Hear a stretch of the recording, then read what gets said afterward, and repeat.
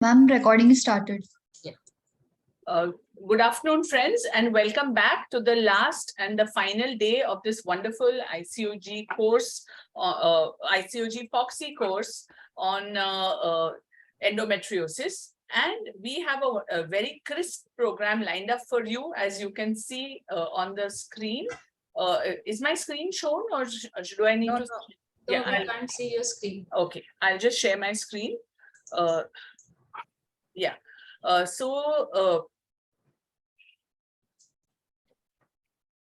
Yes. Yeah. So I'm just sharing my screen, and today's ICOG course on endometriosis. The third, there's a saying, well begun is half done. And the first day itself was a wonderful introduction with one international speaker and lots of interactions.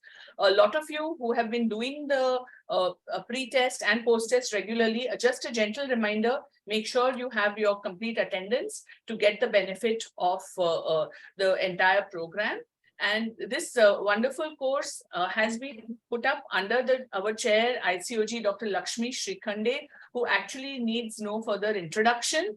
But I would, and the course convener is Dr. Charmila Ayavu, who is the vice president, who has been in FOGSI and very active throughout the year and is very active with ICOG. Dr. Ramani Devi, you all know her very well. She's a brilliant academician and is always synonymously associated with endometriosis and was past chair of the committee. She has done a huge amount of work on this, and she's been there with us for the 3 days and will be there for her expert comments, and she's going to be giving us the recap. And the other convener is Dr. Asha Rao, current chair of the Endometriosis Committee, FOGSI, and a very active clinician and endoscopist. So now and I myself am Dr. Reena Vani from Cooper Hospital, ICOG Governing Council member, and happy to be here with you as the co-convener for today. Without further ado, let me hand over to Dr. Lakshmi Srikhande, who is our dynamic chair of ICOG. We all know her very well, and we have been getting wonderful academics, and we are looking forward to her RRR conference now. RRR has become an Oscar-winning word now, Lakshmi, so a good choice. And we look forward to having some fun and frolic with you in Nagpur afterwards. Definitely. Yes. Now, since you have said about RRR, I wish to invite everyone. This is Refresh, Research and Reform FOGSI ICOG Annual Conference, which will be held at Nagpur and on 4th and 5th March. All the details are on our ICOG website. So please go through the details of the conference, and still it is not late. You all are welcome. Just log in and see the details of the conference. And again, you all have to read this slide carefully, that who are eligible for this certificate course. So as you all can see, 3 days attendance is compulsory. Link will be sent at the time of pre-test and post-test, and it will be active only for 10 minutes. And those who have attended all 3 days and scored 50% passing marks on all days in post-test, they all are eligible for certificate course. But friends, you will have to have patience, because it is a mammoth task after the course is over for our office staff to see who is eligible, who is not eligible. So it takes around 1 month time. You will have to wait, and the certificate will come in your email. So with these criteria, I take this opportunity to welcome our series convener Charmila, conveners Ramani and Asha, and our co-conveners Abharani, Sneha Bhuyar, and today Reena Vani. Without taking names, I would like to welcome all the speakers, experts, chairpersons, moderators, and panelists for today. That is the concluding day for FOGSI ICOG certificate course on endometriosis. So let us learn. Let's have a recap from Dr. Ramani so that we can go ahead with the pre-test and then with the scientific session. So I hand over back to Reena to start with further proceedings. Thank you, Dr. Lakshmi, for your guidance. And may I request our course convener, Dr. Ramani Devi, who I've already introduced, to give us a brief recap of the inputs of yesterday. Over to you, madam. Thank you, Dr. Reena. And let me thank Dr. Lakshmi profoundly for keeping this 3 days program, 3 day certificate course on endometriosis to be I should say this is one of the vibrant courses that has been conducted in the recent past by ICOG. So yesterday, the start of the program was very great. We had our doyen, Dr. Ina, Narendra you can stop Malhotra, screen sharing. Yeah. Dr. Narendra Malhotra, who had been our first speaker to give a lecture on a very important topic, that is classification of endometriosis. Apart from the basic classification, he has done an excellent work on about the idea group. That is, idea group is now coming up in a big way. It is from Monash University. They are doing the imaging, how only simply the imaging can stage the endometriosis either through direct evidences or through indirect signs of the imaging study. Then came Dr. Priyankur, our young Turk from East.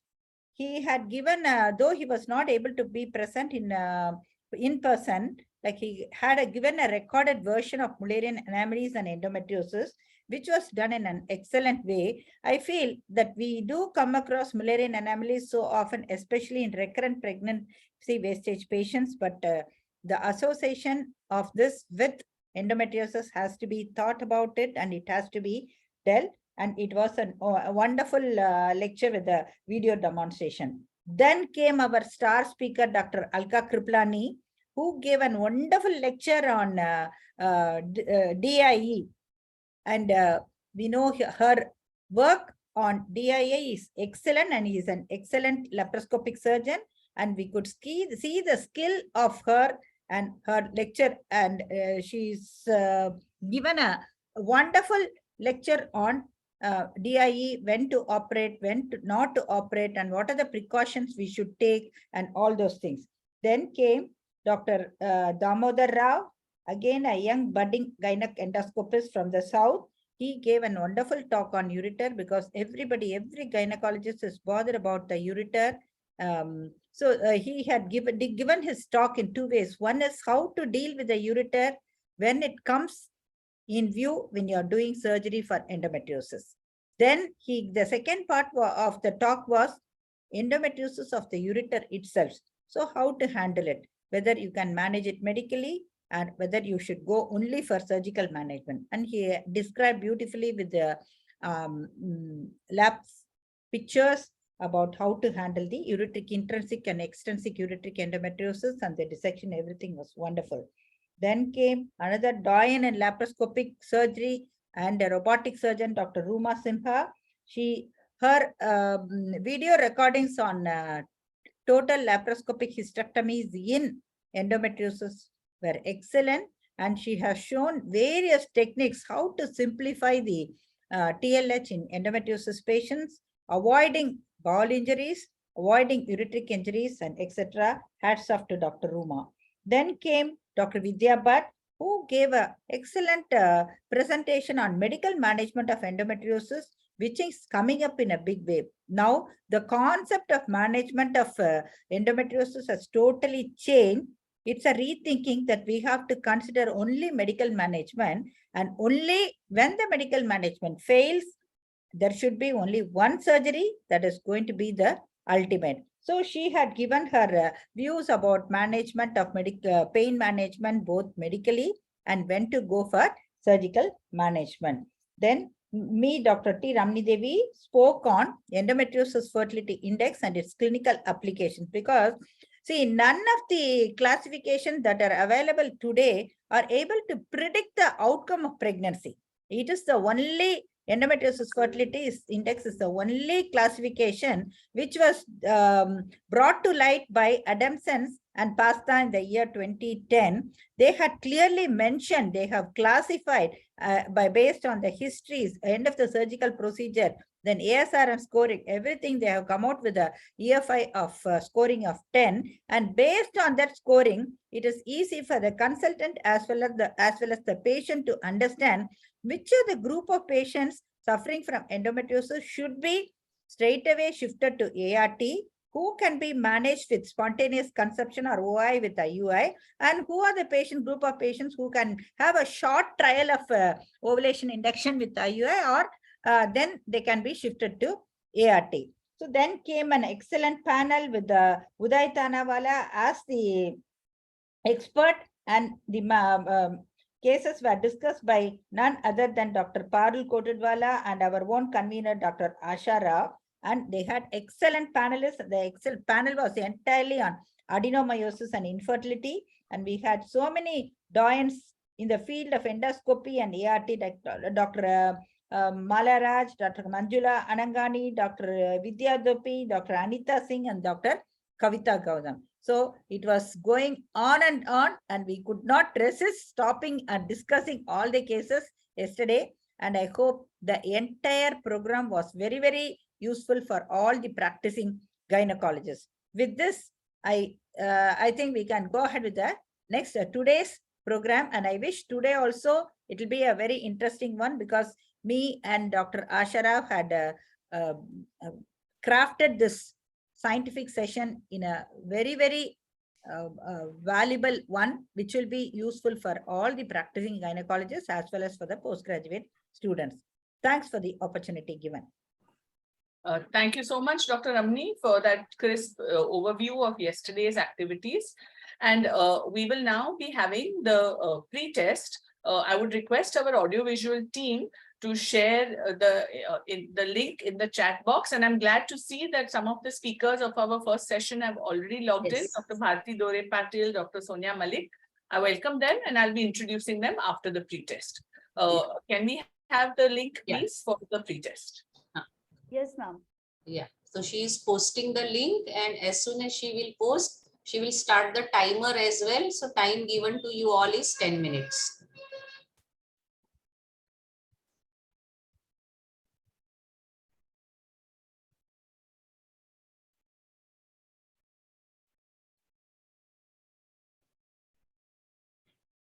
क्या हुआ कोमल?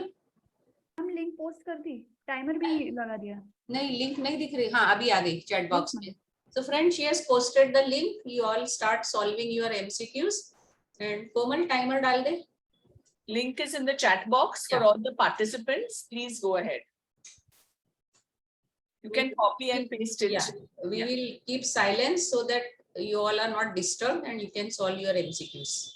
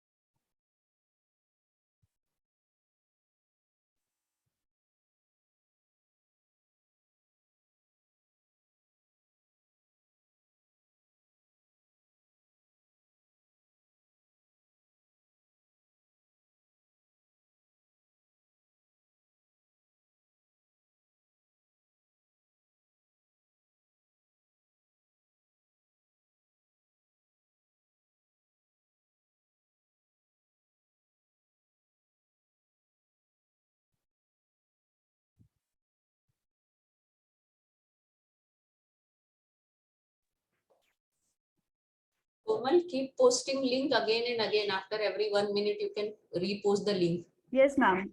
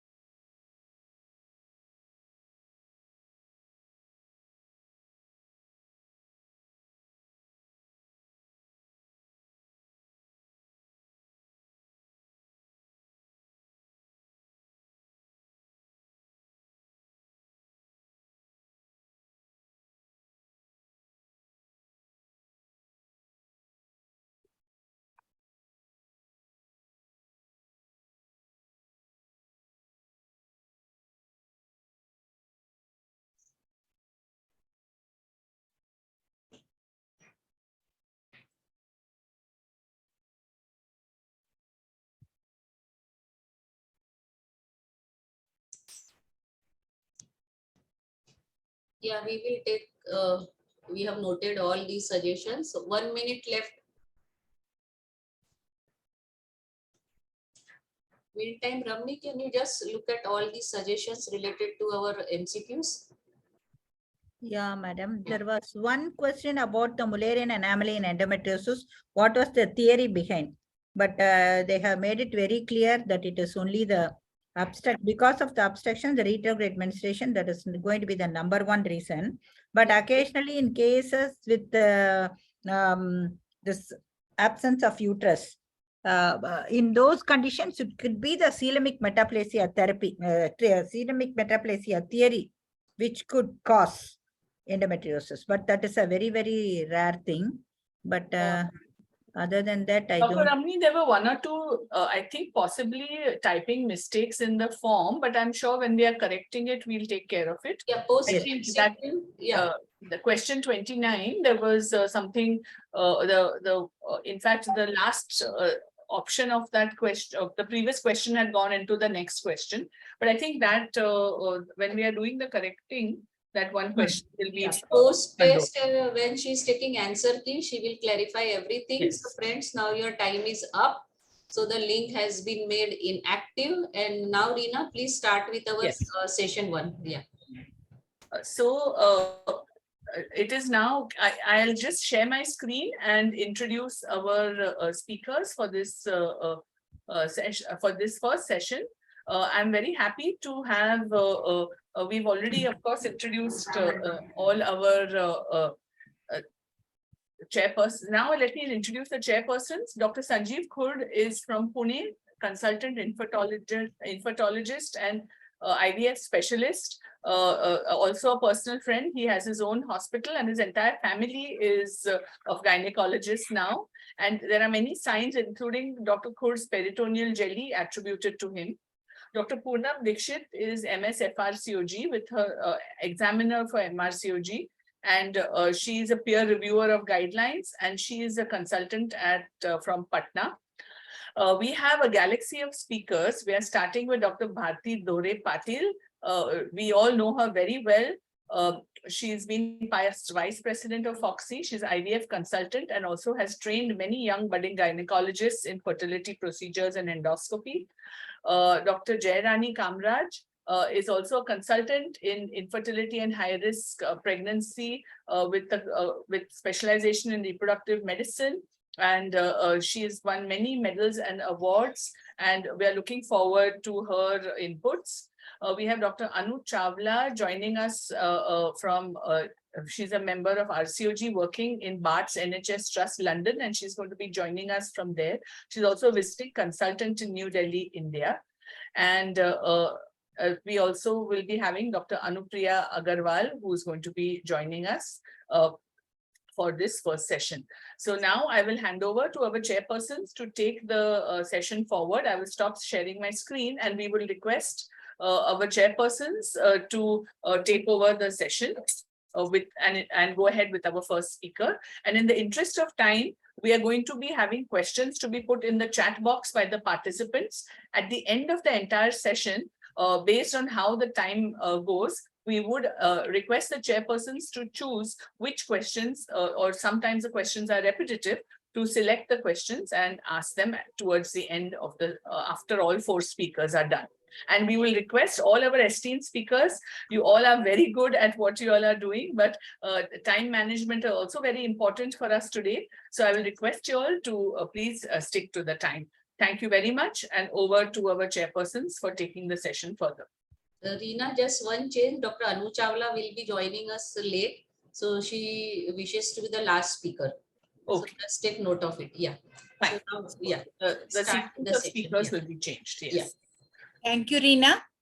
And without wasting much time, we welcome our first speaker, who is none other than Dr. Bharti, past Vice President of FOGSI, and she's a very well-known infertility specialist and a laparoscopic surgeon. And she's going to talk about why women are infertile in endometriosis. So over to you, Dr. Bharti. Bharti, unmute karo. You are muted. कोमल को host करो, हाँ, भारती को। Done, ma'am. अच्छा, Bharti unmute करना पड़ेगा। Yes. Good evening, all. Thank you very much. Let me share the screen first.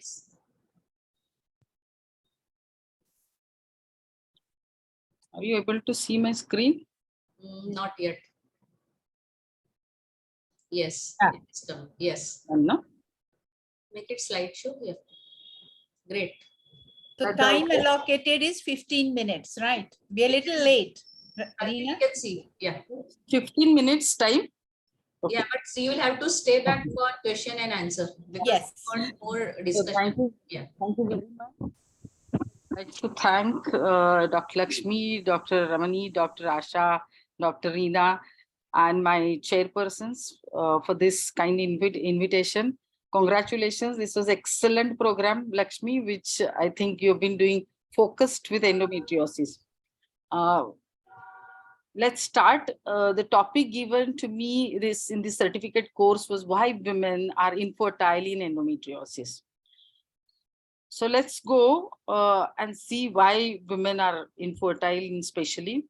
We all know that endometrium is endometriosis is classically defined by the endometrial glands and stroma in the ectopic locations like peritoneum, ovaries, and rectovaginal septum. Why we have been talking about endometriosis, especially in infertility patients, because 25 to 50% of the patients are having endometriosis incidence. And what is very important is that the fecundity for the normal couple comes to 15 to 20, which goes down to 2%. That means ability to conceive drops down to almost 2%. What do you mean by that? In a year's time, if a couple is given a chance, they have probability in 6 months, they may achieve one chance of a pregnancy. And if a patient has endometriosis, it will take 2 years for her.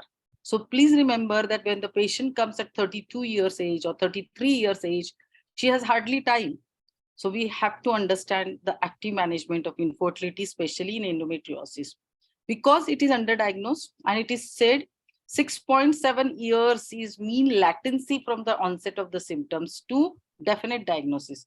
And that's what is the importance. 3 main goals in the current therapy: to reduce the pain if the patient has come with pain, to increase the pregnancy rate if the patient is infertile, and delay the recurrence as long as possible. So the well-supported molecular hallmarks of this disease has genetic predisposition, it is estrogen dependence, it has got a progesterone resistance. This all has to be remembered because your therapy all is going to, or your management of that particular patient will depend on this. It is a chronic inflammatory disorder. So what happens actually, it increases the expression of the aromatase enzyme and decreases the expression of 17-BHSD. What happens with this? It will stimulate E2 and production of prostaglandin, and that stimulates your aromatase activity. What happens with the progesterone? P receptor expressions are reduced, absence of P receptor B, dysregulation of P responsive gene in the luteal phase. And that's how we have to very, very carefully see these patients, especially when you give the progesterone and with you look at the progesterone values in the luteal phase. This patient will have a totally different scenario in the endometriosis. They have an incomplete transition from the proliferative to secretory phase. And that's how it is a very important aspect in the survival of your embryos and implantation. So there will not be a complete transition from the proliferative to secretory phase. How does this all happens? Basically, if the patient has pelvic infection and adhesions are there, it will hamper the oocyte release in the normal scenario. It will hamper the pickup and transport. That means the functionality of the tube will be very, very, very difficult. So peritoneal fluid will have a lot of prostaglandins, protease, and cytokines will again have the ovum capture inhibitors. That means the egg which is released, even if you see a very good ovulation, she would not have a good pregnancy outcome is because the inhibitors. So these all will have a hampering effect at the time of ovulation itself. IgG, IgA lymphocytes in endometrium will hamper the receptivity and implantation.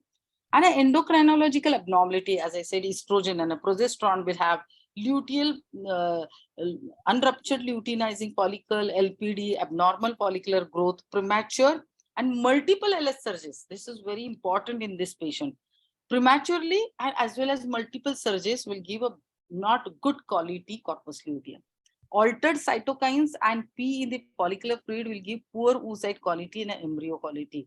And overall, abnormal uterotubal function will be the main cause for these patients. How do you diagnose? Two ways, non-invasive and invasive way. Non-invasive, you'll have a blood biomarkers, endometrial biomarkers, and imaging, MRI and sonography. And invasive, of course, we know laparoscopy. Blood markers, you all know that endometriosis, immediately anybody will think of CA125. What happens with that? According to the guidelines now says that measuring serum CA125 levels has no value as a diagnostic tool. Why? Because the value remains in the range, sensitivity remains from 24 to 94%. So wide. So because of that, this is actually has no value in the diagnostic.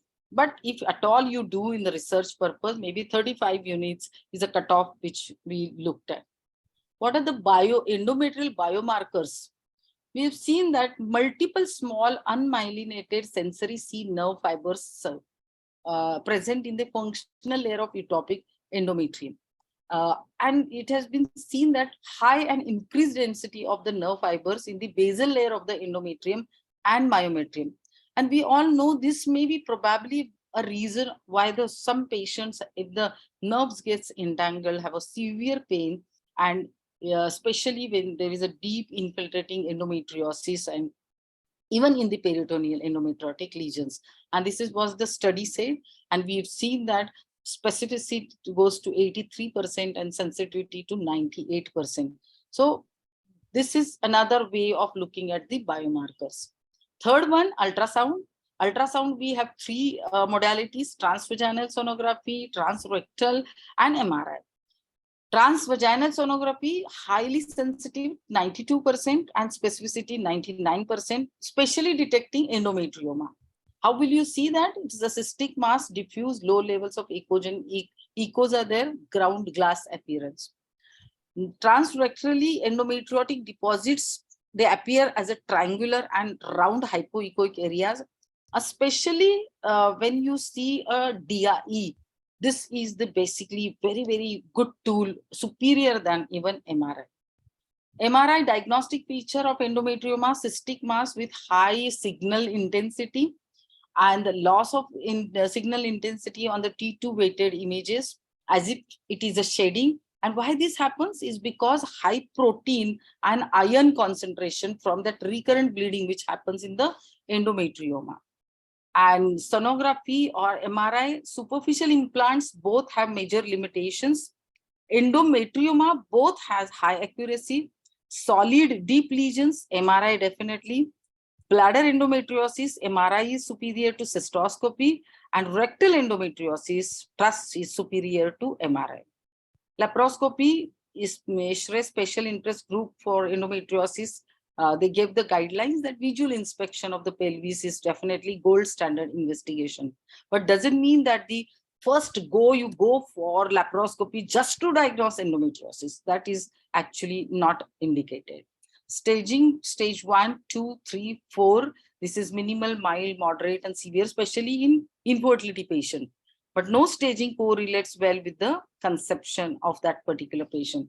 I think this is going to be discussed. In the medical therapy, you have progesterone, estrogen, progesterone, agonist, antagonist, danazol, aromatase inhibitor, SERMs. ASRM Practice Committee 2012 said, although it is effective for relieving the pain, there is no evidence that medical therapy improves the fertility. So whenever an infertile patient comes, just to give the medical therapy, or even if you're doing the good surgery and you keep on treating her medically, I think that's not the way to go ahead. In surgical treatment management, stage 1 and 2, approximately 30% of the patient with unexplained infertility will be diagnosed with endometriosis. So nowadays, we see whenever a patient is been having a very good tubes, then good semen analysis and very good ovulation, and she's been not able to conceive, probably that patient should be treated as an unexplained infertility underlying endometriosis. Now, what we have done for this type of a patient now, we divided these two patients, unexplained infertility, into two groups. One group was being done the IVF and then transferred embryos as they are in, maybe it is in the FET cycle or a fresh cycle. And another group of unexplained infertility, we downregulated them, thinking that probably they have a superficial peritoneal endometriosis. At that patient, we see the pregnancy outcome. Whenever we downregulate these patients, has a very good outcome as concerned to the pregnancy. Now, these patients have not undergone the laparoscopy. We have not diagnosed them as a endometriosis, because laparoscopy is an invasive procedure and patient doesn't want to definitely go for a laparoscopy just to have a diagnosis of endometriosis, which is mild to minimal to mild. So this is how actually these two studies combined together show that there is definitely in the favor of you go ahead with the therapy with downregulation. So these are all studies. Then stage 3 and 4, rectovaginal, mainly limited to pain relief. These patients, if they are coming to for as an infertility, their altogether ball game is different. You have to downregulate them for a long period of time, and then maybe you can take her for FET cycle. So I think there is a talk on FET. How does this affect comparison of surgery versus expectant management? We see that the clinical pregnancy outcome is actually, if it is a endometrioma, if it's more than 5 centimeter and which has got a say borderline or good reserve, this patient will favor in the treatment of surgical. But if the low reserve is there, those patients will go for the direct IVF. We've seen the number of mature oocytes. Whenever you do expectant, definitely good oocyte quality comes. And when you do surgery, definitely oocyte quantity, especially primordial follicles, which goes out because of the endometrioma surgeries. So ovarian reserve, as we know that endometriosis definitely hampers the ovarian reserve in these patients. So evidence level says ablation of endometriotic lesion plus adhesolysis to improve the fertility in minimal and mild endometriosis is effective compared to the diagnostic laparoscopy alone. That means whenever you are doing the laparoscopy, go ahead and treat those lesions the same time. Treatment with IUI improves the fertility in the minimal and mild endometriosis, but IUI has to be with the ovarian stimulation. Now coming to endometrioma, which is a very big thing for especially infertile patients. It's an ovarian pseudocyst. We all know that it invaginates. It is not over. So whenever you are removing the capsule, you may hamper your primordial follicles. So this is, we don't know whether it is primary or a secondary event, and this definitely exhibits reduced number of follicles, vascular activity compared to the other types of a benign cyst. So they compared a patient's endometrioma with surgery, with IVF or without IVF, and we know that now it definitely IVF scores more in the patients of endometrioma. So for example, suppose a patient is coming and she has got a 3 to 4 centimeter endometrioma and her AMH is say 0.5. There's no point in these patients to go ahead and do a surgical line of treatment. Rather, they should go for IVF. Whatever number of oocytes you get, that will be a beneficial to her. Maybe embryos you form that same sitting, freeze them, and then maybe downregulate that patient and get the embryo transfer, gets a better pregnancy outcome. And this is what is being seen in this slides. And so the deleterious effect is very, very important. So why does surgery affect ovarian reserve? So in more than 50% of the endometriomas, removed primordial follicles are found, and probably due to the lack of capsule that creates a strong adhesions and to the technical difficulties in the removal. Surgery related local inflammation is very important. Not only even if suppose you're not doing cauterization, but whenever you're doing any surgery, local inflammation is bound to be there. And that vascular compromise following the electrosurgical coagulation is known for everybody. So bilateral disease with laparoscopic removal of endometriomas, both ovaries has 2.4% risk of premature ovarian failure. And that's how we have to keep in the mind that we are not supposed to injure or reduce the ovarian reserve in these patients rather than going for the direct IVF. Do you want to give a GnRH agonist in this patient? Shrinkage does not imply the reduction of endometriotic tissue at all. So if you start giving GnRH agonist before you start the oocyte ovarian stimulation or IVF, this is not going to help her. Rather, if you straightway go for stimulation, remove her eggs or do the egg pickup, make the embryos, freeze them, and maybe you start giving GnRH agonists to actually downregulate her and get the FET cycle, gives the better pregnancy outcome. So this is how you have to look into a long-term things for these patients and get the pregnancy, clinical pregnancy outcome. And this is what is been showing that if you give a GnRH agonist, when you downregulate these patients, probably gets the better pregnancy outcome, better live birth in these patients. And this is what is the evidence also is suggesting that if endometrioma is more than 4 centimeter, probably you can go ahead if she has a good reserve and she's young patient. So decision to operate on cyst 4 to 5 centimeter is arbitrary. There's no evidence to support, but if it is more than 5 centimeter and a bilateral, and if she has a good reserve, probably you can go ahead with the surgery. So endometrioma wall contains endometriotic tissue and inner wall for 60% of the surface, and it does not penetrate more than 1.5 millimeter. So interesting histological observation. Bear to mind when you actually perform the surgery. So you don't go on digging that. It doesn't penetrate more than 1.5 millimeter. So don't go on digging, and that will solve your problem, or the patients will start getting a better outcome if you look at the ovarian reserve. So IVF cumulative live birth 1 to 4 cycles if you do, it definitely gives a better pregnancy outcome in these patients. Again, the evidence is suggestive of the same. And does endometrioma affect the embryo and endometrial quality? Yes, it does. But then actually, if you look at this study, which has been divided into 3 groups, number one group is donor and recipient without endometriosis, that means absolutely okay, normal, 44 patients.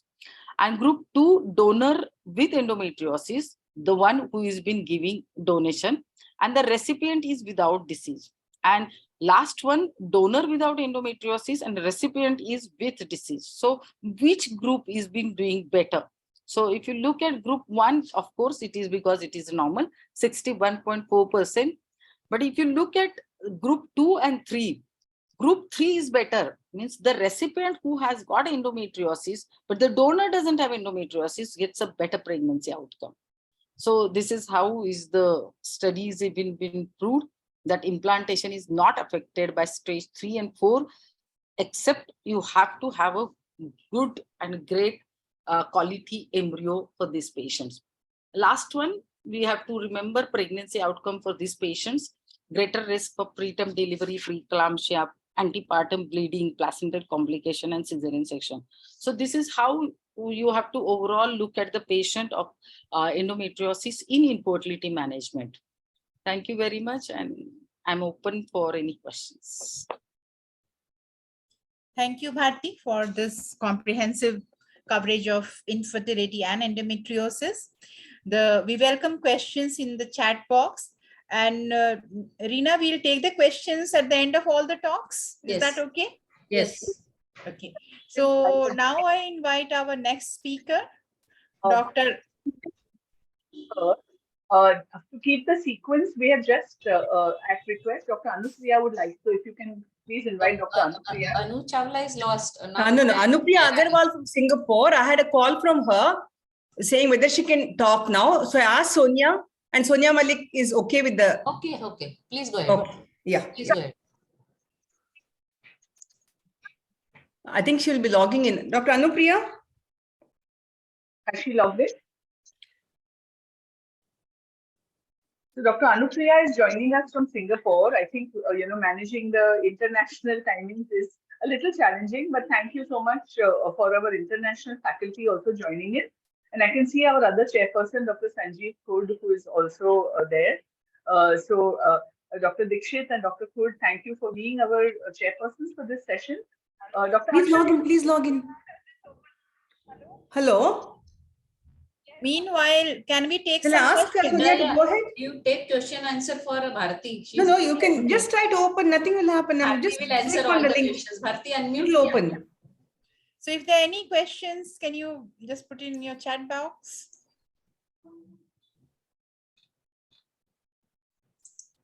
Dr. Sanjeev, you can unmute yourself and give your few comments or questions. Dr. Reena, I'm sorry, there is some problem on her side in opening the PPT. So she'll do after Sonia. So, okay, thank you, Dr. Poonam. Sorry for this confusion. Mine is in the second session, isn't it? Or am I to do it now? Jairani is second speaker. Yeah. Yes, Jairani. we will welcome Dr. Jairani Kamraj. Can I have Dr. a TV, Jairani? please? Yeah. Dr. Jairani, you have been already introduced. Yes. Share your I'll screen. go ahead. Yeah. Yeah. So she's going to talk on sexual dysfunction in endometriosis. Thank you. Thank you, Dr. Lakshmi. And thank you, Ramani Madam and Asha Rao Madam for giving me this opportunity. Can I share my screen? Yes.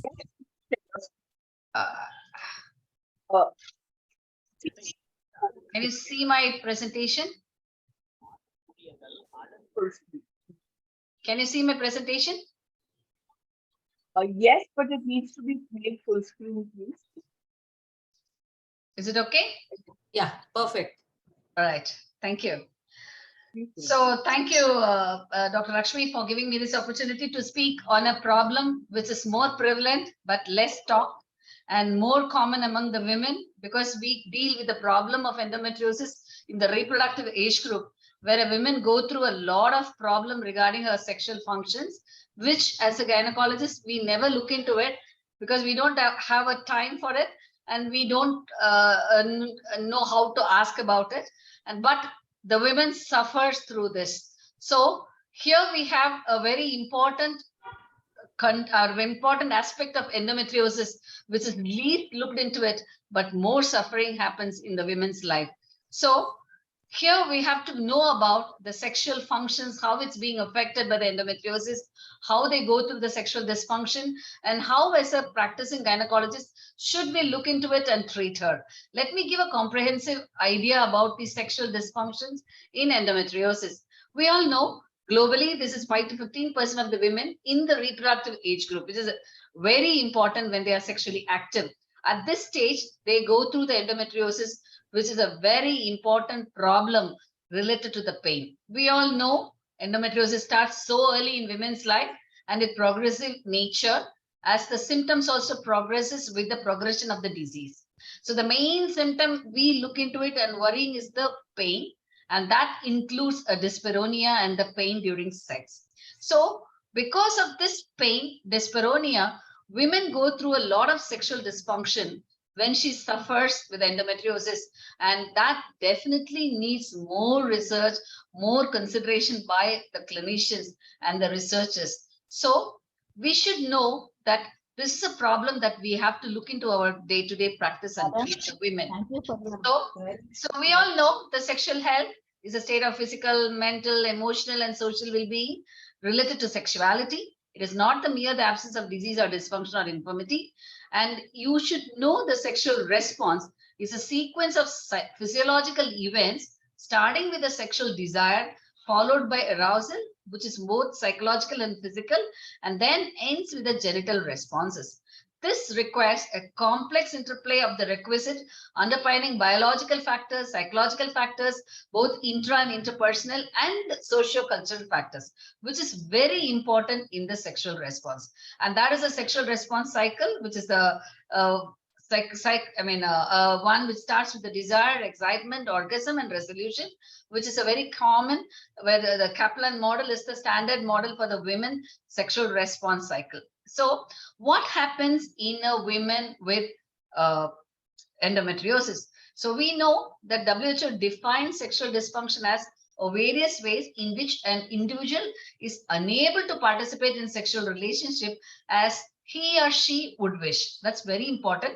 And DSM criteria also states that the sexual dysfunction or disturbances in sexual desire and in the psychological, psychophysiological changes that characterize the sexual response cycle and cause marked distress and interpersonal difficulty. So all these things have a very important role in women with endometriosis, because we know pretty well that she goes through a chronic pain and dyspareunia, which is the main symptom of endometriosis, which leads to a vicious cycle of pain, apprehension of pain, and further increased pain. And that leads to inactivity and might also result in severe damage to her body image and sexuality. So if you look at in the classification of the FSD, which is a sexual desire disorder, arousal disorder, orgasm related disorder, and sexual pain disorder, almost all the FSDs is being experienced in a women with endometriosis. So endometriosis affects every aspects of the FSD, and women go through all the factors or all the components of the sexual dysfunction when she go through endometriosis.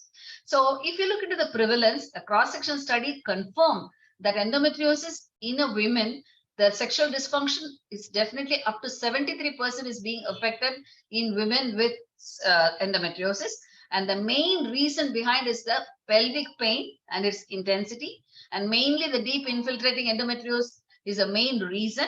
And also stage 3 and stage 4 has the process. So when you look into the sexuality, how it happens, we know that there is a recurrence of symptom which keeps increasing. And we also know endometriosis has a delay in diagnosis because it starts in a younger age and sometimes we miss it. And when it is really in a full-blown stage, it is almost in a very severe form. So it is a worsening of the symptoms that happens, which leads to dyspareunia. It not only the dyspareunia is the problem, added to it the socio-cultural context and also the partner's perception, which is very important. When she's married, when she has a severe dyspareunia, there are a lot of partner perception about this, why she's not allowing for sex, what she has. Everything comes into a problem in her day-to-day life, which leads to a lot of problem like lack of arousal, desire, and leading to sexual distress and also avoidance. So when you look into the endometriosis and sexuality, what they found is in the majority of the patients with endometriosis, the sexual pain induced by this disease will induce fear avoidance reaction, which leads to arousal, desire disorder, and the sexual distress. That is what they lead to a problem with the sexuality, like infertility or chronic pelvic pain, causing a lot of pain and central sensitization. And also it also has a psychosexual, not only the sexual problem, it is a psychological problem also she goes through, like fear, vigilance, and also in a sense of guilt and lower modesty, and also a lot of mood and anxiety disorders. And almost every woman go through all these problems of desire disorder, lack of arousal, avoidance, and decreased lubrication. And all this lead even to a condition called vaginismus, where it is a pain in the pelvic floor. So this has been proved, all these factors, this fear avoidance circle has been proved by various studies. If you look into the Journal of Endometriosis 2011, they have given a very clear way that there is a women with sexual endometriosis definitely go through a lack of desire and arousal difficulties, which has been very clearly studied and proved. And in Human Reproduction 2013 journal, they have given a very international cross-section survey, which demonstrated that 47% of the endometriosis patients experience dyspareunia and have negative effect on their mental and the physical health domains, which has been proved by the SF36 questionnaire. And also there is always another study in Fertility Sterility 2011, which states that endometriosis itself and the delay in the diagnosis and management are associated with reduced quality of life and productivity.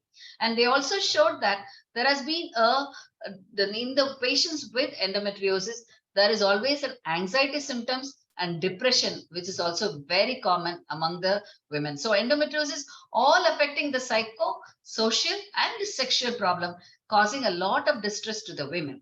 So when there is a traumatized couple, the painful intercourse and consequent lack of intercourse may lead to a lot of substantial psychological and relational distress, contributing to infidelity, infertility, relationship dissolution, and even divorce. That is a very important aspect a women or a couple with endometriosis go through. So this has been proved in 2 separate studies where they found out 50% and 56% reported have affected their relationship, causing a split in their relationship and also divorces in their studies. So this has been proved by these studies, which has been taken down in 2014 and has been proved beyond doubt. Not only the disease per se, when we treat a woman with endometriosis, the treatment itself can cause a lot of sexual problem and it has an effect on their sexual functions. We all know we have a armamentarium of drugs like Gerard's agonist, antagonist, progesterone, hormonal OC pills, danazol, and arabinase inhibitors. All these drugs are used in the endometriosis treatment. But you all know the basic problem is the estrogen. So all these drugs will suppress her estrogen, making her go into a hyperestrogenism condition, causing more vaginal dryness, more hot flushes, and sleep disturbances, which leads to a significant reduction in the libido. So that is what stated in the Fertility Sterility 2016. With the treatment, many women go through this sexual dysfunction.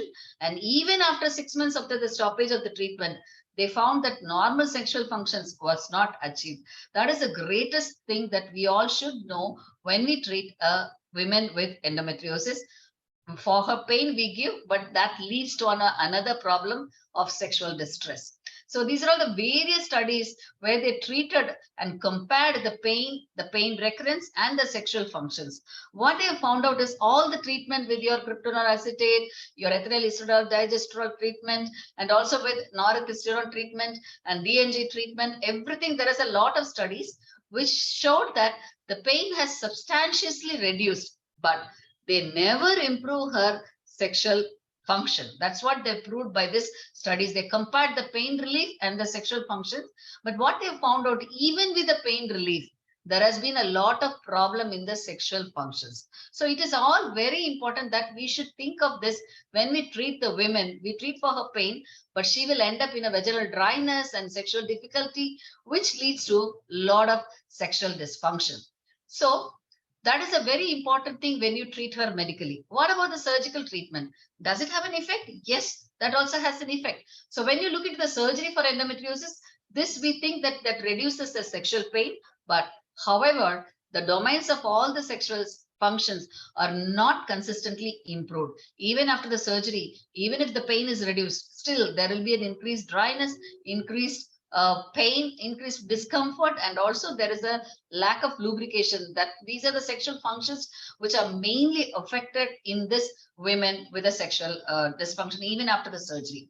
And radical surgery, if you do for a deep infiltrating endometriomas, we include a resection of the pelvic nerves, and that will worsen her sexual function still more. So when you look into all these criteria, we have to think of the quality of life. And definitely in women, whatever the treatment we give for endometriosis definitely have an effect on the quality of the life. So there is a big study among 9 women undergoing surgery. They may have an infertility, pelvic pain, or adnexal mass, and they have been compared these women for many of the conditions. But what they found out ultimately is these women with endometriosis have frequently suffered all the deep dyspareunia. Entire lives have been affected by the deep dyspareunia. Even when they get treated and get the fertility corrected, they may have a baby, but still they will have this deep dyspareunia, which is very common. That is why they have proved in one big study, even after correcting my problem, I don't have any satisfaction. I don't get any pain. They have compared all the rectovaginal endometriosis correction and also women with ovarian endometriosis after correction. They have done a lot of comparative study. What they found out is women with endometriosis experience more frequent and severe deep dyspareunia and worsen sexual functioning compared with women without endometriosis, whereas the difference between the women with diverse endometriosis forms are very, very marginal. So these are all very important things. And even they have compared the sexual improvement might be there, but still the satisfaction and the distress it creates is still more agony. That is what has been proved by the FSFI index scoring. What they found out, 78% have a sexual dysfunction, but 30% suffered through distress. That is very important because at some point of time, their sexual dysfunction might be resuming, but still most of the women go through a sexual distress, which is very much important to reduce a quality of life. And very interestingly, what they have found in the deep infiltrating endometriosis, what they have found out is the prevalence of sexual dysfunction in these women is up to 60 to 70%. And it is a very important gynecological disorders that they feel worse to get it corrected. That's what they say with this study, what they have found out. Even when you do a laparoscopic surgery, even for a mild and moderate, because we think of severe problem like deep infiltrating endometriosis or a rectovaginal nodule. But if you look into even for a mild to moderate, there have been a lot of impact on their relationship satisfaction and never improve their sexual functioning and satisfaction. And even they have found out, even if they correct the problem per se, but still their sexual functions has not been improved by this. So endometriosis, not as a disease per se, the treatment, both medical and surgical, definitely have an effect on the sexual function. So how you're going to manage her, that's very important. There has been totally unexplored condition, but it includes, importantly, we have to look into the psychological and interpersonal effects, how it has affected. That is a very important step that we should do. The treatment armamentarium, it's always includes medical, very important counseling, and psychological intervention is the very important whole stay of the treatment, and lifestyle changes and up to a level of psychotherapy also plays a role. Very important, you have to ask the detailed medical history in a women, especially what is the one which is causing their sexual dysfunction. What are the functions which has been affected? How much is the depression? How is the drugs effects? Everything we should ask in detail. And we have to ask for the sexual history, about the frequency, about the nature, how it started, how it is affecting, how the husband is being affected, and how he tolerates. All those things are very important. And we have to take a psychosocial history also, which includes the infertility stress related to this and pain also. Very, very important we have to ask. So this is the FSFI index scoring sheet, which is a very important gold standard instrument to assess the female sexual function, which is a total 19 questionnaires are there. Each domains have 2 questions. We have to give it to the patient. We can translate into their language and give them and get their feedback and study the score. If the score is more than 11, then they have a FSD, and that has been, it can be used both in the evaluation and also after the treatment, how they are getting improved can be used by this scoring system. And another scale is the very simple one. If it is a female sexual distress scale cycle, which is a 3 questionnaire revised scale, which is a very important one. It will have only 13 questions, which will be very simple, which can be used in our practice very easily. So these are the 2 scales of scoring system, which will help us to evaluate the severity of the condition, the domains which are being affected, and the treatment outcome and the improvement in a treatment can be studied with this scoring system. So what are the treatment that you have? We can have a psychosexual counseling, which can provide an important support to enable these women with endometriosis to establish a fulfilling relationship, which is very important. We should effectively offer to integrate the sexual counseling into our healthcare, which is very important. In our busy practice, we don't have time to ask the women about all these things. But if a woman, when we diagnose with an endometriosis, it is our utmost responsibility to look into her sexual history, which is very important. And if you do a sexual counseling proper for her, we can definitely have a better quality of life for her all through with this endometriosis. That is very important. And that is a very important thing to diagnose the sexual disorder. And very important is patient partner therapy, which is very important. We have to discuss with the husband, how is he being affected? And you should explain about the endometriosis, how it affects the women with the pain and discomfort, about the deep dyspareunia and her difficulty and her pain, everything you should explain to him and give them a solution of having how best they can do in their sexual life. That is a very important one. They both has to communicate. We have to educate them about what is the relationship, how far they can do it. Everything has to be properly explained about the various therapies also. The therapies, that is a main important therapy is the Master Johnson given a sex therapy, which is a very important step therapy, which will help them to come over of this problem very nicely. And there is a CBT, there is a cognitive behavioral therapy is the next important therapy, where the women have a problem of imagination of the environment. It is like a meditation where she looks into the space, where she looks into the environment, think of the environment, be happy about it. That will help her to come out of this pain. That is a very important one.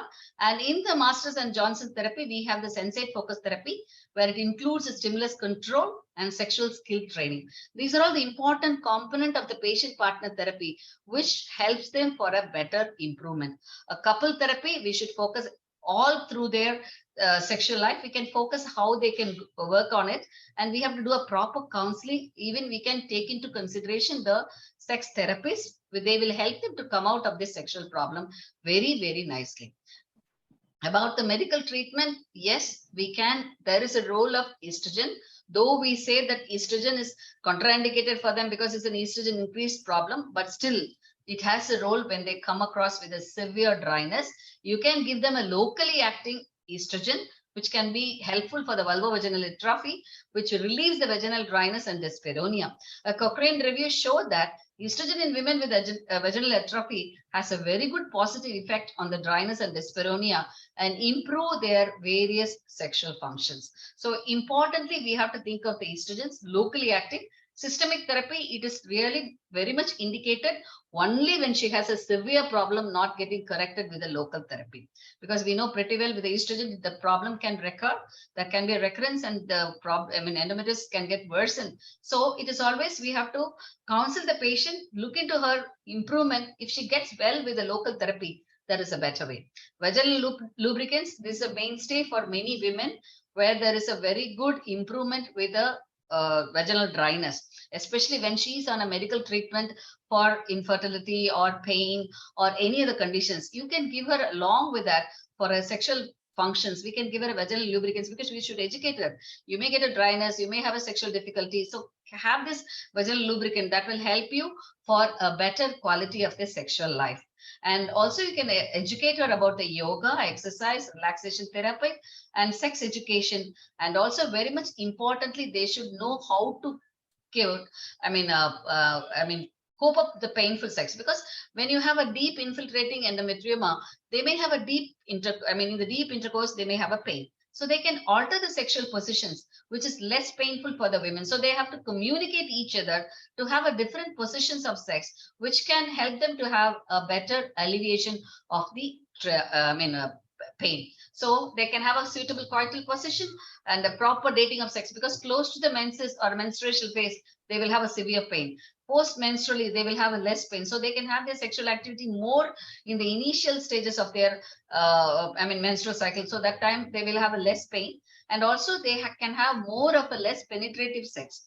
That will improve their foreplay, which will give them a mental satisfaction and also give them a positive confidence, because many of the women will be very depressed. I can't satisfy my husband. How I can go about it? Will my life will go for a divorce? All these things has to be counseled properly, give them a positive confidence. And a very important role of exercise, jogging, acupuncture, which is very, very importantly insisted on this women with endometriosis to alleviate both her pain as well as improve her endorphins, which will help her for a better quality of the mental status.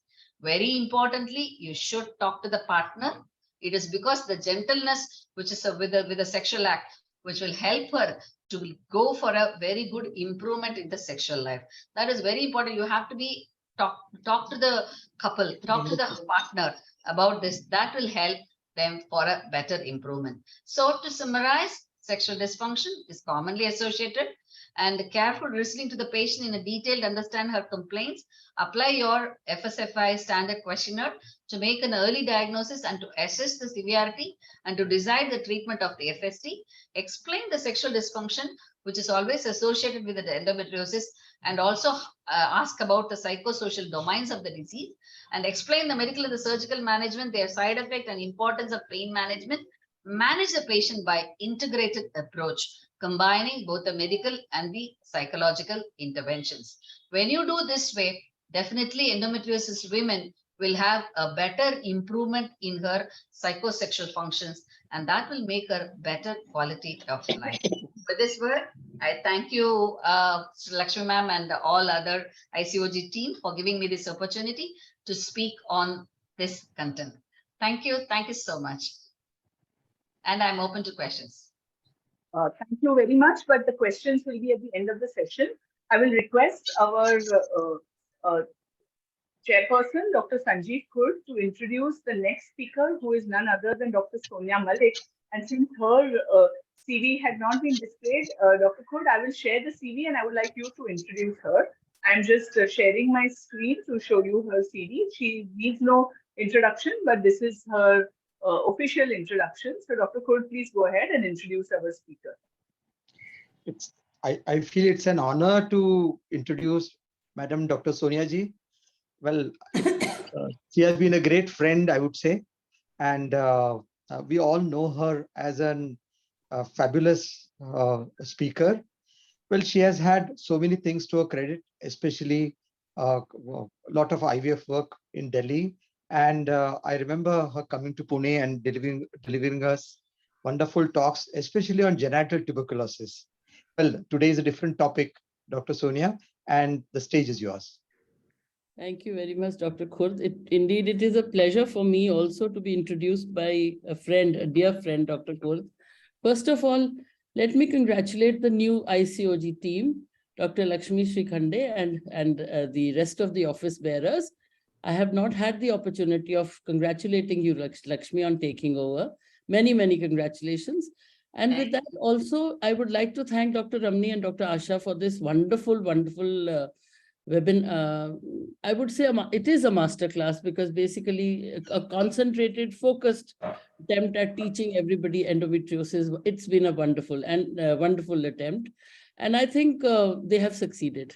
I shouldn't be calling it as an attempt. They have succeeded. Thank you, Reena, for the introduction. Thank you all of you over here. So let me now share my screen with you. I am to speak on FET in endometriosis.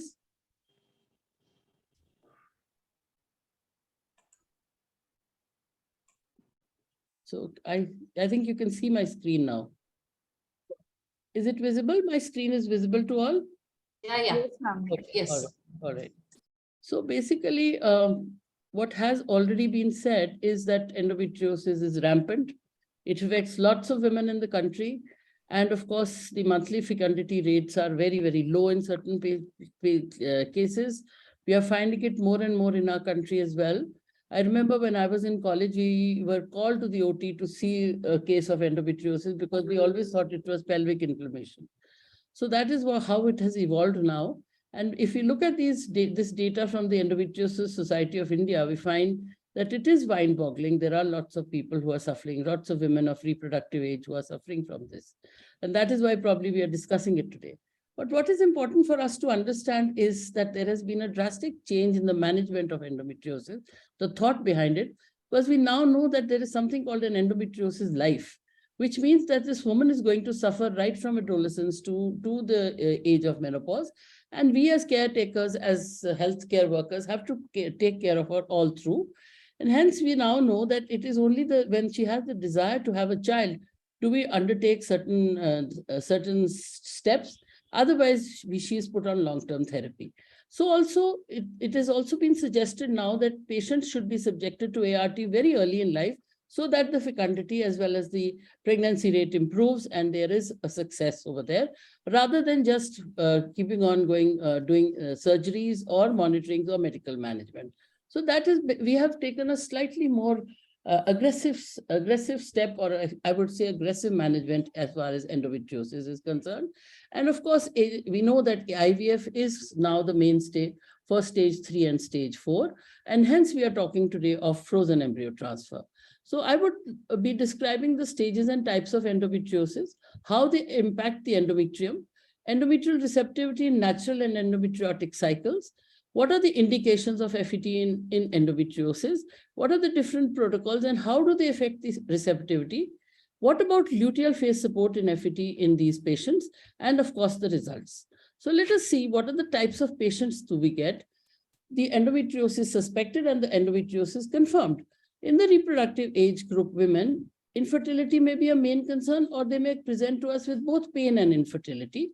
And in the premenopausal or menopausal women, they may present with primary or secondary infertility, where, of course, we are primarily considering the uterus rather than the ovaries because they don't have any eggs left. So here are the types, as we all know, it's just a repetition. You all have discussed this a lot: peritoneal, endometrioma, and rectovaginal nodule, DIE. And of course, this is the classification which has been repeatedly said in this very wonderful seminar. And I don't have to repeat it, but of course, we are all following all this. But what is most important is the pathophysiology. That is what is going to help us to decide about the frozen embryo or fresh embryo transfer in these patients. And we all know that it is the hyperestrogenism. That means there is something going wrong over there which causes an estrogen dominance and a fall in the progesterone or the progesterone resistance. So basically, we have a non-receptive endometrium and the endometric region growth and pelvic pain, all because of a high estrogen content in the body of the woman. And to balance it, we don't have enough progesterone. That is what is happening. So this is the concept of progesterone resistance that has come in now, which means that the stromal cells show significantly lower estrogen receptor alpha and a higher estrogen receptor beta levels than the eutopic endometrial stromal cells. And in the endometriotic implants, the estrogen receptor alpha is reduced, but the estrogen receptor beta activity is upregulated, leading to a complete loss of progesterone receptor beta, which is then unable to induce the enzyme 17-beta HSD2, which of course Bharti has also referred to. Estrogen receptor beta is the key mediator of estrogen action in the endometrial stromal cells, and it is also found to suppress the estrogen alpha, probably promoting disease progression and by several pathways. And therefore, it may also be the interaction with the cytoplasmic apoptotic machinery and the inflammatory complex to prevent tumor necrosis factor-induced cell death and hence enhance proliferation of the endometriotic cells. So the bottom line is that progesterone is not enough in quantity. There is a resistance to the formation of progesterone, and of course, estrogen is more than plenty. So there is increased production of estradiol, increased intrinsic aromatase inhibition, and increased production of inflammatory markers, progesterone resistance. So this is how the whole thing is working over here, and that is what is leading to the proliferation of the endometriotic implant, as well as a change in the endometrium. So what is the pathophysiology that we are basically working against or for when we are doing any kind of medical treatment, be it frozen embryo transfer even? So the estrogen receptor alpha beta is high, estrogen receptor alpha is low, aromatase is increased. Is this my sound? No. Okay. No, anyway. no, ma'am. No, All right.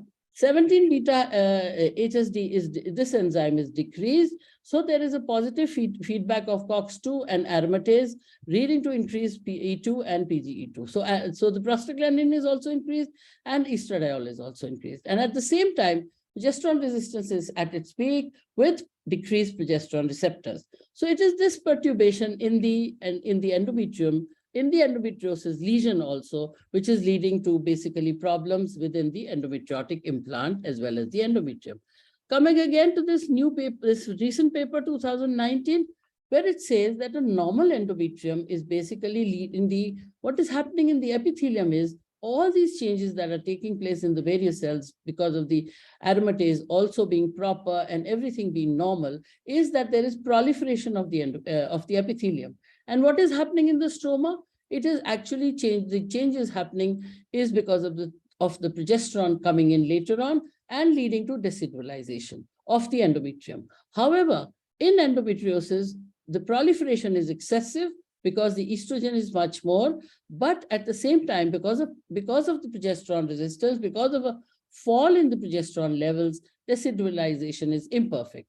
So therefore, we have a stroma which is not properly decidualized or even not properly in its secretory phase, and we have an endometrium, and we have the estrogen which is in plenty.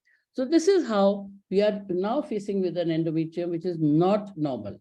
So what is happening to the endometrial receptivity? If you look at the basic sciences studies that have come up in the recent 10 years, we find that women with endometriosis have decreased endometrial growth, thereby indicating presence of a proliferative phase defect in these women, which means that there is a definite luteal phase defect in these women.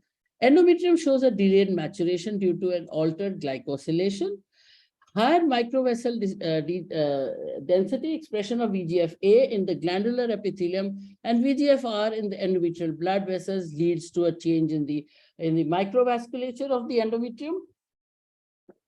Altered lymphatic and micro blood vessel population also happens in the endometrium.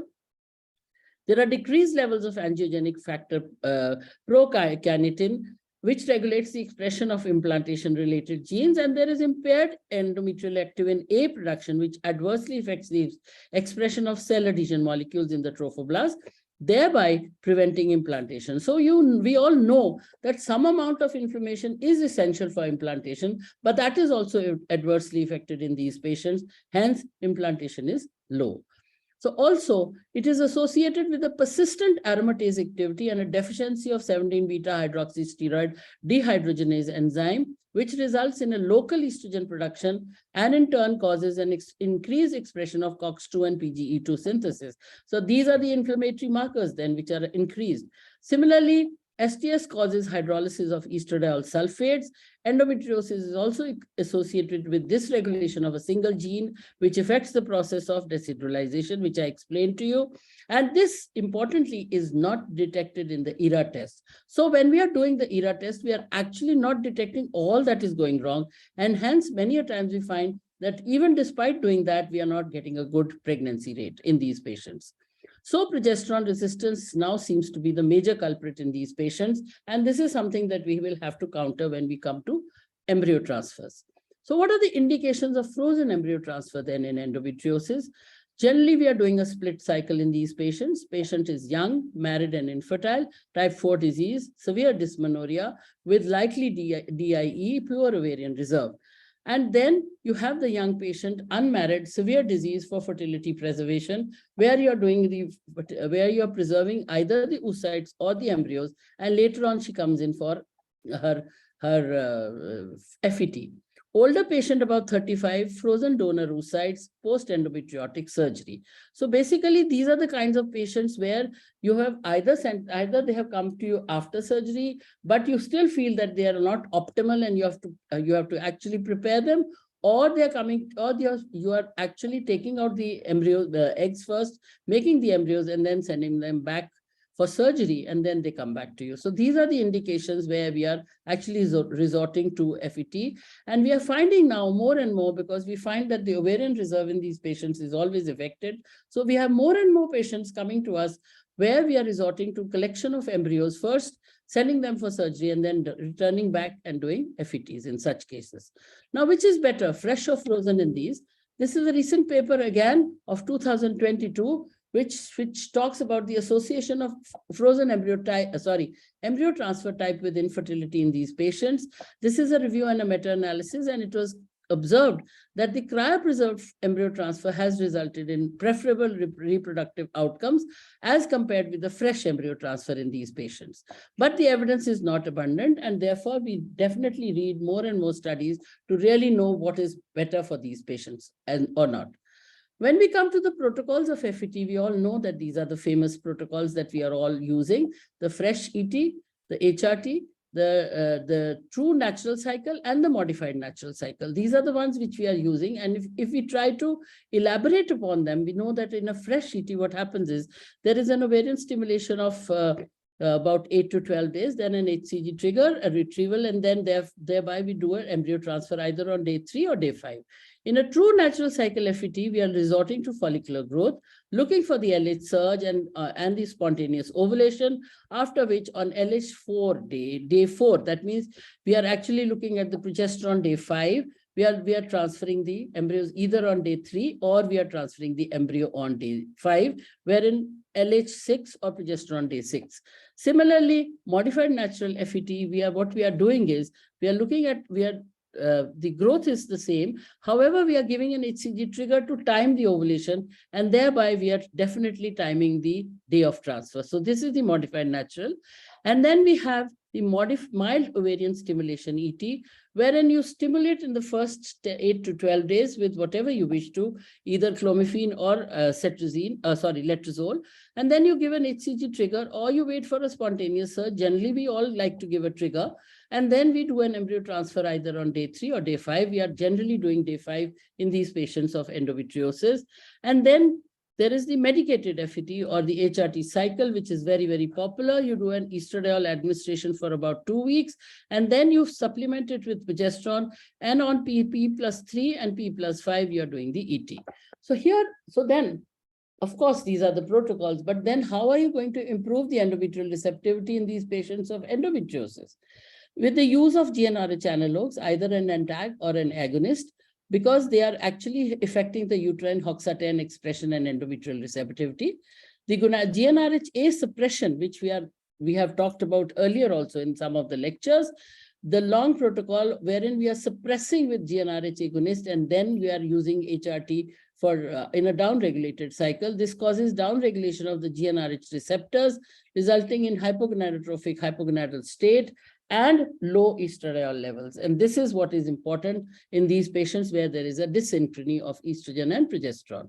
What does surgery do? Surgery also results in systemic and local cytokine expression changes and disrupts the normal endometrial function, which is reversible by surgical removal of the endometriosis.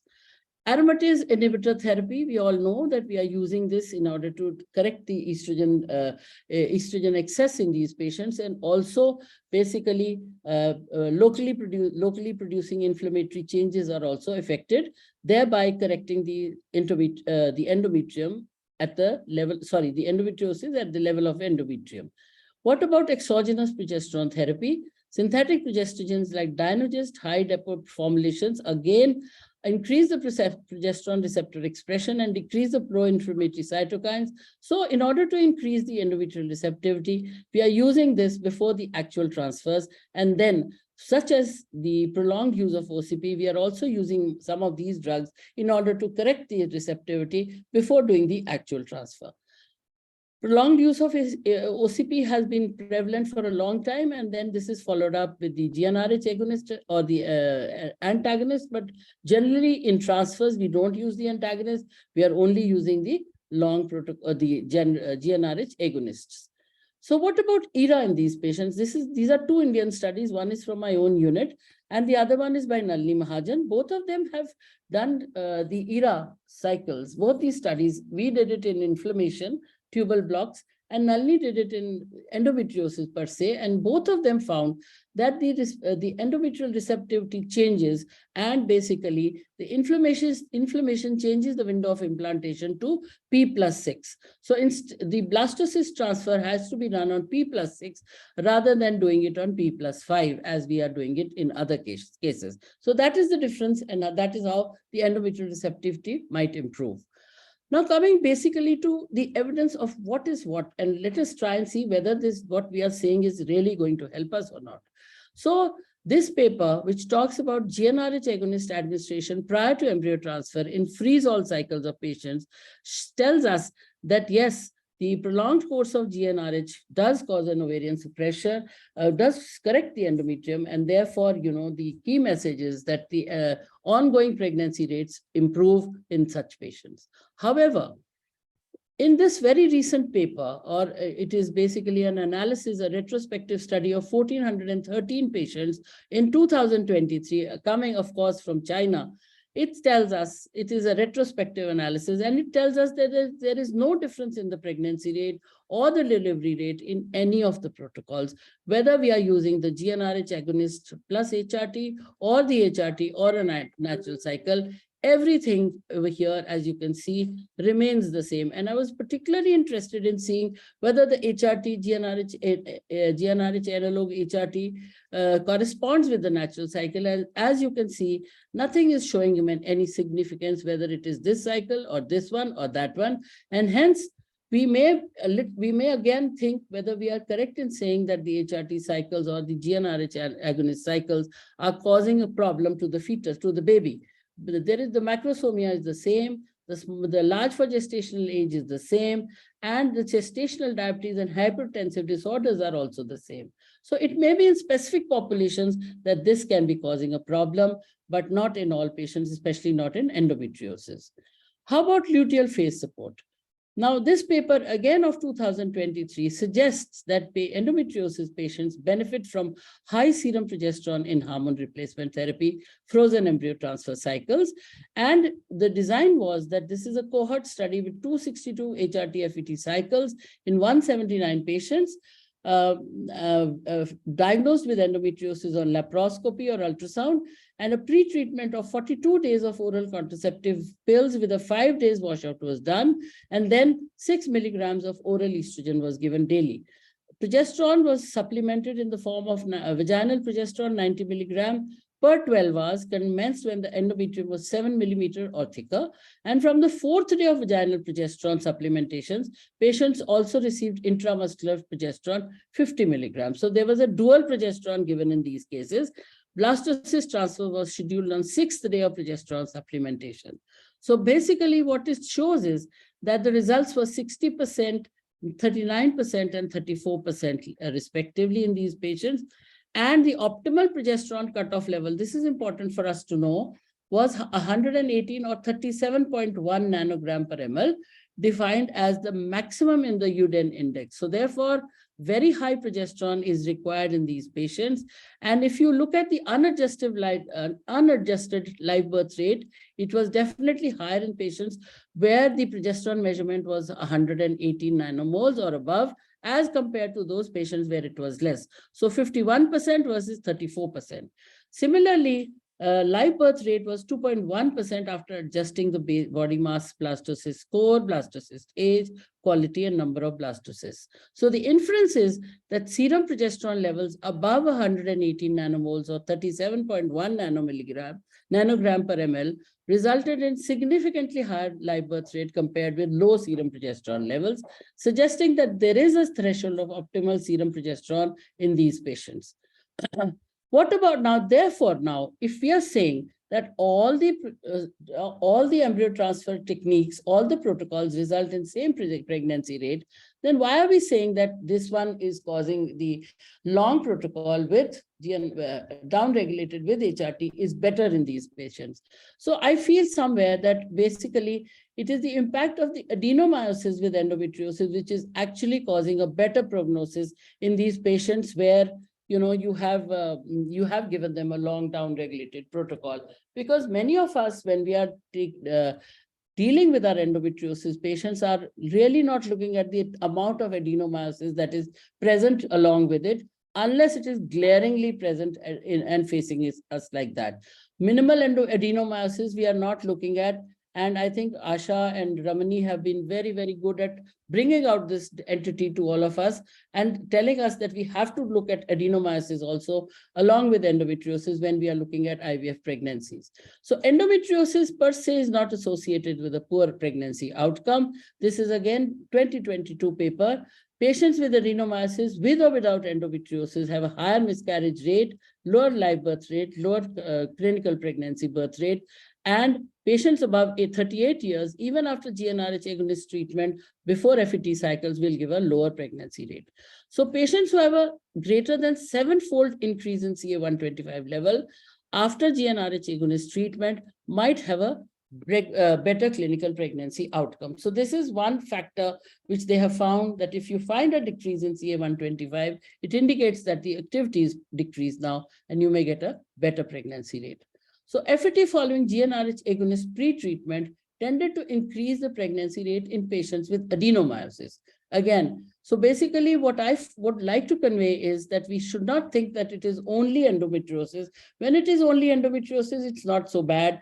But when we have adenomyosis along with it, that is the time we have to be more careful and give them a choice protocol.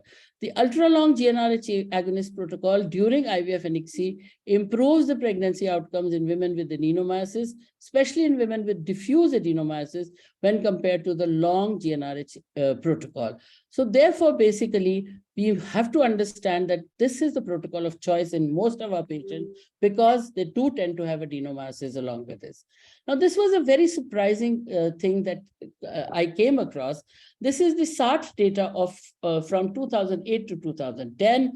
347,000, this is 3,47,185 autologous fresh and frozen ART cycles that were declared or studied by SART, and to see the impact of endometriosis on IVF outcome. And what is surprising is that the inference was endometriosis, when associated with other alterations in the reproductive tract, has the lowest chance of a live birth. In contrast, for the majority of women who have endometriosis in isolation, the live birth rate is similar or slightly higher compared with other infertility diagnoses. So this is a very, very heartening news for all of us to say that if it is pure endometriosis, the success rate is going to be really good. And basically, it is essentially other studies, other factors like the male factor, the tubal factor in this particular series that they found, and a diminished ovarian reserve. Basically, this is what is going to cause a problem to you whether you're doing a fresh transfer or a frozen embryo transfer. So with that, I would like to conclude saying emerging data suggests that there is definitely an altered endometrial receptivity in the endometriosis. However, clinically, although we need to imbibe whatever the basic scientists are telling us, but clinically we have very few factors to tell us how we have to improve the receptivity. And actually there is no definitive data on what is the ideal protocol for FET in endometriosis. However, we definitely need more research to determine whether it is the endometrium or the embryo quality, as Bharti suggested in that old study, which still holds good, that it is the embryo quality that dictates the pregnancy outcome in the disease. And I think I agree with that, because now most of the new studies are indicating that it is not the endometrium which is causing so much of a problem, if it is endometriosis alone. So thank you very much for being here with me. I will stop sharing my screen now. Thank you so much. And questions, please. We will, I think Dr. Asha Rao has, as our Singapore speaker, been able to log in. Then we can finish the session and then take the questions. Or do we have time for questions right now? I'll just check. Reena, you can take all the questions which are already there in the chat box so that we can close session So one. can I request our chairperson? Anupriya said she is ready. You can decide after the questions also can take up Anupriya. Just 5 minutes so that all these three speakers are then free to go. Yes. Yeah. Hello. That's better. That's better. Thank you. Dr. Sonia ji, I have a question for you. Hello. Yes, What I can Dr. gather, Yes. yes. What I can gather, GNRH long protocol before FET seems to be probably the way forward. Yes. Now, I just wanted to ask you, how long is long? 1 month, 2 months, 3 months, 6 months? So this is Again, Dr. Or it's arbitrary. Very, very good. Very, very.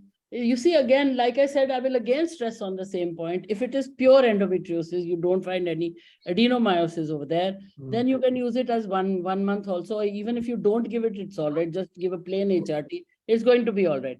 But if there is adenomyosis, I think Dr. Ramani and Dr. Asha are the best judges. It depends on how severe your adenomyosis is. If the uterus is large, then you have to give 3 months. It will not going to happen with only 1 month of therapy.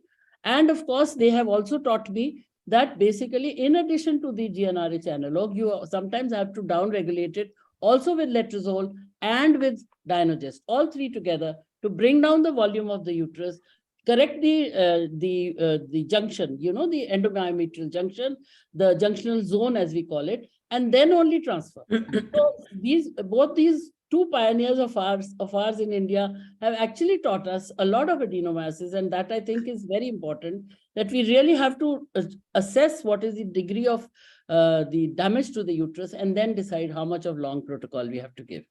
1 month may not be sufficient, but 1 month will be sufficient if it is only endometriosis. Yes. Yeah, you're right. Chocolate cyst. So it's a chocolate. If it's just chocolate cyst, 1 month is enough if you want to downregulate. You see, when you downregulate and you do the estrogen levels, sometimes when the patient gets a period, you will find that the estrogen levels have gone high, 190, 200, something like this. In those patients, it is basically because the GnRH analog is acting only on the hypothalamic pituitary ovarian axis.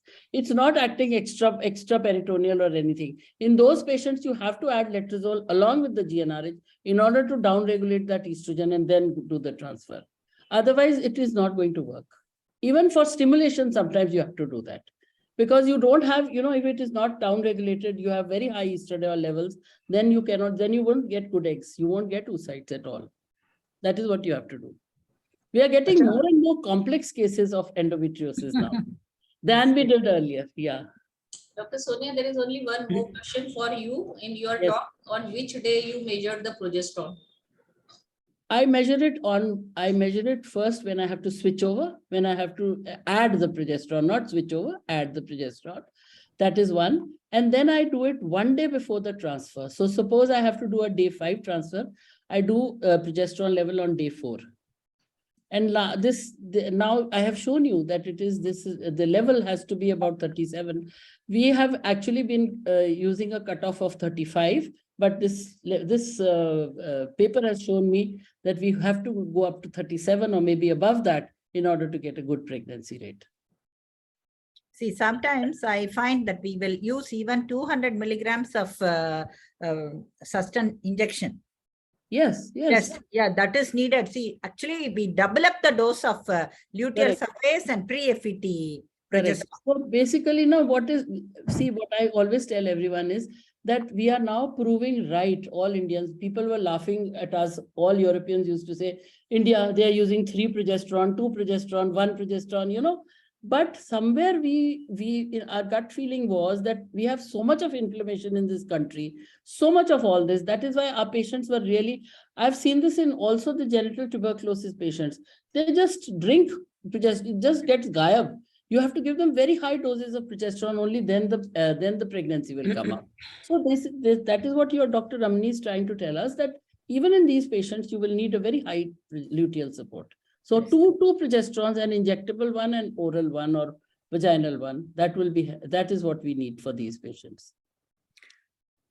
Dr. Sonia, we have done the progesterone levels at times, and we have seen that when it reaches high levels like 200, Yes. post-transfer, they do not conceive. They don't conceive. They don't. Yes, absolutely. Whereas if it maintains around 35 to 50, it's fine. Absolutely. Very high Absolutely. progesterone, there is no conception. No, definitely. Yes. There is Too much progesterone also is not too good. Absolutely. Yes, Absolutely. Bharti. Yes. Bharti Bharti wants is to say. raising her hand. Bharti, please unmute. Bharti is Yeah. Bharti is a. Komal, Bharti ko co-host karo. Let her unmute. Yes, ma'am.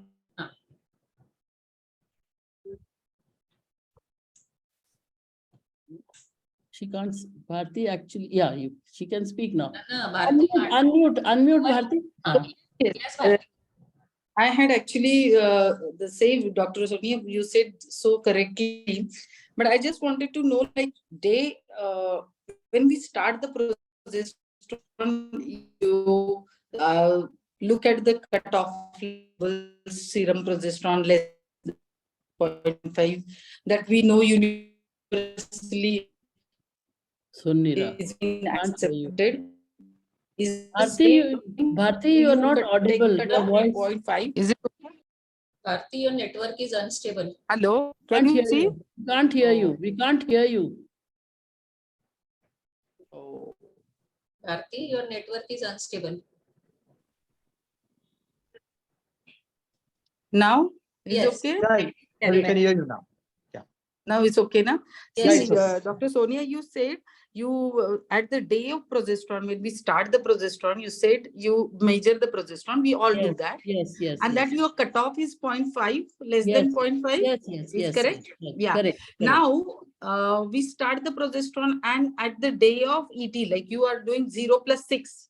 It's not 0 plus 5 now. Right, we are So doing 0 plus 6. So at the day of 6 means 5th day, you will be doing your serum progesterone again. Yes. I do it one day before, it's day 5. And that's why. So day 5. So day 5, your cutoff is 37 now. Yes, right? Yes. So what about day 9? Day 9. Have you Yeah, done? Bharti, We don't do. we are doing. Not on day 9. I'm also doing. That's why I'm asking. We are doing. But you see what happens again over there. It comes down to, if it comes down to about 15, my cutoff is 15. If it comes down, then it is all right. But if it drops drastically below that, then again you are in a problem. But if you then increase the progesterone, the pregnancy doesn't happen. If on day 9 you are increasing the progesterone, it is of no help. That critical period is only day 6 when you're transferring. That is the biggest problem. I asked this question from everybody, who's been talking on progesterone, but they have no explanation for it. Why does it fall? Even in patients where you are expecting a natural thing, sometimes it falls and you can't do anything about it. Even if you keep on giving progesterone, it is not helping, which means why are we giving progesterone then? See, what happens, we used to do day 9. If you have So, time. Madam Sonia, ma'am. Time. Yes. Sonia, ma'am, I just want to add up. So definitely serum levels of progesterone does not correlate with the pregnancy outcome, ma'am. It is only the immunomodulation effect of the progesterone helps in the implantation, not the serum levels. That's very important, ma'am. No, Jaya, there are ample patient papers now saying that there are cutoffs for progesterone. Yeah, it helps. After all, there will be some serum level which is going to cause that immunomodulation. How will you expect it to have immunomodulation otherwise, unless there is progesterone? So the levels do correlate with pregnancies. It's not true. Yeah, they do. Yeah. So even with, we have seen some patients getting pregnant even with 28, 30. We did also a group of study. They got a pregnancy. It's not that 35 and all. Even with a low level of little increase, they got a pregnancy. But when are we talking of endometriosis? After the transfer on the 9th day after the transfer, FET. Yeah. No, Jaya, she's not talking. Fine, it has to be something around 12 to 15. That's okay. Patient. If it is little higher, 27, that's also excellent. But if it's 35 at day 9, it's not good. Then it's not good. It's not good. She's saying that day of the ET, 1 day prior, she does 35. Now remember that it is going down. But when it comes to suppose 4 or 5 progesterone, that patient doesn't get pregnant. That is very difficult. But Dr. Sonia, we have tried these patients, different types of modes of giving the progesterone.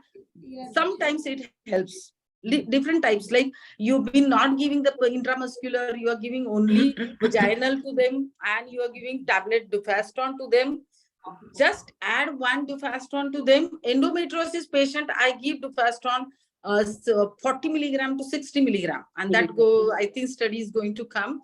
In these patients, it requires higher dufaston, dydrogesterone actually, and the patient, if suppose she is taking oral and vaginal, probably those patients you give intramuscular, things will work better. Like different modes, if you can give the progesterone. It was very interesting. All three modes. I think you should use all 3 modes. Yes. Doctor, we all are using all 3 modes in our private practice. No, not all. I'm using 2.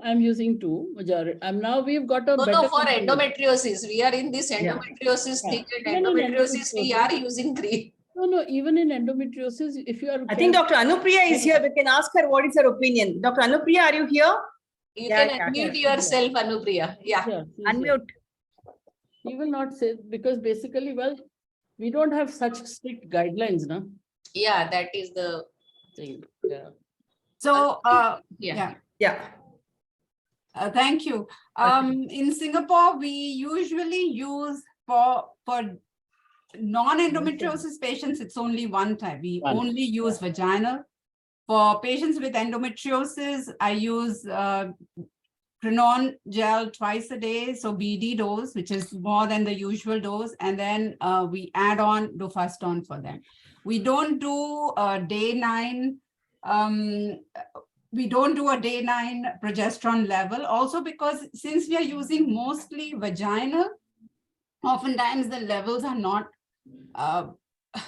they're not very high, but we still get pregnancies. And in any case, if the day 9 level is so low, we can't really do anything, as Dr. Sonia Malik rightly said. By increasing the dose at that point in time, there is nothing that you can do to improve things, and patient gets very upset and troubled, and so we don't do a day 9 projection. We also don't do it. This was just, out of curiosity, we did a couple of them, but we don't do it because we can't do anything about it. Correct. Yeah, it's too late. By then, it's just too late. Yes. I think point well taken. And now we can go ahead with Dr. Anupriya's talk. Thank you. Yeah. Thank you. very Thank you, Dr. Sonia. Thank you so Thank you. much, Dr. Thank you Malik. so It was a much. lovely, Very excellent lecture. Thank you. Excellent inputs. Thank you very much. Yeah. So now, Enjoyed the talk, Sonia. Very nice talk. Poonam, you are introducing Thank you, Anupriya. Asha. Bye. Yeah. Now I invite Dr. Anupriya Agrawal, who is a senior consultant at Parkway Hospitals, Singapore. I've heard her in endometriosis congresses earlier. She's an excellent speaker. So welcome, Anupriya. We have waited for you quite some time. So you I'm so sorry. So it was endometriosis that kept me up. I had a case at 3 o'clock. I thought it was myomectomy. I thought I'll be done, but then there was so much endometriosis. We took until 7:15 to finish. I really apologize for that and thank you for your patience. I also thank Dr. Asha Rao for inviting me to give this presentation. It's a very august gathering of all of you, very senior doctors. I don't know what more I can add to the knowledge, but I will try my best. So I'll jump in right away in the interest of time. First thing is post-operatively when to do IVF. We've done quite a lot of studies when I was back at NUH about how endometriosis and endometriosis surgery specifically affects IVF. And oftentimes we saw that people were in a rush to do IVF soon after endometriosis surgery, especially endometrioma surgeries. And we always saw that even as a young resident, when I was here, I always was baffled by the very, very poor response that we got. And we figured that that there's something, but so the first cycle, very poor response, but the subsequent cycle, it seemed like the response was getting better. And of course, now we know that it takes a while for the AMH levels and the ovary to kind of recover from endometrioma surgery. So there have been studies that have systematically tried to figure out when is the best time post-operatively to do IVF, because I think that is very, very important. Not many studies, but this one study said that the optimal time to perform IVF appears to be between 7 and 25 months after endometriosis surgery. So if we are doing surgery, then do not be in a rush to do IVF soon after, because the ovary will take time to recover. And this 7 months kind of ties in quite well, because the studies that have explored AMH levels post-operatively, pre-operatively and post-operatively all seem to suggest that post-operatively there will be a reduction in the AMH level, and it takes up to 6 months for this to kind of slightly go up again. It will never be, or not never, but most cases it's not going back to the pre-surgery levels, but it does go up a little bit. And that is probably a sign of ovarian recovery. And that would be a good time to start doing your IVF. And waiting too late, more than 2 years, is not good, because of course we all know that endometriosis is a recurrent disease, and it will recur by then, and we will be back to square one. Okay, so what is the effect of endometrioma on IVF outcomes? Previously, when I was training, the whole thing was you have endometrioma, you have to resect that before doing IVF. But now several studies, meta-analysis, all have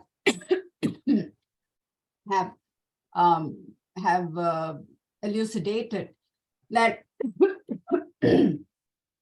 surgically treated endometrioma versus intact endometrioma, there's basically no difference. You do surgery, then the baseline FSH is high. We get lower number of oocytes. The cancellation rate is higher. But in terms of mean number of eggs, it does not seem to have any difference. Neither does it seem to have any difference in live birth rates. So live birth rates are the same, clinical pregnancy rates are the same, miscarriage rates are the same, and cancellation rates are the same. So basically, there is no benefit of doing an cystectomy, prior cystectomy in IVF success, as surgical treatment of endometrioma does not alter the outcome of IVF. And in the ASHRAE guidelines that have just come out last year, also they have recommended that clinicians are not recommended to perform routine surgery for ovarian endometrioma to improve live birth rates, as there is no benefit, and on the contrary, there is a negative impact on the ovarian reserve. Okay, so surgery is only advised if it can improve endometriosis associated pain or the accessibility of follicles. We all know that for IVF success, endometriosis is not very good. So stage 1 or 2, so minimal or mild endometriosis, there doesn't seem to be any significant difference in the live birth rate. And in stage 3 and 4, there does seem to be a significant reduction in the live birth rate. But more and more data seems to suggest that, as Dr. Sonia very rightly pointed out, that this may be related more to adenomyosis rather than endometriosis per se. So what can we do to mitigate the impact of endometriosis on IVF? Can we do something in terms of medications or change the ART protocols to improve the outcome in IVF patients? So as we all know, endometriosis at the follicular level, there is inflammation, and this inflammation reduces the ovarian response. And also at the endometrial levels, there is progesterone resistance, and Dr. Sonia has explained this so nicely, so I won't go into detail, but there is a reduction in the implantation rate. And somehow, if we can reduce this inflammation, both in the ovary as well as in the uterus, there should be an improvement in the success rates. So we know that GnRH agonists and Gynaecological both are anti-inflammatory agents in patients who have endometriosis. With the GnRH agonist, there is, of course, a concern with the possible influence of prolonged GnRH agonist administration on endometrial receptivity, as well as in the ovarian response, because these patients tend to use very high doses of medication because they are so suppressed. Gynaecological seems to work quite well also, and I'll share some of my cases on how we try and help to make it work. It does reduce inflammation, it reduces the ovarian cyst size, as well as in the endometrium, it works on progesterone resistance by increasing the expression of the favorable receptors. So what protocols are used for IVF in endometriosis patients? You can use either a simple long protocol, which is 2 weeks of GnRH agonist prior to stimulation, followed by a HCG trigger and egg collection, or the ultra-long protocol, which was quite popular when I was doing my IVF training here. We used to use 3 months of GnRH agonist for monthly, 3 months prior to the start of daily GnRH agonist. And then there is a simplified ultra-long protocol in which 4 to 6 weeks prior to the GnRH agonist, prior to a standard long protocol, we give a GnRH depot preparation. So about 4 weeks, and then you can go on with a normal long protocol, again with a HCG trigger and egg collection. Now, there has been a Cochrane database meta-analysis that has been published, which has kind of made us relook at this data, because the 2006 Cochrane database, that's when it was all based on, that using GnRH agonist helps in improving live birth rates, or at least clinical pregnancy rates in patients who have endometriosis.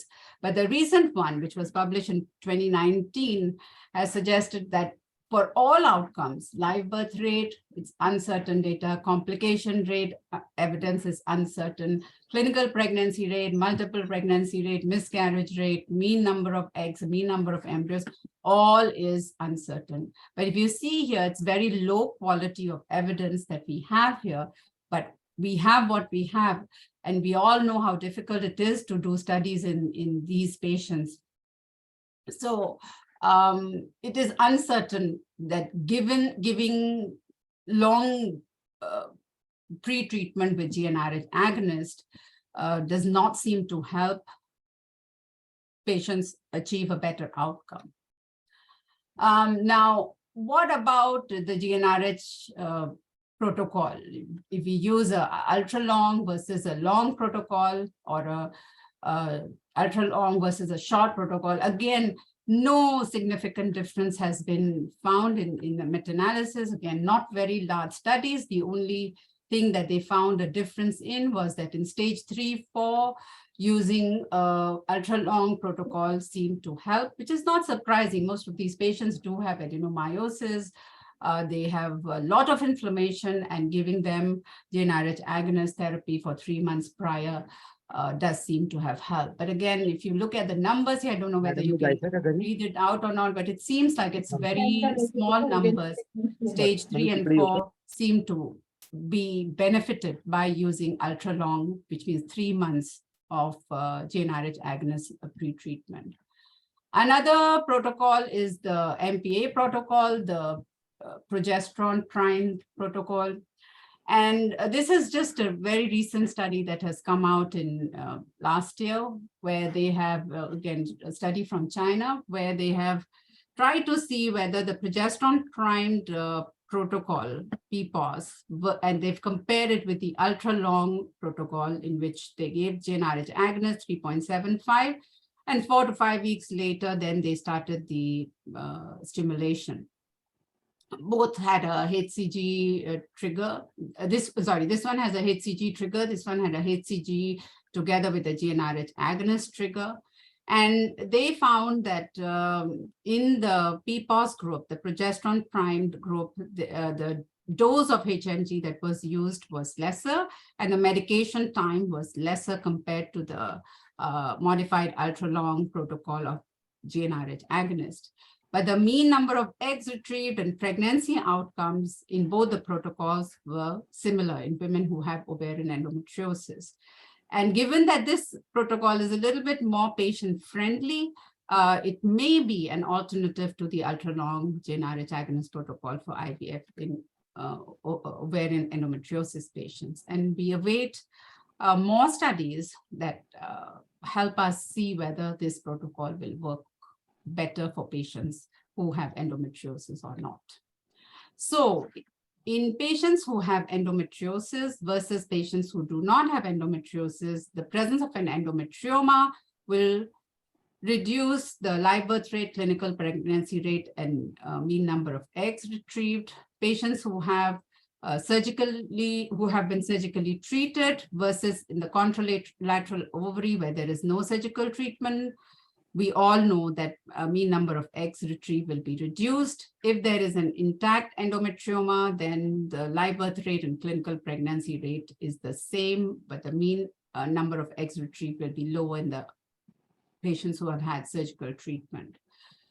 What type of surgical treatment? The pendulum seems to be swinging back the other way.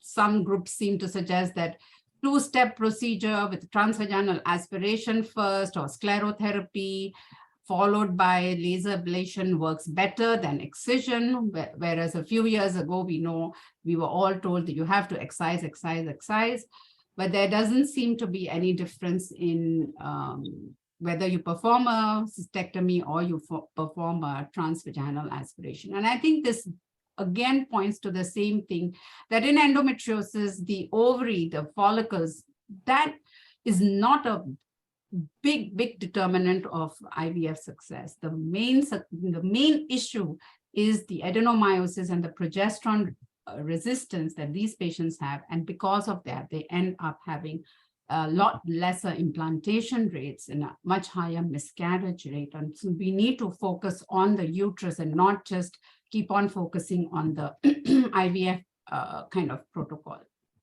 So according to the ASHRAE guidelines, in terms of indication, ART can be performed for an infertility associated with endometriosis, even in younger patients, but especially if the tubal function is compromised, there's male factor infertility together with endometriosis, and if the EFI was low, or if other treatments have failed. In terms of protocol, there is no recommendation whether the GnRH agonist or antagonist protocol is better. Both protocols seem to have a similar pregnancy and live birth rate. In terms of safety, again, recurrence rates are not increased in women who have endometriosis, in those women who are undergoing ART versus those who are not. In terms of ovarian abscess, yes, there is some concern there, and they recommend that antibiotic prophylaxis should be used at the time of egg collection. Even though the abscess formation is low, pre-treatment with the GnRH agonist, there does not seem to be any advantage. So the guideline recommends that this is not recommended to improve live birth rate, as the benefit is uncertain. Pre-treatment with oral contraceptive pills or with progestogens like Dynogest, they say there's insufficient evidence to recommend prolonged administration of either of these two agents as pre-treatment to ART to increase live birth rates.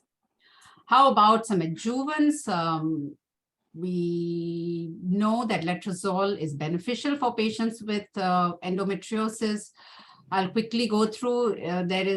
If you use letrozole together with your GnRH agonist protocol, then there seems to be a significant increase in the antral follicle counts, the number of eggs, the clinical pregnancy and live birth rates in patients, versus if you just use GnRH agonist alone. So if you are using GnRH agonist, then maybe using letrozole together would be a good idea. Using Dynogest or triptorelin, we are all familiar with Muller's study, which has shown that there seemed to be significant increase in clinical pregnancy and live birth rates in patients who were treated with Dynogest compared with control.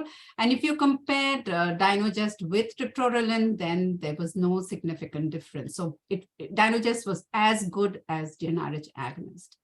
Dynogest alone, this also a more recent study showed that there was significant increase in cumulative implantation, clinical pregnancy, and live birth rates in patients who were treated with Dynogest compared to control. So it may be a good idea to start using. I have certainly started using Dynogest in a big way in my practice. And then triptorelin, no difference again in implantation and clinical pregnancy rates in patients who were treated with triptorelin compared to patients receiving no treatment. This is Muller's study. I'll gloss over this. What about some antioxidants? We know there's a lot of oxidative damage that happens in patients who have endometriosis. And if we use L-carnitine and N-acetylcysteine, then there seems to be in bovine oocytes anyways, a significant increase in the percentage of meiotically normal M2 oocytes. In coenzyme Q10 does not seem to make any much difference. Vitamin C and E seem to increase pregnancy rate. N-acetylcysteine alone, there seems to be no difference in pregnancy rate. Again, anti-inflammatory agents like metformin, there's one small study quite long ago. Maybe this needs to be replicated again, but they seem to suggest that metformin with its anti-inflammatory activity seem to significantly increase the pregnancy rates. Another agent was pentoxifylline. I don't personally have any experience with this, but there seem to be some old studies which suggested that there's an increase in the pregnancy rate, but that was not replicated consistently in the later studies. So in terms of takeaways, if we have to do IVF, try to do it ASAP, but if there is surgery, then it is recommended that we wait 6 months to let the ovary recover from the surgical procedure. And that's when you will get the best response. Any protocol, either agonist or antagonist protocol will work. The ultralong that was used previously seemed to be only useful in patients who have stage 3 or 4 endometriosis. Especially if you are using ultralong protocols, some LH activity seems to be useful in these patients. We recommend all patients to do a freeze all. And then with a frozen cycle, especially in those patients who have adenomyosis, we will do a GnRH agonist pretreatment or Dynogest pretreatment for about between 1 to 3 months, depending on how severe the adenomyosis is, and that seems to give the best results. Is there time for me to go through any cases? Yes, you can go. Okay, That would be so useful. Anupriya, very thank you quickly. so much, but we have only, we are actually running behind schedule. So maybe 2 or 3 minutes, you can briefly. Yeah, just take very the quickly. cases. So Yeah, this because- case, just to show how things have changed, case 1 in 2015, patient with recurrent endometriosis, 8 centimeter cyst. I had to do a cystectomy because she had severe pain. We cleared the endometriosis, gave her GnRH agonist for 6 months. At that time, that was what the only evidence we had. So that's what we gave her. She had a huge adenomyosis, about 14, 16 week size uterus. So that adenomyosis shrunk. We did IVF with an antagonist cycle. That's my standard protocol for all patients with endometriosis. We did antagonist cycle after. So I gave 6 months of GnRH agonist, but then she gets a proper period. After that, we start, and then it was an antagonist cycle. So give antagonist cycle. She got conceived in the first cycle. Of course, it was a frozen embryo transfer that was done. Oh, no, sorry. In this patient, we hadn't done frozen embryo transfer. This a long time ago, we were still doing fresh. And because she was primed with GnRH agonist, she got conceived in the first cycle. We did a cesarean section. After some time, she had recurrence of symptoms, gave her GnRH agonist. We gave a Thor cycle for her. She conceived. We did another cesarean for her. And then during COVID, we actually gave her Visan because she said she didn't want to have any more babies. But because of COVID, she couldn't come to the hospital to get more Visan or Dynogest. She stopped at 42 years of age, and then she spontaneously got pregnant. It was really amazing. Second case, 37-year-old with moderate to severe pain. We gave her 6 months of Visan pre-treatment. Again, this was during COVID. We weren't doing IVFs over here then. We gave her full doses of IVF. So 450 is the max. So 300 of Gonalef, 150 of Pergoveris. We got 7 oocytes, 5 got fertilized. We did a freeze all. And then we did a frozen embryo transfer. She got conceived in the first cycle, and then she restarted Visan after stopping breastfeeding, and this is to continue till she's ready for her next subsequent Thor cycle. Case 3, we did 2 laparoscopic surgeries at different hospitals. She had cyst recurrence. We had a repeat, complete surgery was done. GnRH agonist suppression was done for 6 months. This was also around the 214, 15-ish time. She tried IVF 3 times, each time very poor response. We used full doses, various protocols, but nothing worked for her. And then cyst record, only 2 centimeter cyst. So I spoke to her about Visan. I said, no point going in again because it was very, very difficult surgery. We gave her Visan for 6 months, and then she stopped because she was having psychological side effects. But soon after stopping, she conceived spontaneously, and she has just delivered. So, well, yeah, sometimes Visan just seems to work. This patient had 2 previous surgeries for endometriosis. We discussed suppression prior to IVF. Again, it was around 2017-ish. She wasn't keen, but then finally we convinced her to do an ultra-long agonist cycle with freeze all, and then suppression, and then embryo transfer. We gave her norethistron pre-treatment together with the ultra-long protocol. We did baseline E2, LH seemed to be okay. LH was a little bit on the lower side. Menopure 375 is what I used for her for 10 days. She had 19 follicles, very high E2 level. I gave her GnRH agonist trigger with a very low dose of HCG because she had very high E2, but surprisingly, we got no eggs at all. So in the second cycle, I gave her Gonalef with Pergoveris. This was an antagonist cycle. We got 9 oocytes, dual trigger, 8 fertilized, 7 blastocysts were frozen. We gave her GnRH agonist, 3.75 on cycle day 14 of previous cycle, followed by Proginova, 6 milligrams BD for 14 days. We did Crinon BD once the ET was 9 millimeters. And then we did a ESAT. She conceived and delivered at term. And after 1.5 years, repeated a medicated FET cycle with the same protocol. And just today was a pregnancy test, and she's pregnant again. So the various types of protocols really do not seem to make any difference. It is essentially suppression of the inflammation and appropriate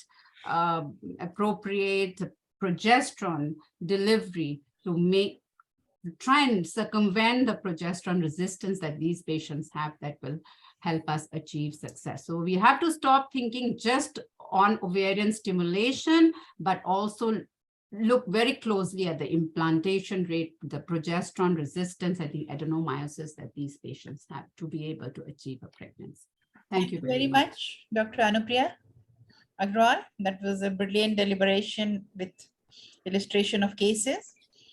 And I saw a few of your cases, they conceived after Dynagest, one at the age of 42 years. That's right. Yeah. Dr. Dixit, because of lack of time, we will now carry on with the next session. Questions can be put in the chat box. And thank you, Dr. Dixit and Dr. Kurd for chairing the first session. And with Dr. Lakshmi's permission, I'll share my screen and introduce the chairpersons. I thank all the speakers, and a little apologies for the little bit of delay. We are running behind schedule. So please put in your questions in the chat box, and I will request. Yeah. Marina?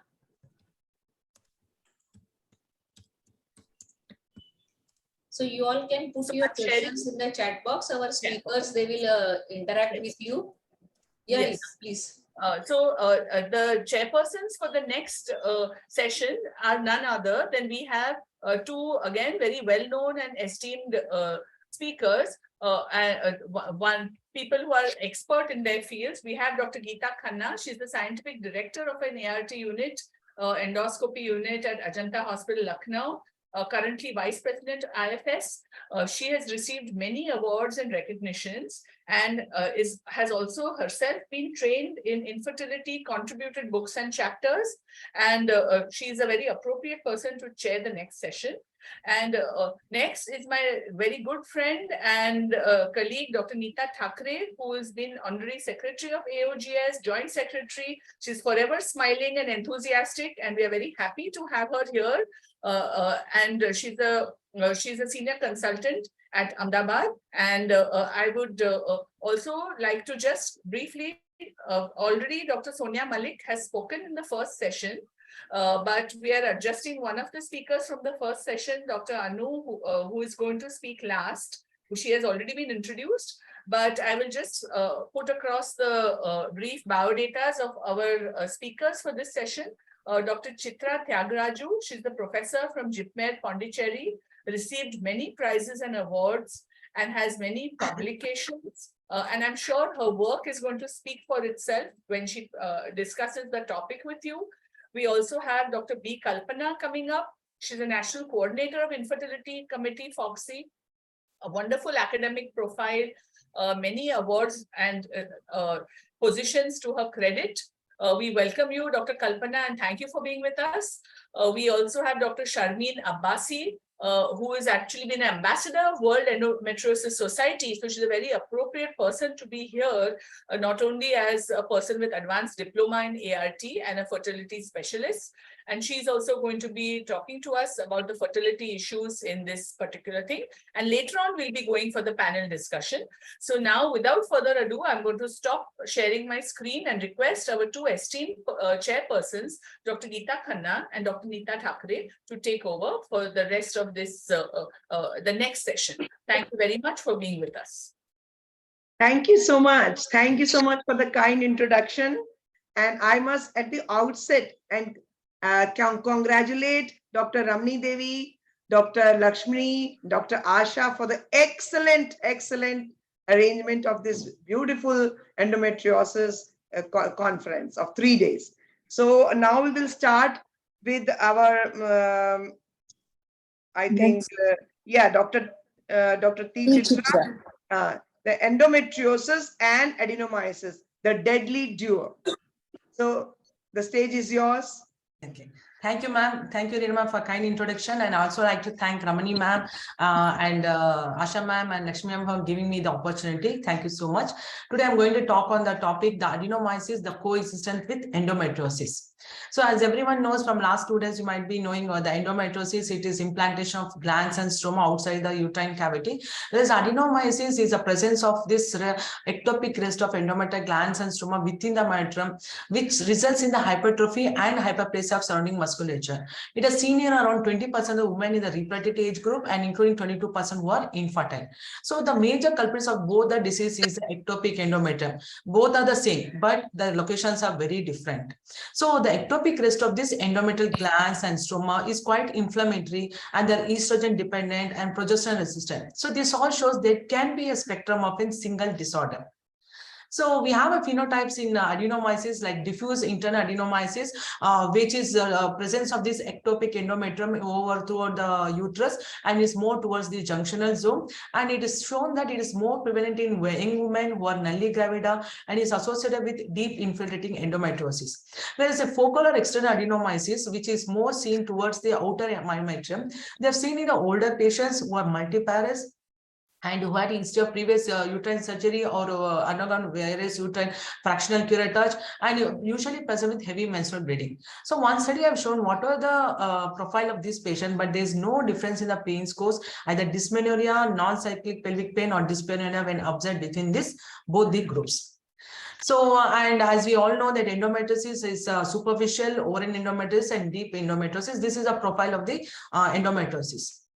So why we are worried? What is the reason that to know why we have to know that association between adenomyosis and endometriosis?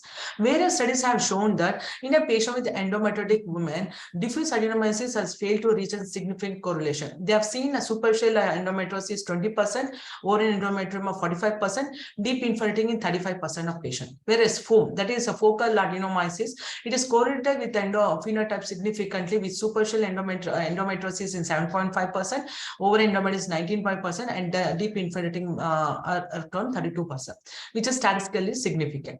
And one study I have shown that there's a positive correlation which is found between foam and the deep infiltrating endometriosis, and there's a high mean total ASRM score is often associated with more with adenomyosis. And studies have also shown that adenomyosis is associated with endometrial carcinoma in 2%, leoma in 50%, endometrial polyps in 2%, and hyperplasia in 35%. So why this association between endometriosis and endometriosis? One, they have similar symptomologies, both are estrogen dependent, and they share many molecular aberrations, and the clinical strategy which is used for this patient are almost similar, and the drugs which are used are interchangeable between both the diseases. Medical treatments of the two diseases are very tenuous. They are not curative. They are only symptomatic free. It's not a permanent treatment, and both diseases face similar challenges. Both are badly in need of a better classification system. So one question is adenomyosis simply endometriosis of the uterus? We have various risk factors for adenomyosis like parity, post-uterine surgery, postpartum endometritis, pregnancy, uterine trauma, and older age. Whereas you take risk factors for endometriosis, it is nulliparous women, young age, early age of menarche, shorter menstrual cycles. We can see there's two different risk profiles and the different age-specific incidence between both the diseases. So likely then it shows that whether they are likely to have a different pathogenesis. So coming to the pathogenesis, the two main theories which are used in the pathogenesis of adenomyosis is invasion theory, which is a tissue injury and repair tears theory, and a metaplasia theory, which is the displaced pluripotent Mullerian remnants into the myometrium. So, and in the endometriosis, we have in situ development, that is a coelomic or metaplastic theory. Implantation theory is a Sampson's theory, and combination of the both. And we all know that Sampson's retrograde menstruation theory is the most widely accepted. So, these two pathologies just different manifestations of the same disease. So, coming to the tire concept, one study have shown that is Leyendecker et al., who was the first person to define this adenomyosis, he saw that the uterus is composed of two phylogenetically and ontogenical different organs, that is archimetry and neometra. This archimetra consists of this endometrium, the subendometrial unit called the junction zone, which is very important, landmark in the patients with adenomyosis, and it also has an underlying stratum subvascular of the myometrium. This archimetra displays a cyclic pattern of steroid hormone receptor expression. The other one is a neometra, which is a non-molar in origin, and it exhibits a constantly high receptor expression throughout this cycle. So there is a different mode of function throughout the cycle of the reproduction between archimetra and neometra, which might be contributing to the tissue injury and which might also be contributing to the adenomyosis. The second one is a uterine peristalsis, which is very critical for the sperm transport, and studies have shown that women with adenomyosis, they exhibit hyperperistalsis and dysperistalsis because of these myometrial contractions, and this originates in the junctional zone while the outer myometrium remains quiescent. Then the third one is the genes which are involved in the estrogen biosynthesis, such as steroidogenic acute regulatory protein and P40 aromatase, which are upregulated adenomyosis, along with estrogen receptors and COX2, which are also upregulated in adenomyosis, which are involved in tissue repair and inflammation. So when this occurs, mechanical stretching occurs, which may lead because of hyperperistalsis, which leads to increase in the interleukins, that leads to increase in the COX inhibitors, which releases the release of prostaglandin C2. This prostaglandin acts on the P4 aromatase and it increases the conversion of testosterone to estrogen, which increases the estradiol levels and increases the estrogen receptors. This is the other pathophysiology of endometriosis, which shows how the tissue injury repair occurs. The same way the COX increases and prostaglandin increases, which leads to the increase of the genes of STAR and P40 aromatase, increases the estradiol levels, and this causes increase of receptors, which reduces the angiogenesis and proliferation and leads to endometrial invagination of endometrial glands and stroma into the myometrium, causing this adenomyosis. So why it is important for identifying? So when you have to identify, when you have to suspect, whenever there is a persistence of dysmenorrhea and non-menstrual cyclic pain after the endometric surgery, as visualized, assessed by the visual analog score, may indicate there might be some underlying adenomyosis. And if there is a junctional zone more than 11 mm on preoperative MRI, it also could raise the suspicion that it can be an underlying adenomyosis can be present. So subtle anomalies of this junctional zone, they have seen that they correlate well with the infertility, poor obstetric outcomes, and endometriosis, and this all can be the first injury progressing onto pelvic endometriosis in otherwise a normal women. So accurate evaluation of junctional zone and its potential modifications can provide important information and could also help with the development of newer treatment strategies for each of our entity. So how do you evaluate adenomyosis in patients with endometriosis? One, the most important is the junctional zone thickness, which is more than 12 mm. Ratio of junctional zone maximum to total myometrium should be more than 40%, and 5 mm difference between the junctional zone maximum minimum should be thickness should be there. Modifications such as hyperplasia and hypertrophy of myocytes are detected. High signal foci within the low signal intensity can be seen. Linear striations of increased incidence can be made from radiating from the endometrium to the myometrium, and endometrial tissue of more than 2.5 mm below the endomyometrial junction can be present.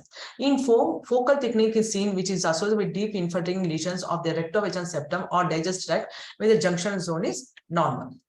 This is MRI pictures. Can you see first one? You can see the focal uterine adenomyosis, which shows a focal thickening of the junction zone along with the posterior wall. And here you have in multiple uterine fibers, which is present along with the diffuse thickly posterior junction zone, showing multiple cystic spaces suggestive of adenomyosis.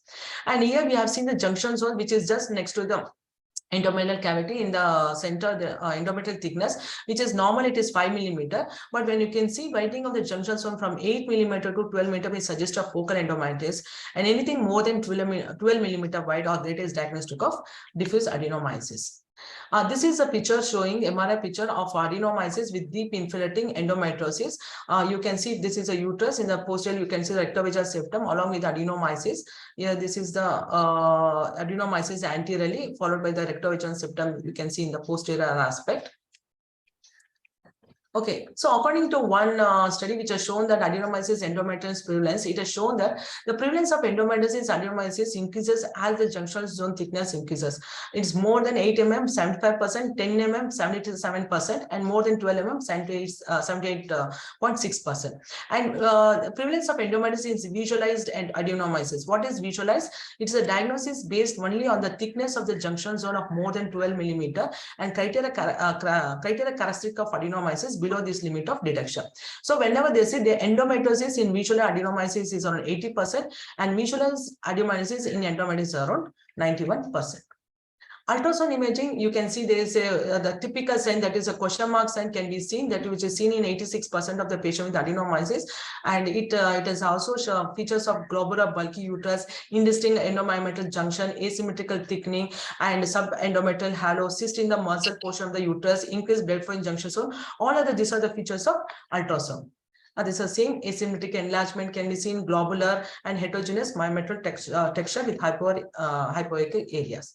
And this is one which I measured, that is a linear transitions from endometrium to the myometrium can be seen, and this becomes a more specific 95% with a high positive predictive value in diagnosis adenomyosis. Coming to 3D ultrasound, the advent of 3D ultrasound offers increased visualization of the junctional zone, especially in coronal view, with a sensitivity of 89% as compared to that MRI. MRI is more specific than ultrasound for diagnosis of adenomyosis associated with fibroids, but MRI has better specificity and ultrasound has a better sensitivity. This is a 4D ultrasound showing the presence of this adenomyosis within deposits of ectopic endometrium.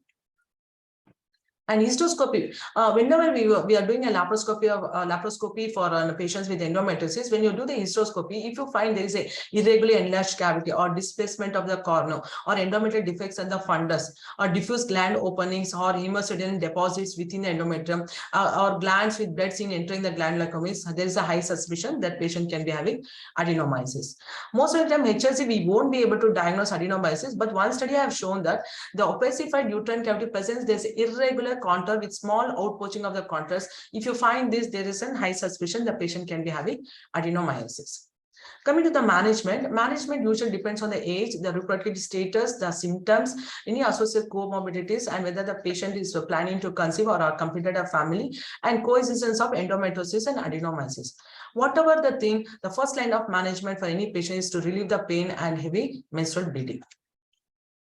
So medical management, we have a non-hormonal which are targeted at symptomatic reliefs like NSAIDs, tranexamic acid, and even a hormonal treatment which is aimed at inhibiting the gonadotropin release for the pituitary, estrogen surge mid-cycle and cyclical changes of ovarian steroids. We have progestogens, LNG, OCPs, GnRH, and danosone loaded IUCs.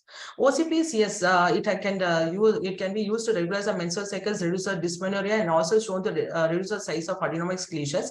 It is safe and economical treatment, but most of patients who are having adenomyosis in the older age group, if you give, there's high risk of patient developing the thromboembolism episodes, and the study of OCPs in adenomyosis is very little. GnRH agonists, yes, it is already well proven, and almost last 2 days, GnRH agonists have been taught in the treatment of endometriosis.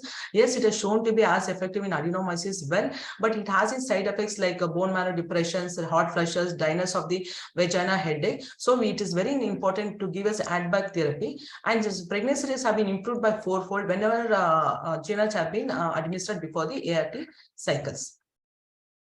Antagonist, yes, antagonist is still in the, antagonist has been proved in endometriosis, but it is still in the experimental trials in patients with adenomyosis. It has a minimal hypergenic symptoms, effective improvement symptoms. There's no need for adback therapy, and there are 2 types, cetrorelix and degolex, which has been there. The only orally approved GnRH antagonist is elagolix. Which is shown to have an non-hormonal contraception also, which is shown to have a very effective, is used for a longer period of time for 2 years. Coming to the progestogens, progesterone is a mechanism actions. It causes a dissociation of the endometrium, inhibits the mitosis caused by estrogen and alters the estrogen receptors. It also blocks MMPs and suppresses angiogenesis. Most important, it blocks the growth factors like vascular growth factor, endometrial growth factor, which are necessary for proliferation and invasion of these lesions. So out of this, we have taken the Dynogest. This is only progesterone that combines the properties of both norprogesterone and progesterone derivatives. It has less anti-androgenic side effects, but high specificity for progesterone receptors. It decreases lesions by decreasing the cell proliferation, improving the cell differentiation, and decreasing the bleeding and the uterine contractions. It has an anti-angiogenic effect, immunomodulatory effect, anti-inflammatory effect, and it decreases the pro-operatic effect and induces apoptosis, leading to reduction in the pain. Then coming to the LNG IUCD, LNG IUCD, it is, as we all know that it contains 50-11-norgestrone. It causes endometrial atrophy and also causes desudalization and atrophy of the endometrial glands and stoma. It has shown to lead to reduction of uterine size and improvement in the dysmenorrhea. Studies have shown that patients have a high good patient satisfaction with better quality of life. It is superior than other progesterones because it has longer duration of action, more complex, and less systemic side effects, especially in women after 35 years of age. And according to one study, LNG is safe and effective and promising option in adenomyosis. It is reduce the severity of symptoms, uterine volume, and endometrial thickness, and improve the laboratory outcome. Coming to the sperms, that selective progesterone receptor model, still it is in experimental trials, though it is already proved beneficial in endometriosis. In cases if adenoma is still in experimental trial, but animal models have shown that it reduces the adenomas as well as pelvic bag by inhibiting the endometrial proliferation and suppressing the adenometric lesion growths. Coming to the newer things, that is antiogenic agents. As we know that angiogenesis, arteriogenesis, or vessel maturation, or lymphogenesis, it comprises a continuum of vascular development with overlap and interaction between mechanisms with which they are controlled. So anything for the growth or initiation, growth, invasion, recurrence, they need to have a good blood supply. So cutting the blood supply might lead to reduction in this expansion of these implants. So various drugs have been used, which is still in the trial, is a lodapine and romidazepine, which have been going in experimental trial in the use of adenomyosis. Next is the dopamine agonist. This dopamine agonist, the studies have shown that again prolactin and its receptors seem to be increased in adenomatic tissues, which suggest an association between the hormone and the disease. So it inhibits the mitosis and angiogenesis by binding to the dopamine receptor that inactivates the vascular endothelial growth factor, and it also blocks the critical step in neoangiogenesis, and also inhibits the vascular permeable growth factors. A study has shown that when they evaluated the treatment with vaginal bromocriptine for 9 months in 19 patient adenomyosis, they have shown there's a marked reduction in the pictorial-based assessment of the passive class, visual analogous score, endometrial health profile, endometrial health core self-image, symptoms severity score, and health-related quality of life. All this improved when bromocriptine was given for 9 months in this patient. One more study, that is Androzol et al., has shown that giving bromocriptine showed thinner maximum of this junction zone, but only in ultrasound it showed that there is changes in the junction zone, but MRI changes did not find any significant results. Aromatase inhibitors, yes, it blocks the estrogen synthesis. It is having a quick onset of action. It is very effective in endometriosis, especially in deep infertility endometriosis. But there is risk of osteoporosis, bone fractures, weakness, and extremist joint pain. As studies have shown that whenever we use letrozole along with non-estrogen in endometriosis, it helps in reduction of the mostly dysmenorrhea and also helps in reduction of the size. But still, there again, it is in the experimental trials. Danazol IUCD, it is an androgenic hormone used in the treatment of endometriosis to shrink the ectopic endometrial tissues. One study which has used the danazol in a patient's adenomyosis, and he has conducted 3 different trials, and have shown that when it is given to the patient with adenomyosis, it improves the dysmenorrhea and decreases the myometrial thickness with significantly less side effects given that a lower serum concentration compared to the oral danazol. And FOGSI, it was also showed that there is a possible positive effect on improved fertility after the removal of danazol IUD. Immunomodulatory, yes, this is one of the newer things again in the treatment of, because it is all the adenomyosis, adenomatous, all are constantly inflammatory reactions. So immunomodulators used to diminish the inflammatory reaction, like interferon, intercept, inflames have been used, but it's very quite limited evidence is there for their usage. One thing which has been trial uses is pentoxifylline, that is phosphodiesterase inhibitor. Coming to the conservative surgery, uterus being sedative surgery, this is primarily based on the principle of removing the diseased tissue, decrease the size, and also to improve the clinical symptoms. However, it has a risk of uterine rupture, and there is very limited evidence is there whether there is improved outcome is after this surgery, and should be done only in a well-centered for the trial basis to know the outcome for a large number of patients. Then only you can get into the practice. One study have shown that when the non-excision techniques such as endometrial ablation and myometrial electrocoagulation was used, there was a reduction in the pain from 57 to 86%. Patient had improvement in the pain. 81 to 90% had a bleeding control. The recurrence rate was estimated to be 9% when there is a complete excision, and 19% in partial excision, and 32% when there is non-excision techniques was used. One more, when they combine uterine sparing operative treatment, they have shown that it is feasible and efficacious, and it's shown that complete excision is reduced with the dysmenorrhea rate decreased by 82%, menorrhagia by 68%, and increases the pregnancy rate to 60%. And also shown that dysmenorrhea reduction, menorrhagia control pregnancy rate by 81%, 50%, 46%, respectively after the partial excision. Only using the only surgery is enough. The total surgery followed by any combined therapy have shown that when conservative surgery combined with GnRH alone has been beneficial, not only controlling symptoms but also in increasing the pregnancy rate. And also whenever the uterine artery occlusion was done along with these patients who did the conservative surgery, they've shown there's effective reduction in the menorrhagia and also dysmenorrhea. There's also effective reduction in the uterine volume. Coming to adenomyosis and infertility, how adenomyosis causes infertility? One, it causes abnormal uterotubal transport. It alters the endometrial function receptivity. Endometrial steroid metabolism is altered. They have an abnormal inflammatory response. It alters the expression of estrogen progesterone receptors and oxidative stress environment. It lacks the expression of adhesion molecules and also reduces the expression of implantation markers and alters the function of gene. So incidence of infertility is higher when both coexist, when rather than one isolated adenomyosis or endometriosis. This is a depiction of the inflammatory markers which may play a role in the infertility. So we already know that a lot of talks have been happened regarding the IVF protocols in endometriosis. So whenever we use this, there is always not a proper, a good outcome cannot be obtained in this patient if not a proper protocol is used.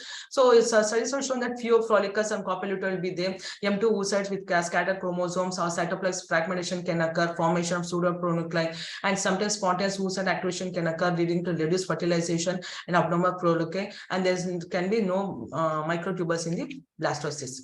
So it's shown that ART in adenomyosis causes lower pregnancy rate. And there was whether the GnRH was used for more than 3 months, without GnRH, they did not show any difference in the IVF outcome. And age and coexistence of endometriosis along with the endometriosis have shown to have a more lower pregnancy rate. So, but there is shown improvement when the prolonged downregulation with GnRH has been used. They have shown to have a better improvement. So in a patients who are completed family having the coexistence adenomyosis or endometriosis, hysteroscopic ablation resection can be used, but it is shown to be effective in 90% of the women who have heavy menstrual bleeding. But however, the studies have shown that this patient will have a followed by the procedure, they have a persistent worsening pain, because whatever we're treating is only the endometrial layer, the uterine muscle which remains untreated. So more glands are now trapped that may lead to the worsening of the pain in these patients who are treated with hysteroscopic ablation.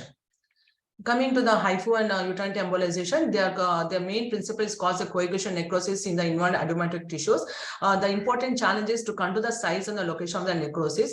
They usually cause the myometric tissues affected. It reduces the strength of the uterine wall. But also, because of this, there's increase of rupture if the patient conceives the later. Studies have shown that there's improvement in the dysmenorrhea, menorrhagia, and mean uterine volume. And also, the quality of life and symptoms causes significantly decreased 3 months post-treatment. And when they still compared to 7 years of follow-up of these patients. But who are patients undergone this? There's no larger studies on the pregnancy outcome in these patients. So at present is not recommended for the women who wish to conceive with adenomyosis. Coming to the impact of adenomyosis on the fertility, they've shown that high miscarriage rate is the present compared to the other patients who are not endometric, like 31%. And the studies have shown again decreased implantation rate in women with adenomyosis when there is increased core in ultrasound features, and the rate of either implantation or clinical pregnancy rate per cycle or per embryo transfer, low birth rate, all are decreased in patients with adenomyosis, and there is increased risk of miscarriages.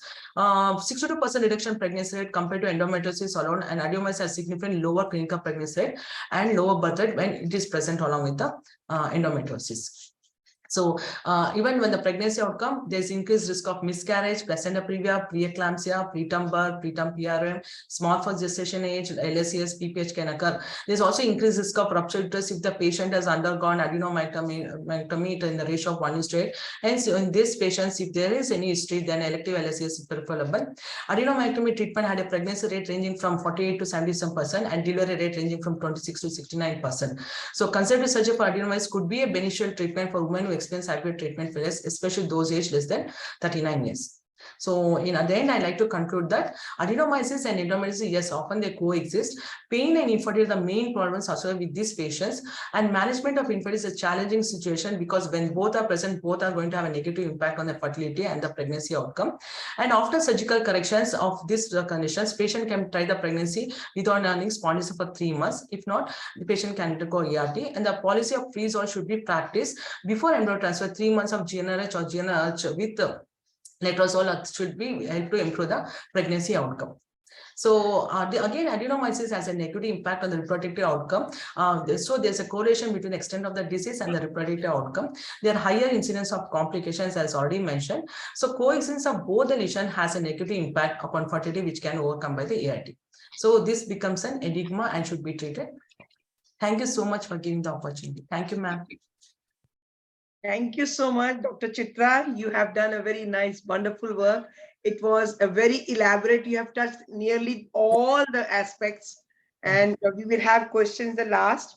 So now invite Dr. Kalpana, and B. Kalpana, her topic is oocyte pickup in endometriosis. Pickup, another very important topic. Oocyte pickup in endometriosis patient. Is it different?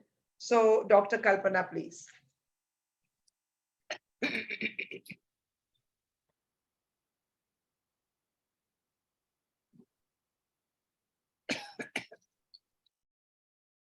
Good evening, everyone. First of all, I would like to thank the organizers, Lakshmi ma'am, Asha ma'am, and Ramani ma'am for this wonderful opportunity in this wonderful CME on endometriosis. Endometriosis, even now, it remains an enigma. And we all know that the treatment plan varies from patient to patient. And it is universally accepted that in severe endometriosis, IVF is the treatment of choice. But when we have decided for IVF, we encounter various problems, starting from controlled ovarian stimulation and even during pregnancy. When we are planning for IVF, during controlled ovarian stimulation, we encounter many a times poor ovarian response, probably due to... Dr. Kalpana, your slides are not seen. Not seen or not moving, ma'am? Not, your introduction is only there on the yeah, I have not moved my slide. Yeah. Not moving at all. Yes, yes. Poor ovarian response could be due to poor ovarian reserve, which could be due to previous surgeries or due to damage by disease itself. So the oocyte quality is also compromised, and also there is an abnormality in the endometrial receptivity also. And even during pregnancy, the complications are there unique to endometrioma. There is an increase in cyst size in 1/3 of endometrioma, and sometimes cyst rupture, rarely. And even after pregnancy, there is a small risk of malignancy in a patient with endometrioma. So endometrioma is a disease of controversies and complications. And now let me stick on to the topic, the complications related to oocyte retrieval.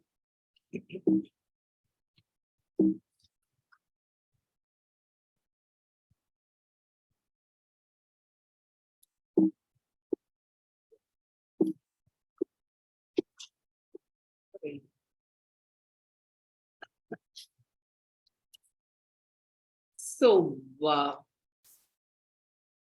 when we look into the basics, the incidence is 5% in general population, but in infertile population, it is almost 50%. And it is universally accepted and commonly diagnosed by ultrasound, which has got a sensitivity and specificity of almost 95%.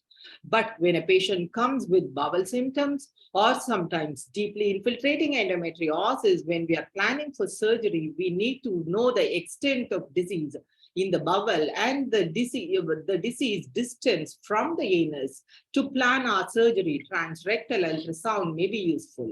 But in patients with bowel endometriosis and bladder endometriosis, the MRI may help. Laparoscopy is ultimately needed as a diagnostic and therapeutic tool, but ASHRAE guideline has concluded that histopathological examination of endometriosis is not really needed. Even empirical treatment when you suspect endometriosis can be planned. So in infertility, the fecundity rate of normal couple is almost 20%, and in endometriosis, it is significantly reduced to 1%. So we have various modalities to improve the fecundity rate, IUI, IVF, and FOGSI. So we all know that IVF is really needed in a patient who has got severe endometriosis and elderly patient more than 35 years and patients who had failed in few cycles of IUI. And obviously, when a patient has got male factor or tubal factor, IVF is really needed in these patients. The greatest dilemma is when a patient with endometrioma had been planned for ART, should we go for surgery before ART, or we can directly go for ART? This is a RCT published in 2015 concluded that when we are planning for a surgery, there is reduction in ovarian reserve, AMH is reduced, ovarian response is halved. Even in expert hands, we tend to be very careful when we do surgery for endometriosis, identifying the correct plane and reducing the bleeding. So thermal energy is minimally used, and even more careful when we are reaching the hilum where most of the primordial follicles are located. But even in expert hands, it has been documented that in operated ovaries, the ovarian reserve is reduced and spontaneous ovulation is reduced. So it has been concluded by ASHRAE and ASRM that small endometrioma, asymptomatic, need not be removed. When we are planning with endometrioma for IVF, what are the difficulties we can have? In 2017, the author concluded that presence of endometrioma can reduce ovarian response because of space occupying lesion. And 2015, another RCT concluded that there is an increased risk of pelvic infection. In 2009, it has been concluded that pregnancy outcome may be affected. In 2007, the paper concluded there is a risk of missing occult malignancy. So, but the overall magnitude of this risk is modest. It doesn't justify that surgery should be done before IVF. The protocol had been discussed, and antagonist is equally effective compared to other protocols. And coming to oocyte retrieval, when we are planning for oocyte retrieval, it is quite obvious, and we get less number of oocytes during oocyte retrieval, probably because of reduced ovarian reserve, which could be due to previous repeated surgery or damage of the follicle because of the disease nature. And many a times it is technically difficult to reach all the follicles, because if we have huge endometrioma in the front and we have many follicles sitting behind the endometrioma, it is really difficult to reach the follicles. So because of technical difficulty also, we get less number of oocytes during oocyte retrieval. So oocyte retrieval is more complicated in women with ovarian endometrioma, and we have unique complications in endometriosis. Let us see the complications one by one. First and foremost is transfixation is quite common in operated women. Transfixation is defined when we go through the endometriotic cyst without intentionally, without aspirating the content to reach the follicle which are sitting behind the endometrioma to aspirate those follicles. So this is quite common in endometriosis. Accidental aspiration is presence of endometriotic fluid in the aspirated fluid. It is not intentionally done, but it is accidentally done. And it has been concluded in RCT, published in 2022, recent paper, that follicular fluid contamination is almost 5 to 15%. If there is an evidence of follicular contamination, it has been proved that blastocyst development is significantly reduced, and so pregnancy rate is also significantly reduced. So complete aspiration is defined as that when we can aspirate almost all the dominant follicles more than 11 millimeters, it is considered as complete aspiration.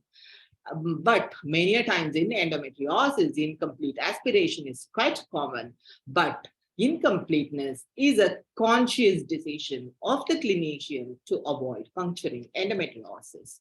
So incomplete aspiration is fourfold higher in endometriotic patient. This is a recent study, 2022, published. The incidence of transfixation in endometriosis is almost 15%. Accidental contamination is also again 15%. Incomplete oocyte retrieval is almost 4%. So obviously, there is significant difference in the rate of oocytes retrieved per follicle. When we think about unilateral endometrioma, studies had concluded that there is significantly lower ratio of oocytes retrieved in the affected gonad compared to normal gonad. And incompleteness is the conscious decision of the clinician. So do we have increasing complication depending upon the size of the cyst? The conclusion from RCT is no difference in technical difficulty at the time of oocyte retrieval according to dimension of the cyst, but at the same time, transfixation and contamination is higher if the patient has got larger cyst.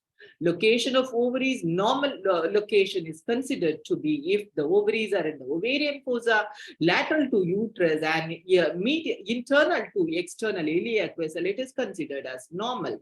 Other locations are considered as subnormal locations. So the studies had concluded that there is no difference in the incidence of dislocated ovaries, and difficult oocyte retrieval is not significantly increased in patients with endometriosis. So many a times we tend to avoid endometrioma puncture to prevent infection, rupture, or damage of the collected oocytes. Ovarian abscess, if we carefully follow the patient with antibiotics, and cyst rupture can be avoided by experience. So retrieval was not technically difficult when compared to other patients. Pelvic infection, cyst rupture are quite rare if we follow the patient very carefully. And the beauty of endometriosis is ultimate pregnancy rate is almost similar, and no difference in pregnancy rate between females with or without complete aspiration, and no difference in live birth rate had been documented. So once the retrieval is over, we all know that fertilization rate is significantly reduced in these patients. So number of oocytes can be improved with the improved stimulation and proper oocyte retrieval techniques. And so we do get a reasonably good number of oocytes, and the reduced fertilization rate can be compensated with HC. So oocyte retrieval in ovarian endometrioma is more problematic. Magnitude of these increased difficulty is modest. Presence of these cysts does not appear to represent a clinically significant obstacle. To conclude, oocyte retrieval in women with endometrioma is more challenging because of the generally accepted assumption that puncture of these cysts should be avoided. The magnitude of these increased difficulties is, however, modest. Overall, the presence of these cysts does not appear to represent a clinically significant obstacle. Thank you. So much. And now in short, we can have few questions. Let's have the another talk first. Yeah. One more is there. And that is Malignancy in Endometriosis by Dr. Sharmeen Abbasi, Bangladesh. So, and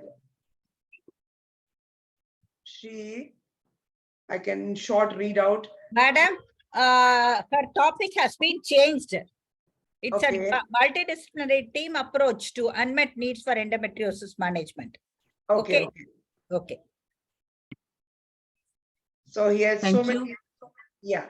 Welcome, doctor. Thank you, Geeta madam, for the introduction, and very much thank you to the FOGSI and ICOG for giving me this opportunity. And my always respect and gratitude to Dr. Ramani Devi madam, because madam is a very good friend of Bangladesh and all of you. Last time madam also came in our country to give a talk which is explained about the infertility and the endometriosis link, and that was very much nice talk. So I'm now in the Toronto, and from Toronto, I'm just talking in the early morning, and it's very much nice to see all of you. And I will talk in a little bit different topic, because all of we are overloaded to hear about the clinical aspect of endometriosis and adenomyosis. But I am linked with the World Endometriosis Society and Asian Society of Endometriosis and Adenomyosis.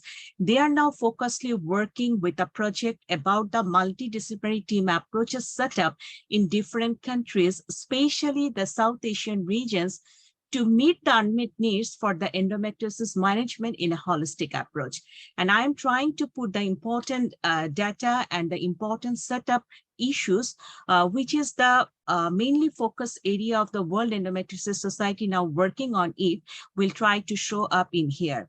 All of we know about the endometriosis, but the fate of endometriosis is important to know about, because all of we know that 25% endometriosis is regress. But when 25% remains static and 50% deteriorated, for this big group of the patient, we need a long follow-up, long management approaches, and long-term support for the management of this sort of the issue. And the incidence of the endometriosis is increasing day by day. The WHO recently suggests that it's like a pandemic or epidemic areas for the many countries where the incidence of the endometriosis is increasing day by day, and still in the Asian countries who are always struggling with increased incidence of this sort of the issue. At the same time, there is a paradigmatic pointers towards the future research on endometriosis. Dr. Sharmeen, could you please make it full screen? Full screen. Yes, madam. Thank you, make madam. it full screen. Yeah, that's fine. Yeah. Thank you. Sorry. And there is a comprehensive screen critical important, and there is a pointers that future research study necessary to address the integrative and translation aspects of the pathophysiology basis of endometriosis that link to the stress, that link to the associated pain, infertility, and comorbidity. And when we analysis for the risk management, which patients are on risk, there is also shifting of the thinking, because all of we are now mainly focused on the genetical study in many countries, because 6.9% rate in first degree relative, there is an influence of the liability and multifactorial genetic predisposition are linked with the endometriosis. At the same time, many Asian countries and many countries that involve with the Asian Society and World Endometriosis Society, they are doing the research on neonatal uterine bleeding, which has been exposed to explain the endometriosis identified in pre-menarche girl and retrograde bleeding in the month prior to menarche in girl on peritoneal dialysis. They are found to be a high incidence regarding the happening of the endometriosis in later period of the life. So after the delivery of a female girl, the first 15 days, if we get any neonatal uterine bleeding, she is in high risk of developing adolescent endometriosis as early as in her life. At the same time, the Mullerian abnormality, which are linked with the abnormal deposition of the endometriosis in different area of the body. So there is a main problem is the considering the difficulty for the diagnosis and also for the treatment, because there's a lack of the specific symptom, poorly understood pathogenesis, limited therapeutic options, and lack of predictability regarding the progression or regression. At the same time, disease and its treatment may have profound to end of the fertility problem and strongly associated with the psychological makeup of the individual. There are many clinical presentation or symptoms, but the main challenging area is delay of over 8 to 12 years, with 65% of the women who are struggling with endometriosis. At the same time, almost 50% with endometriosis initially misdiagnosed and having to see 5 or more doctors before a correct diagnosis is made. So it's a big challenging issue for the women who were suffering with endometriosis any age. At the same time, the multi-system comorbidities that have an overlapping pain condition and the chronic pain condition that also mimic the diagnosis of the endometriosis. So when we are talking about the pathogenesis, pathophysiology, symptoms, or the treatment attitude, we never forget the beyond the disease, the understanding the impact on life potential, because the impact of endometriosis on specific area, the quality of the life, psychosocial well-being, influence of endometriosis on life domain. At the same time, it hampered the personal relationship, social life, educational attainment, and as a whole, the employment and the career. So although endometriosis is considered a high burden all over the world, a population-based study demonstrated significantly worsened report of the quality of the life with endometriosis that compared to the unaffected peer.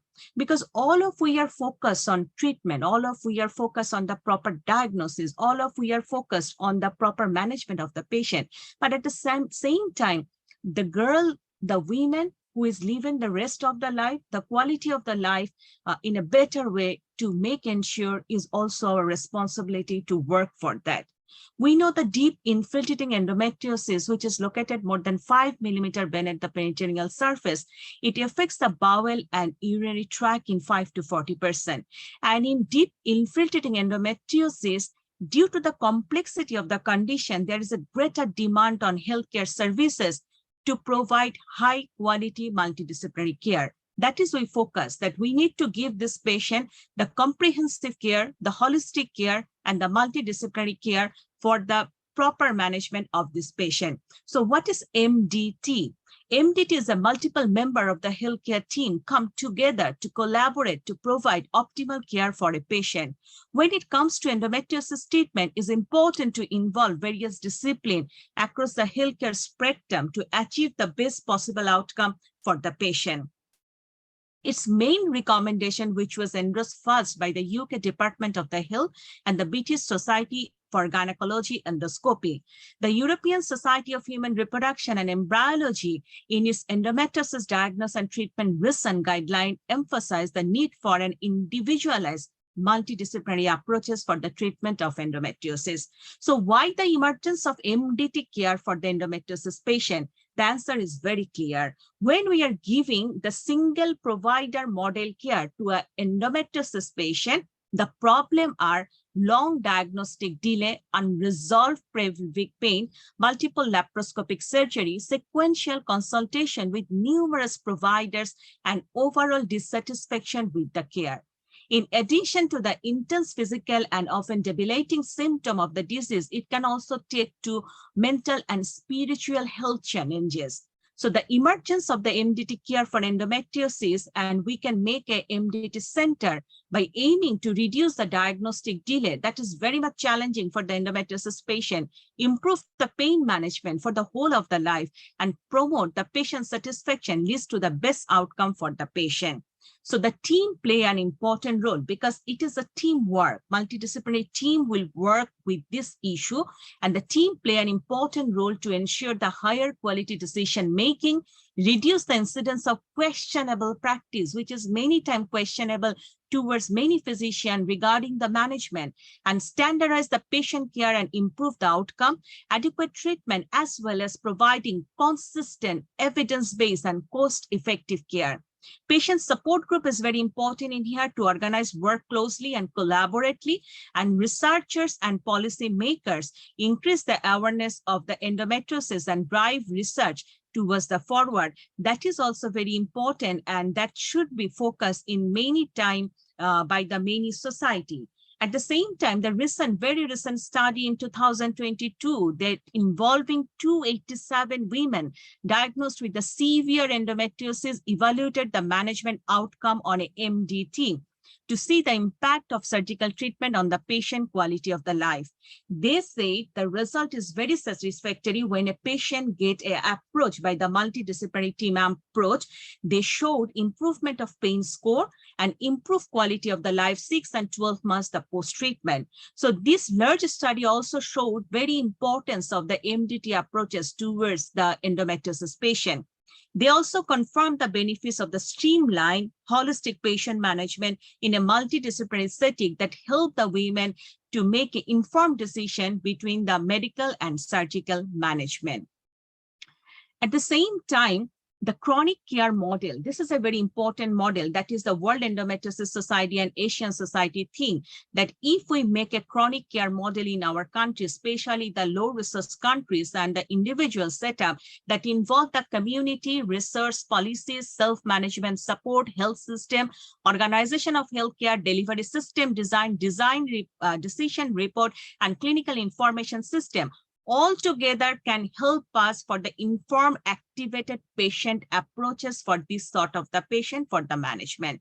So the following are the component and some of the experts that work together holistically for the management of the endometriosis patient. The important position is the endometriosis surgeon, the gynecologist, because all of we know that the regular obstetricians and gynecologists actually who are working on this expertise will be the helpful for the patient. It's important to choose a surgeon who is familiar to ensure all lesion that is removed, because a surgeon who know about the endometriosis proper way, by seeing the lesions, she can or he can manage the patient in perfect way. At the same time, the laparoscopic attitude towards the patient to complete all the lesions removal is very mandatory for the patient, and categorization of the patient about the ovarian endometriosis, deep infiltrating endometriosis, peritoneal endometriosis, or there is a pouch of Douglas obliteration, bowel endometriosis, adhesion.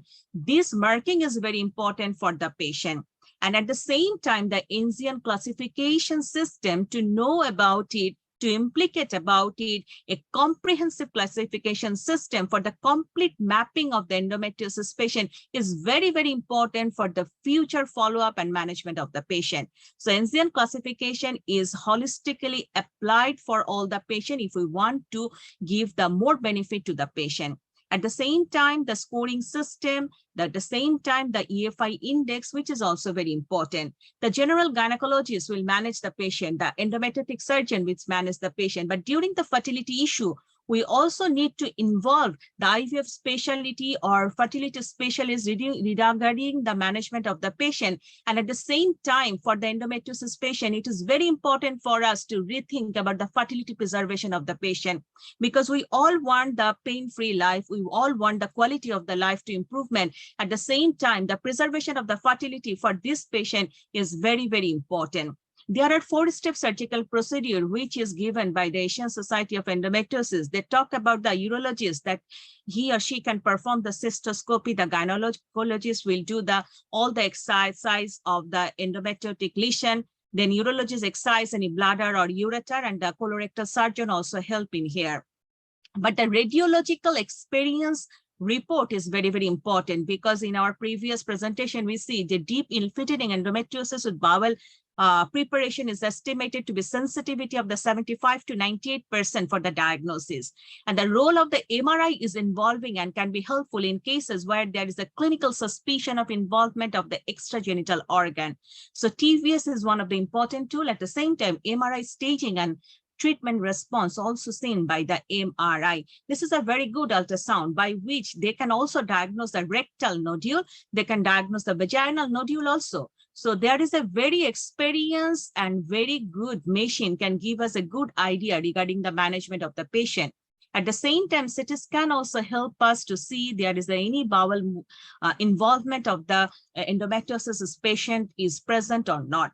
At the same time, the multidisciplinary team approaches, we need to involve the colorectal surgeon, because if the endometriosis affect the bowel, surgical excision may be necessary to remove the lesion. Surgical treatments such as full thickness disc excision or bowel resection or rectal shaving should only be performed by an experienced colorectal surgeon. The physician will participate in the care from the diagnosis workup to follow-up of the patient.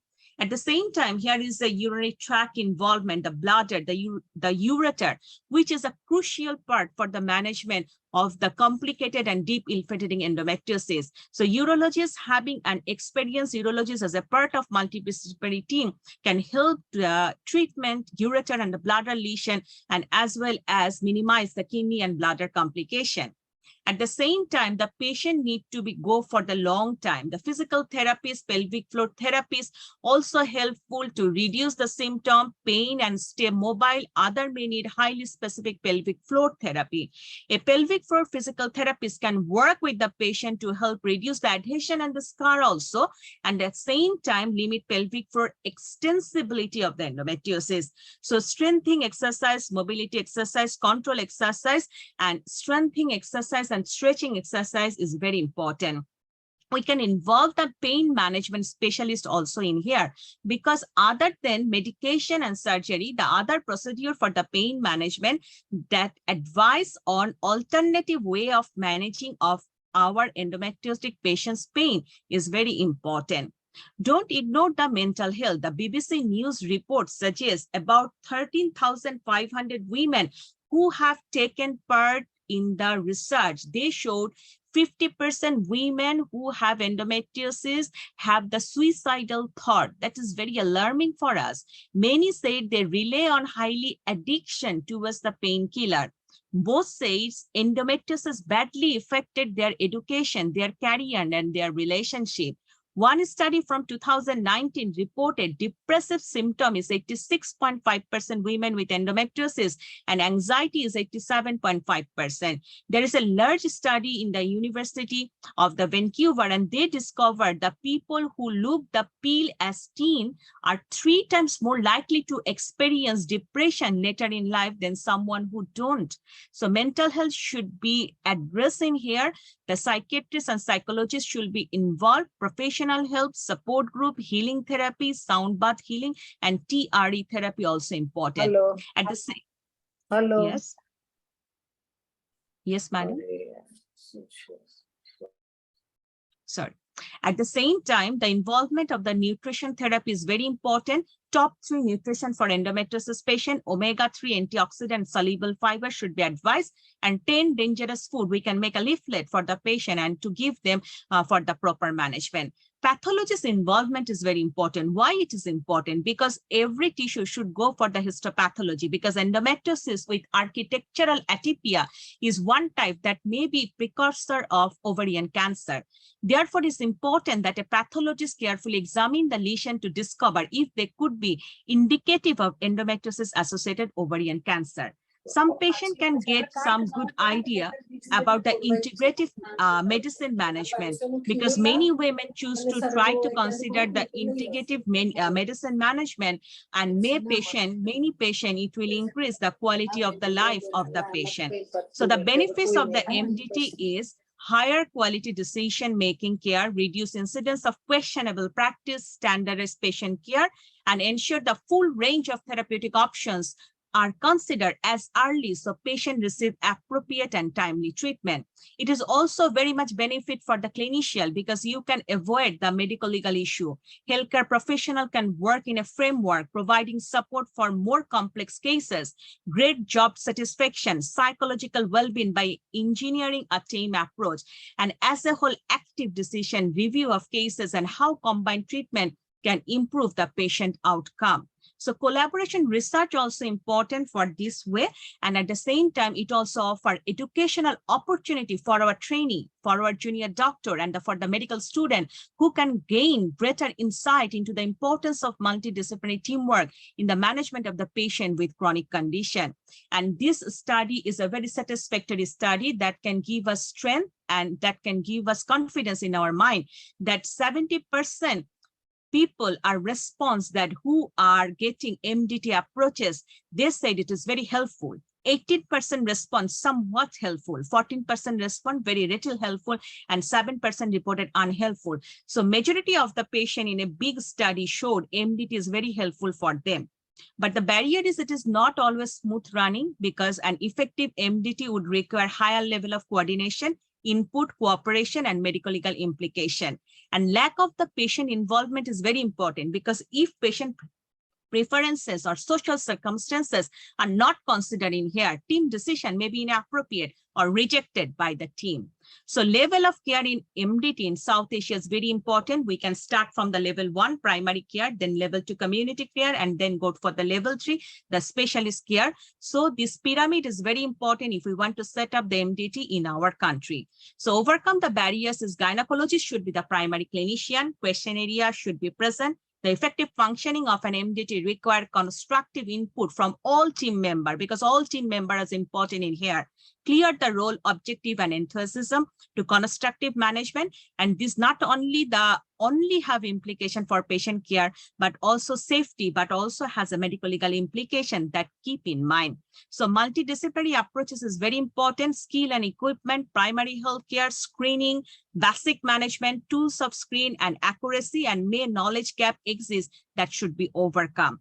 And early referral to a tertiary care that should be ensured. Appropriate skill, expert exists to make the correct diagnosis and implement effective management of endometriosis, which significantly reduce the time to diagnosis and cost.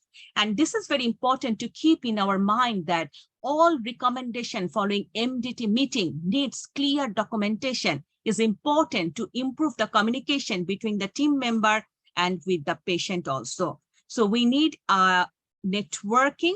We need a networking from the grassroots level, national plan, empower the women, and community level understand. WHO also responds in here because stimulate and support the adoption of the effective policy, especially in low resource and middle income country, advocating for increasing awareness and collaboration to support the collaborative work. And we need a global collaboration, not only for management of the patient. We need the global collaboration for the effective prevention, early diagnosis, improve management of the disease, prevent the disease progression and organ damage, preserve the fertility, and setting the realistic expectation scale. So I'm just near the end of my presentation. I want to see a big study in 2022 by the Society for Women's Health Research. They showed the team underscored the importance of comprehensive and interdisciplinary approaches to the disease. So endometriosis still underscored disease in many countries. Despite its significant burden on women, their family, and the society as a whole, endometriosis is underfunded still. Endometriosis is under-researched and greatly limiting the understanding of the disease and slowing much-needed innovation in diagnosis and treatment option. So shifting towards a patient-centric, multidisciplinary approach that focus on the patient as a whole rather than one symptom at a time. Center of excellence is very, very important for the holistic management, where all care in one place is a prime example of how to implement comprehensive treatment strategies that address the diverse need of each patient, including the quality of the life issue. A formalized multidisciplinary prospective and preoperative workup and surgical treatment is an endometriosis referral center is necessary. So rethink about endometriosis care, applying the chronic care model via a multidisciplinary program for the care of women with endometriosis. In future, research should focus on the correct to MDT on patients' long-term outcome, cost effectiveness, and perception among clinicians. So let's work together to set the MDT in our individual setup and ensure holistic management approaches for the highest betterment of patients with endometriosis to give her a pain-free life. So thank you very much. Thank you so much. Such an excellent talk by Shamin, and rightly said, and very beautiful take-home message that it should be a patient-centric and multi-MDT approaches. Beautiful. So I think we are short of time, and the panel is still there. And if there are few questions we can take up, or otherwise we are ready with the panel. Yeah, panel, they will answer all the questions. So let's start with the panel discussion, and Asha, just inquire with Anu when she would like to deliver her lecture. Anu Chawla. Has she logged in?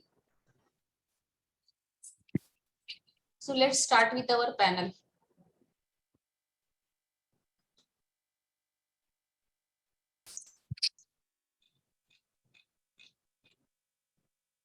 I can already see Asha. Yeah. Asha FOGSI is here. Asha Rao, please invite the moderators and experts and panelists to start the panel. Komal, Asha Rao ko unmute karo. Yes, ma'am.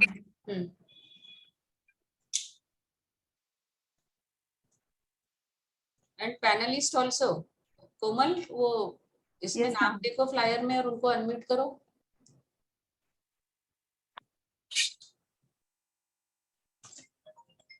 Done, ma'am. Asha FOGSI, is she here? Yeah, Hi, she was Asha. there. Yeah, she is very well there. Unmute, Dr. Asha. Unmute yourself. Anu Chawla is logging in. Yeah, she is very much there. She called me just now. Let's finish her talk. Komal, Dr. Anu Chawla ko unmute karo. Yeah, that's better to finish Anu Chawla's talk. Yeah. Let her finish her talk and then immediately we will start with the panel. Yeah.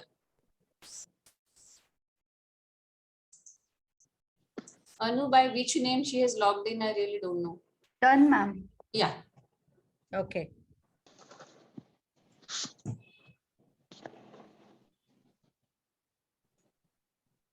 Can't see you, Anu.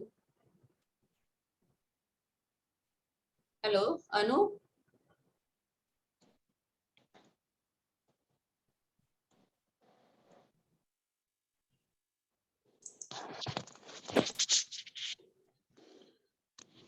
Komal, doctor Anu Chawla दिखी तुमको? Unmute किया? हाँ ma'am, मैंने उनको post भी किया था but अभी वो दिख नहीं रहे हैं.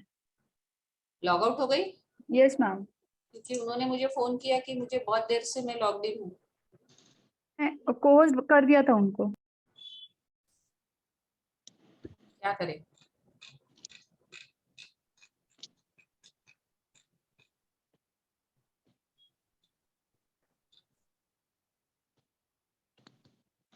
अरे डॉक्टर आशा बख्शी को अनम्यूट करो. कोमल, अटेंटिव रहो. ये लोग है ना लॉग आउट हो जाते हैं तो फिर से तुमको ये करना है.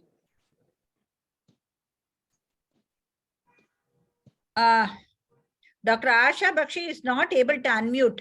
That is what I am done, ma'am. Done, ma'am. Okay, okay, okay. Ramni, can you see Anu Chawla? Otherwise, then we will start with the panel. I am not able to see her. Because she called me that I am very much here. I'll call her. Because my call is not going.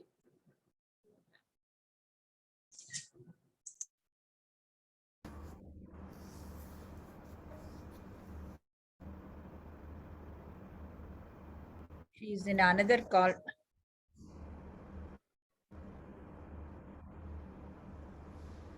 You're Asha joining. madam? Yeah, join quickly. Join quickly. Ma'am, Yeah. she is here. Okay. Ma'am, Anu ma'am is here. Okay. Anu has joined. Yes. Okay. Madam. Yeah, I'm here. It's all this. Anu, please start your screen share.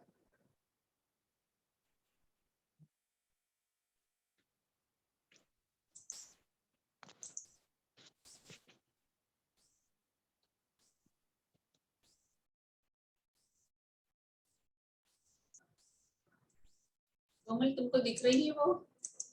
हाँ ma'am, मैंने उनको course भी कर दिया है. So she said she joined in another name because she got logged out, and again she has joined in another name. She's very much there, she said. So by which name she has logged in? At least she can put in the chat box. Hi, Anu Chawla, where are you? Just put in the chat box by which name you have logged in so that we can unmute you.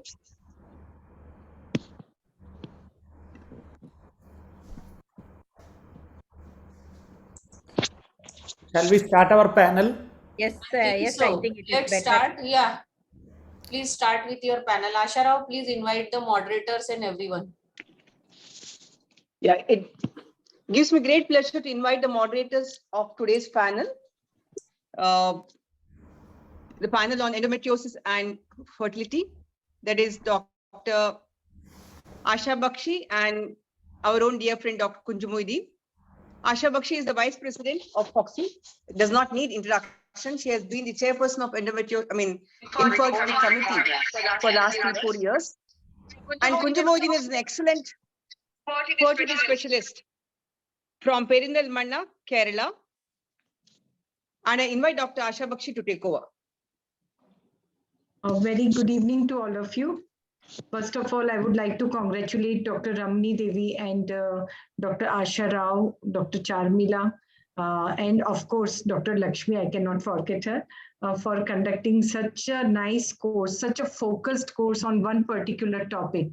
And I've been hearing all the talks and they are excellent. So now we are going to conduct a panel discussion, me and Dr. Kunju Moideen, endometriosis and infertility. And the panelists today are Dr. Venugopal, he's from ARMC IVF Thrissur. Then Dr. Umayal Murugesan from Tambaram, Dr. Jyoti Budi from Hyderabad. She's a very active infertility practitioner with lots of centers. Dr. Divya Shri, Dr. Lakshmi, again, Lakshmi Chiru Manila, or again, a very bright infertility specialist from Hyderabad. Dr. Apurva Kumar Datta, a very active FOGSI member, young FOGSian. So welcome all, and let's start our panel discussion. Kunju, can you take over, please? Yeah.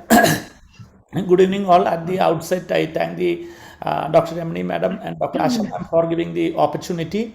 And today we'll be discussing on endometriosis and infertility.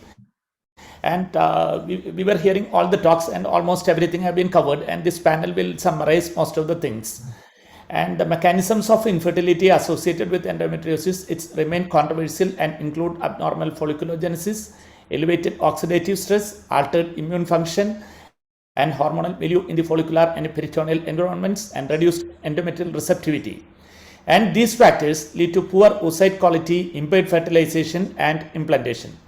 There are a lot of mechanisms which can be resulting in distorted pelvic anatomy, altered pelvic function, and the altered hormonal and cell-mediated immune mechanisms, endocrine and ovulatory abnormalities, resulting in a lot of factors affecting the oocyte quality and the luteal phase, and impaired implantation, oocyte and embryo quality, abnormal uterotubal transport, and so on. Right from the beginning of the oocyte genesis till the implantation, it can affect a lot of the aspects of the endometrial, a lot of aspects of the reproduction. So we will quickly go to the case discussion. I would like to present a case, 21 years aged, and she's a B.Pharm student, presented with primary infertility, married for just 16 months, regular cycles, severe dysmenorrhea, and male factor is normal. And she has history of laparoscopic ovarian cystectomy at the age of 17 years for bilateral ovarian cyst with acute abdominal pain. That was before she was getting married. On the histopathology report only was available, that was the bilateral endometrioma excision, but there were no operative reports available. Now presently, the ultrasound was showing bilateral endometrioma, right ovary 3 cm, left ovary 7 cm bilocular. These are the cyst size. She has persistent dysmenorrhea. What should be the next step? She already had an operation done. Now she is very symptomatic. She wants to become pregnant as well, and severely symptomatic as well. So both situations existing together. What should we do next? So We can ask Umayal, Dr. Umayal. Dr. Uma. Yeah. So actually for these people, like we have to investigate them as a couple, because infertility means like we need to examine the male factor also while we are going to treat the female partner. Investigated and male factor is normal. Okay, then we are going to investigate the female as well, look out for her AMH level, and then probably put her on few cycles of hormonal pills, and then follow her up for further treatment. He wants to conceive. Do you really want to put her on hormonal pills? She's only 20. We have to check her AMH scoring, madam. If it is good, then we can try to regress the cyst with. So you would like to do transvaginal sonography yourself also to check the enteral follicle count, to check the accessibility of how is the chocolate cyst, where it is. Is it not so? Yeah, initially probably I will be doing the examination, madam, because she's only 21 years and married 16 months, and I will be just based upon the investigative report, I will try to take the case forward, madam. Yeah, would you like to go for fast forward treatment, or you'll just keep on treating her with medical treatment? So following the medical treatment of maybe 3 to 4 cycles, I would like to start her on infertility management, depending upon the thing. Jyoti Budi, how you are going to proceed? Jyoti? Dr. Jyoti Budi, is she there? I think Kunju, you go ahead. What you want to comment? Except for the disease symptomatic relief, does this medical therapies do any good for this particular patient? Dr. Venu, would you like to add something? No, I think there are some concepts one gets very clear in this type of case. First is in a woman seeking infertility treatment, medical management will have no role. So that's an open and shut case. Second thing is I'll analyze this patient as a patient who's had surgery on the ovaries once, most likely for endometriosis, having a recurrence in endometriosis. In spite of the fact that she has dysmenorrhea, I think that is, I would not, means the options are either to go ahead with, some kind of another repeat surgery, or to go ahead with some advanced treatment. Considering that, previous surgery would have decreased her AMH, definitely, considering she has cystectomy, she's got a recurrence, I will go in favor. I will convince her or try and counsel her for IVF as first option and surgery as second option. And totally agree, because I think this is what you have to keep in mind. She has undergone surgery once, and again, you're not going to waste your time to giving the medication. Rather, you would actively treat her. So fast track treatment is very important in such cases. I just want to add one more thing, ma'am. This is very important why Venu sir has just told. But what the ma'am has already told, because she is very young, and patient are always insisting us, please give some medical treatment, and they don't want to go off IVF directly. But it is really a clear and shut down case. In these cases, we have to go the patient for the IVF first, because absolutely correctly, first the already operation has done, and her AMH level might has gone decreased. So even if suppose that we have to go for the surgery, first we have to induce, because many of patients are doing like ovulation induction, take the ovum and take it, preserve it, then do a surgery, and then again go for the IVF FOGSI. That is one thing which I think it should be. No, most importantly, madam, to just, if you permit to add a point, that many cases we see that, the patients fall into this trap that you do medical treatment, the size of the cyst will decrease, and then we will do some treatment and all that. That has been by and large proven to be a waste of time. So I think that message has to go down very clear. Nothing will happen as for this symptomatic patient. So would you straight away go for IVF, or would you consider IUI also in such patients? The problem. Asha ma'am, can I add? Yes, Divyashri. Yeah, please. Yeah, Dr. Divyashri this side. In this particular case, if as we can see on scan, both the ovaries are involved, that is, it is bilateral endometrioma. Whenever it is bilateral endometrioma, the case straight away goes to stage 4 endometriosis. And as we know, stage 4 endometriosis, the treatment option is better an IVF because of its recurrence risk, and also the EFI score is quite poor. So in these cases, it's better to go ahead with an IVF.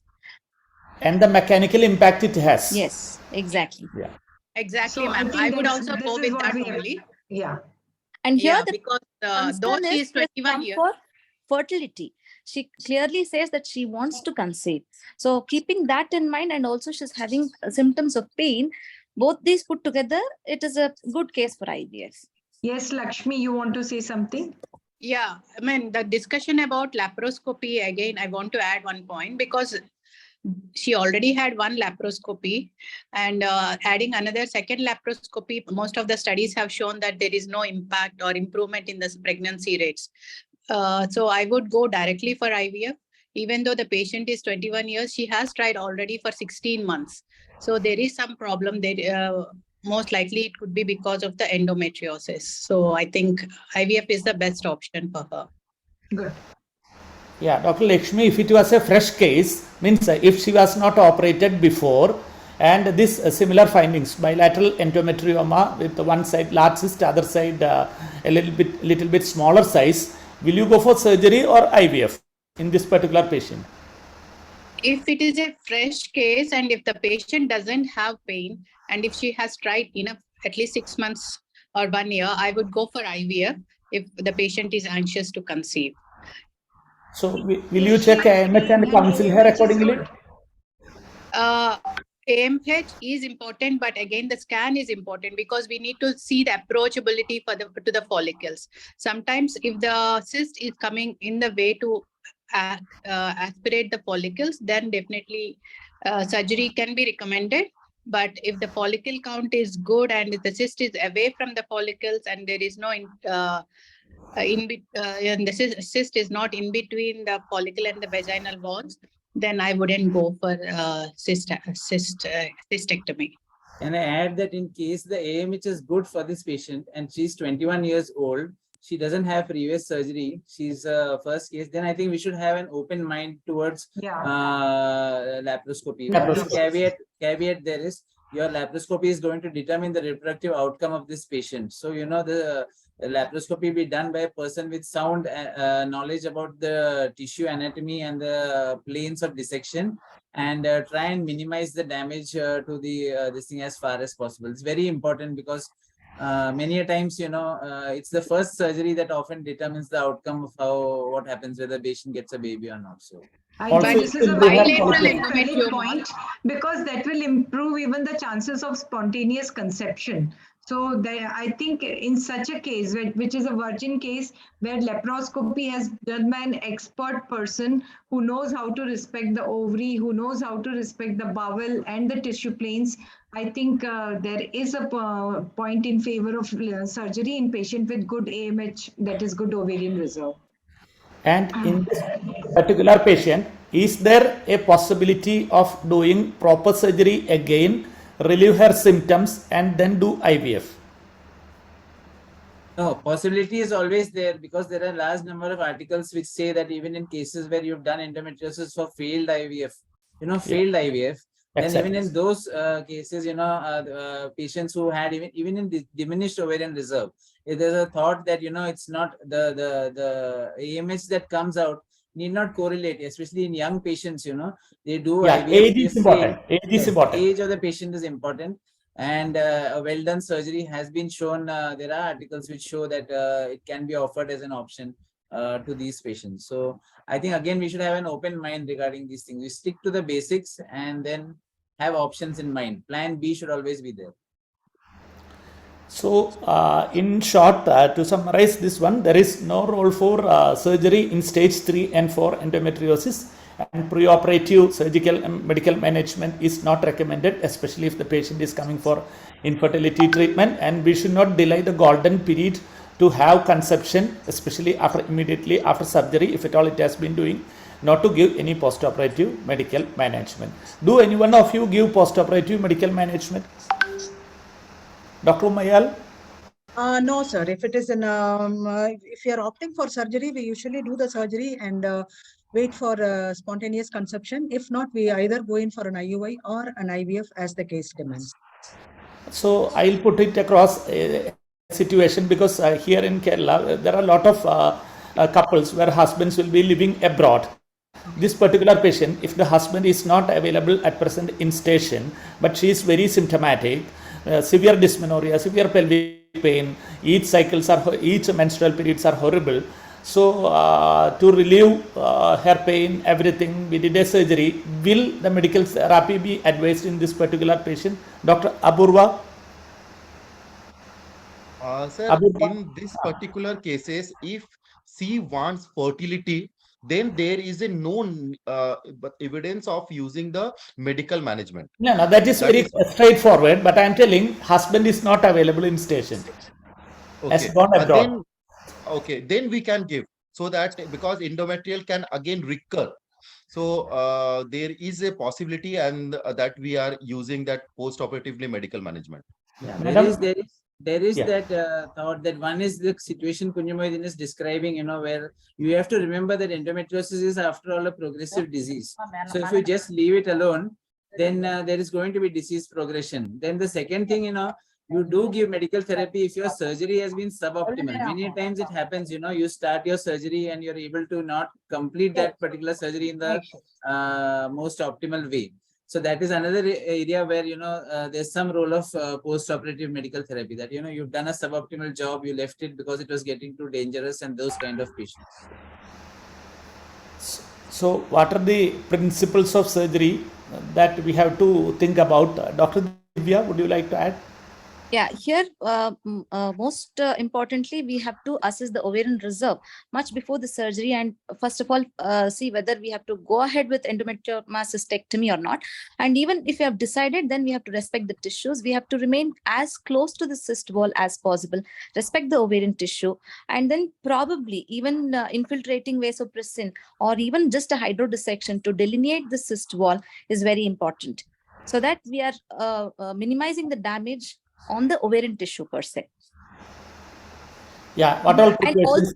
also when you're removing the cyst, the particular donors protocol where you can delineate the cyst wall, and when it is close to the hilum, you have to minimize the injury at the level of hilum, because that is where the hilar vessels enter the ovarian tissue, and that could again compromise the blood supply to the ovary. So you have to be very careful near the hilum. Definitely don't use cautery at the level of hilum and also at the level of ovarian cortex. Another thing when you are using this vasopressin, one thing I would, or hydrodissection, don't infiltrate it very deep, because if you infiltrate it very deep, no, sometimes a thick capsule comes out. So just enough to get the cyst out. Otherwise, a lot of normal tissue also comes out with the cyst wall. So be very careful. So generally for that, what we generally do, we will not inject vasopressin into the ovary, rather that we inject vasopressin into the coronal region of the uterus, so that we can have very avascular dissection, like Madam said, not inadvertently remove a false capsule. Yes. Yeah, and like Divya, doctor, she mentioned, you know, this freelancing with cautery is probably the one which is the most this tendency to achieve hemostasis at any cost, and this freelance with cautery, that is the one I think we have to take a lot of care, because we end up doing then irreversible damage to the small follicles that are there. And also, as gynecologists, we are so skeptical about bleeding. We just try to catch RBCs after RBCs. What I would usually suggest is do the cystectomy on one side, leave the tissue there, go ahead with the rest of the procedure. If it is the cystectomy on the other side, or even pulveting the endometriotic spot, then come and inspect the ovarian tissue. If the bleeding is still there, then probably you could tackle it either with suturing, or you can just leave it. By the time the bleeding would have actually stopped. And don't be obsessed with tiny endometrioma walls, you know, tiny cyst walls. You are trying to peel off small ones where the planes are difficult to define. It's better to leave it alone. It's all right. I think that should be in our mind. So, so this is one small thing which I would like to ask, that can anyone at some point, can saliva test detect endometriosis? There is something which has come new.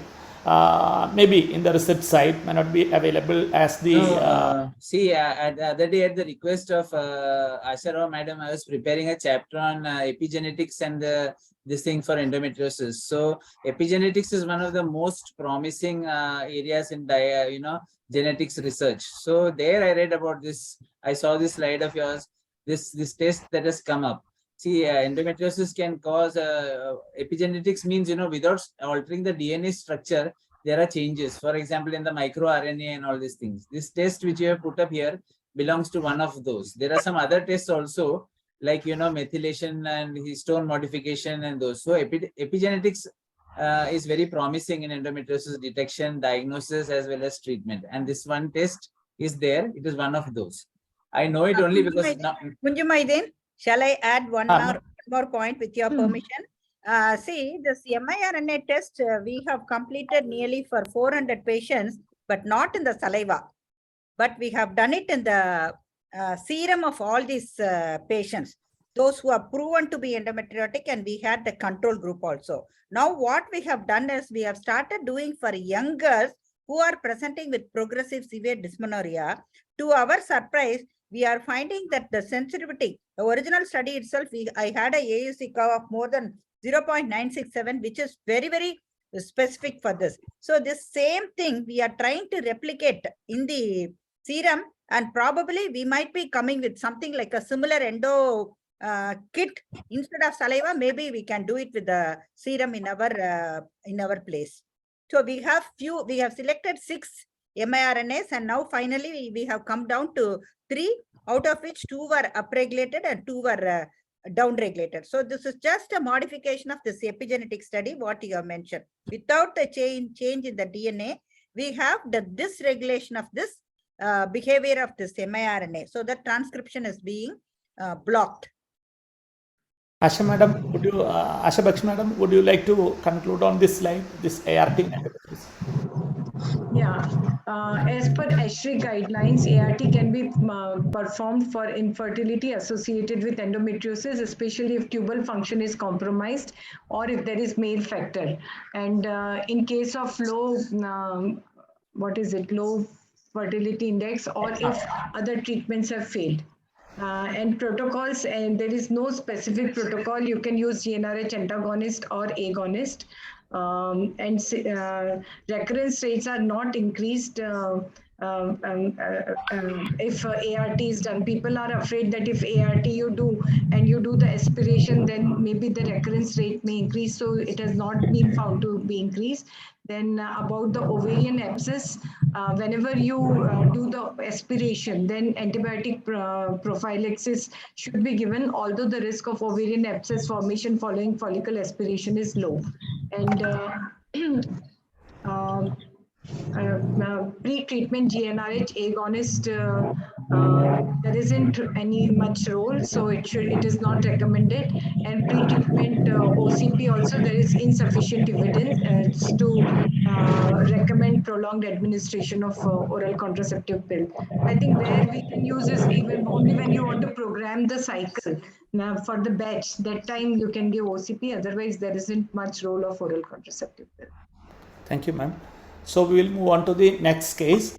38 years, presented with secondary infertility for 7 years, regular cycles, mild dysmenorrhea, previous cesarean, ovarian cystectomy was done during cesarean, which was an endometrioma, dense pelvic adhesion, AMH was 4.6. Now ultrasound, bilateral large endometrioma, on one side it is 10×8, other side it is 11×10. Male factor severe odds, wants to conceive. How to proceed? It's very clear, isn't it? Yes. So in what all situations in endometriosis you refer or you counsel the patients for IVF? I think Uma is set for the answer. So yes, Uma. Yeah, actually this patient is a clear-cut patient because the husband male factor is not very attractive, and since she has got 2 large endometriomas, maybe we should, and her AMH is good. For this patient, I would like to do cystectomy first and then proceed to IVF. ICSI. So Dr. Lakshmi, what protocol you follow in this type of patients? She is a 38-year-old woman with a good AMH value, with good ovarian reserve. So I would go for an antagonist protocol, create embryos, freeze the embryos, and then give downregulation and then transfer. Recent studies have shown that downregulation before embryo transfer in endometriosis patients will improve the success rates. So would you go for frozen embryos, freeze all cycle, or would you do the fresh transfer in these patients? I mean, recent studies have supported the frozen embryo transfer with down regulation, ma'am. So I'll go with the frozen embryo transfer. Always. Yeah, it can also help in patients with adenomyosis also. So it's like we can tackle both endometriosis and adenomyosis with just one. And just because of age, do you want to go for antagonist and then frozen embryo? If the AMH is normal, can we go for long No, protocol? because of the age and high AMH value, because sometimes, you know, if the AMH value is high and if though she is 38, there is a small risk of hyperstimulation. So I don't want to go in the route of GnRH. No, it is not a high AMH, it is a normal AMH, 4.6. For her, it is high. Okay. I think sometimes even long protocol helps, especially in elderly patients, for synchronous development of the follicles also. So in elderly patients, I would rather go for long protocol rather than antagonist protocol. Yeah, if the ovarian reserve is less, then definitely long protocol will help. But here the ovarian reserve is good. But again, having said that, she has endometriomas which are huge in size. So we have to see how accessible the follicles are before we take her up for IVF. And in this particular case specifically, because it is large, very large endometrioma, will the removal of the cyst improve the outcome? We are going for long protocol and then fresh transfer. See, this is I think so, because yes, Manu. No, in this case, see, IVF we have to do, that is 100% certain, no doubt about it. Second thing is what to do with those two cysts that are there. Now, cystectomy, I don't think is a very good option, because, if you are going to go and do a cystectomy, you will remove that much of cyst wall, and that means proportionally that much of follicles will come out, and your results for IVF is directly proportional to the number of oocytes that you get. So you shouldn't do that. Maybe I'll put in a laparoscope and just aspirate the cyst and stimulate this patient. Okay, that's an option for me. Just aspirate and do the stimulation for this patient. Agonist and antagonist, I don't think aspiration means vaginal transvaginal aspiration or laparoscopic? No, laparoscopic aspiration, because it's 10-11 centimeters vaginal aspiration. That's not Yes, Apurva. Yeah, I just have a differ with what Dr. Venu sir has told, because aspiration many times doesn't has much value. So in this case, we can have a option like to get the oocytes, and after that to have a remove those cyst bilaterally and then go for the IVF. Yeah, theoretically what you said is okay. Apurva, theoretically what we are telling is okay, but on practical situations during stimulation, while you are taking the patient for egg pickup, do you come across this cyst in between your follicles and the needle? Yeah, definitely, because this large cyst, they may come up during the taking the oocytes. One more And point even the I quality. want to make, one point I want to make is this patient is elderly patient. So cystectomy will help in getting a histopathological diagnosis also. Because don't forget that sometimes these patients may be mistaken for endometriosis and they may be having malignancy. So malignancy also should be kept in mind. See, the quality of the follicles also, like when there is such a huge endometrioma, the quality of the eggs also will be in question. Yeah, I think the last talk which Dr. Kalpana said, I think she presented some good studies where, if you are going through a cyst, aspirating some cyst material with the follicles, it makes a difference, some kind of difference, and the quality is also different. So I think you have to do something about that cyst. You can't leave it there like that. Absolutely. But yeah, we should not leave the cyst like that. That is absolutely correct. the aspiration is still a little dicey, because what we have to understand is what is the dead space that it is going to leave after cyst aspiration, whether it is transvaginal or laparoscopic. When we do the cyst aspiration, a lot of dead space is left behind, which could still be an item for effect. So here, since she's elderly, much is very good. Cystectomy is a better option, followed by IVF.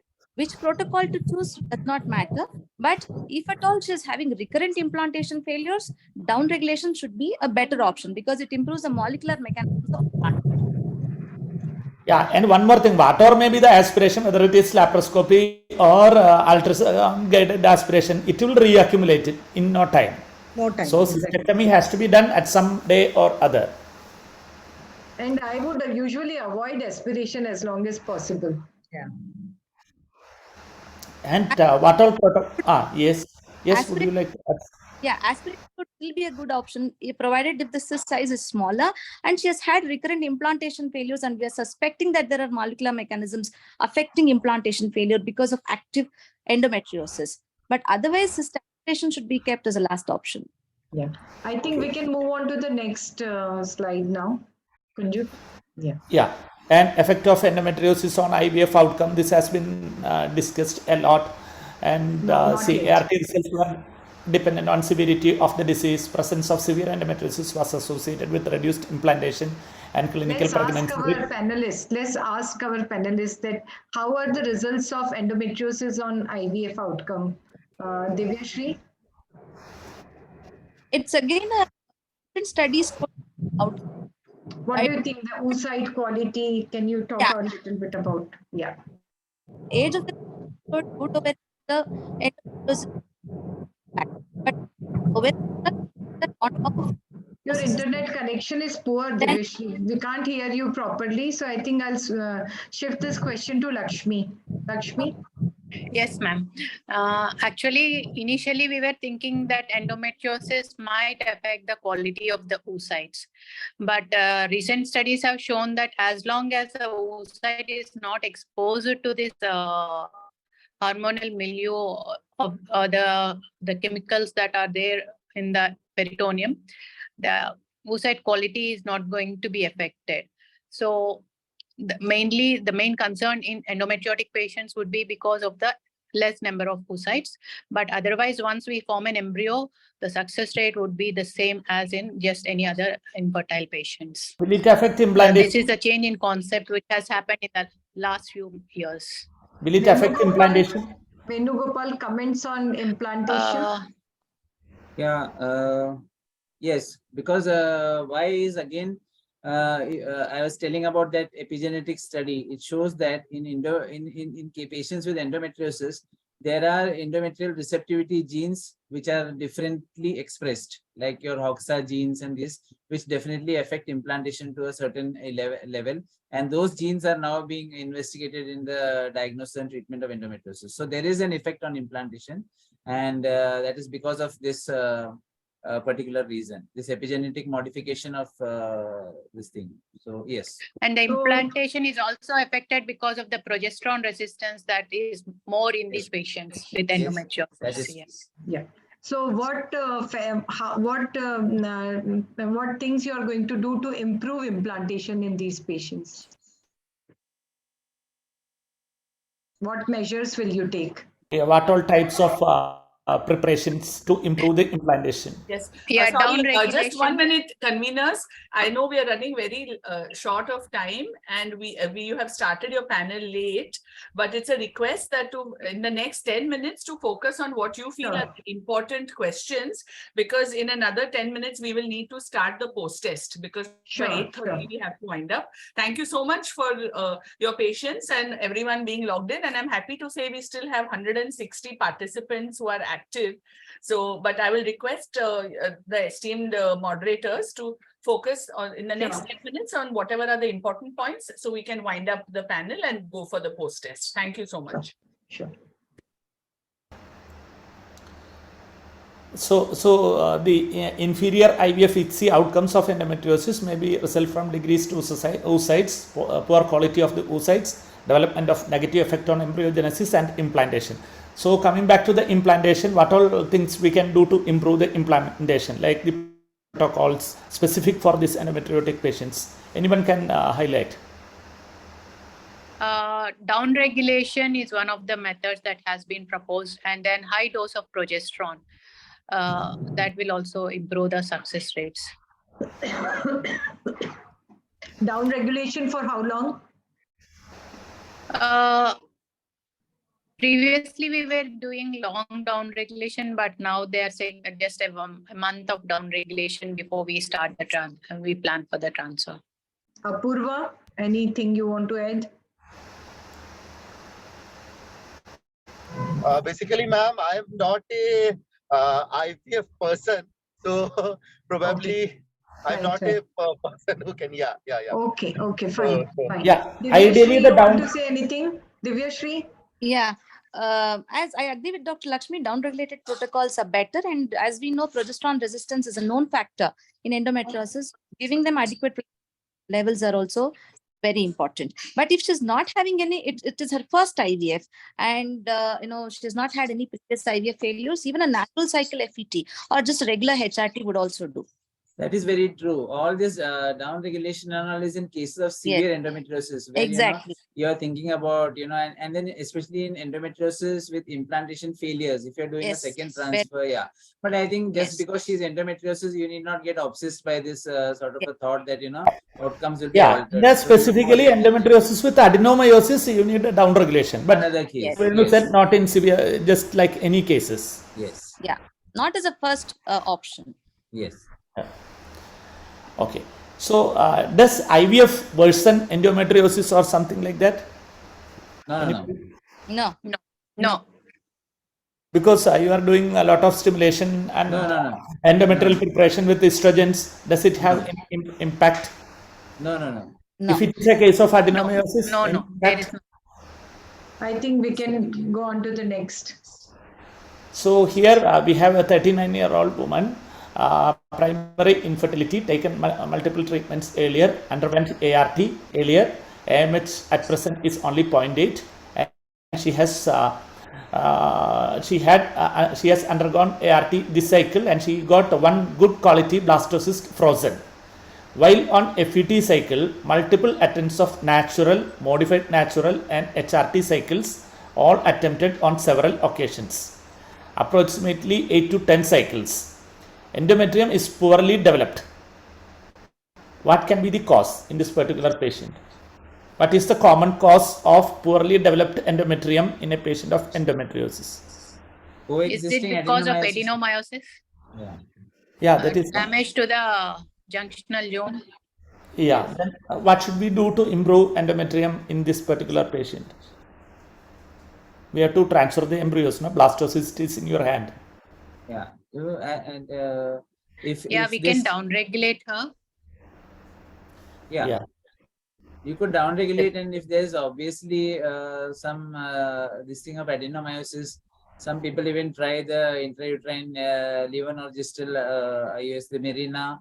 These are the two options that are currently available, down-regulation and that. Before that, for some local things, 7-8, you can try all the hysteroscopy and something like cell therapy, your platelet-rich plasma. These are things you do in unusual situations. What you described on your slide is an unusual situation. So 7 or 8 transfers. So all the ideas you have in your sleeve, you can try on this kind of patients. And she lost Many follow-up. times, what I would like to say that when you do a transvaginal ultrasound, this endobiometrial junction is lost, but the endometrium is still good. So be very careful while you are measuring the endometrium.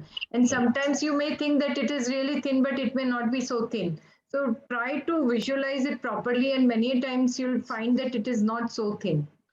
So, madam, we generally do put Mirena for a few months along with the down regulation. Then we remove the Mirena and reassess the uterine volume. Uterine volume used to come down a lot unless if it is a focal adenomyoma, like in this particular situation. After all these things, ultrasound was showing some features of same features of adenomyosis with a mild indentation of the posterior wall. As you all know, the adenomyosis generally affects the posterior wall into the endometrial cavity. Is there any role for surgery in this patient? If you have an adenomyoma, which you can localize, then maybe you could try that. Sometimes you have this adenomyoma, which is bulging, localized. The diffuse adenomyosis, it's I do not see much role in that in my practice. But if sometimes you have these localized adenomyomas, then... If adenomyosis is restricted to the posterior wall? Yeah, in those cases. That's what I said by localized adenomyomas. Yeah, it can be, it may not be per se as a localized adenomyoma, but generally posterior wall is much thickened than the anterior one. And we have done for symptomatic relief. Yeah. There are also some different therapies. For example, in Coimbatore, Dr. Mridabashini, she used to do this high intensity focus ultrasound also for those kind of adenomyomas. So all these things are there. And madam used to describe that they do decrease in volume and this. I don't know. I have not tried. And when can we Most do of the the time, surgery is not a very good idea. So surgery is only to be done for a very localized adenomyoma, which you think is interfering with the implantation. Otherwise, best is to avoid surgery. Because usually this adenomyoma, it grows by replacing the myometrium.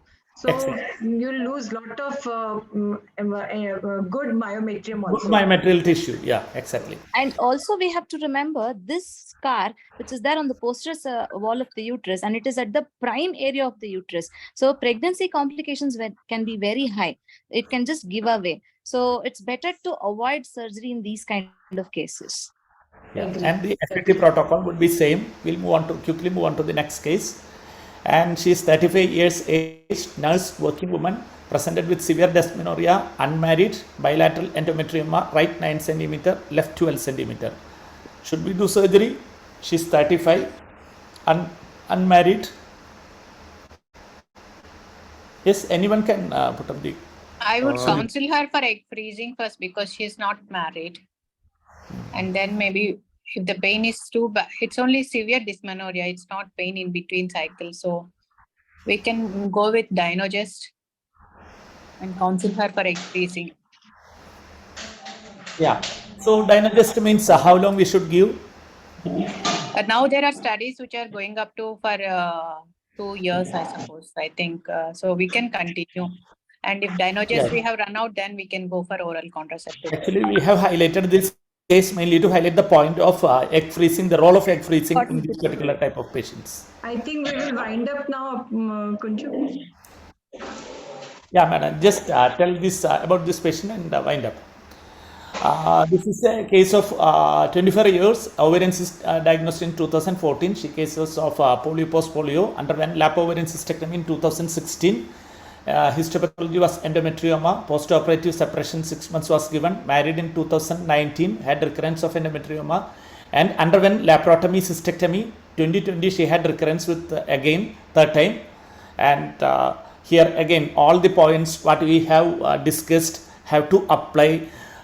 Specifically we have to see these challenges which we can face mainly during the endometrial preparations can be with regard to the hydrosalpinx because of the pelvic adhesions. So I don't want to go into deep questions. Madam, you can conclude. I think you only conclude now. This is a big slide here.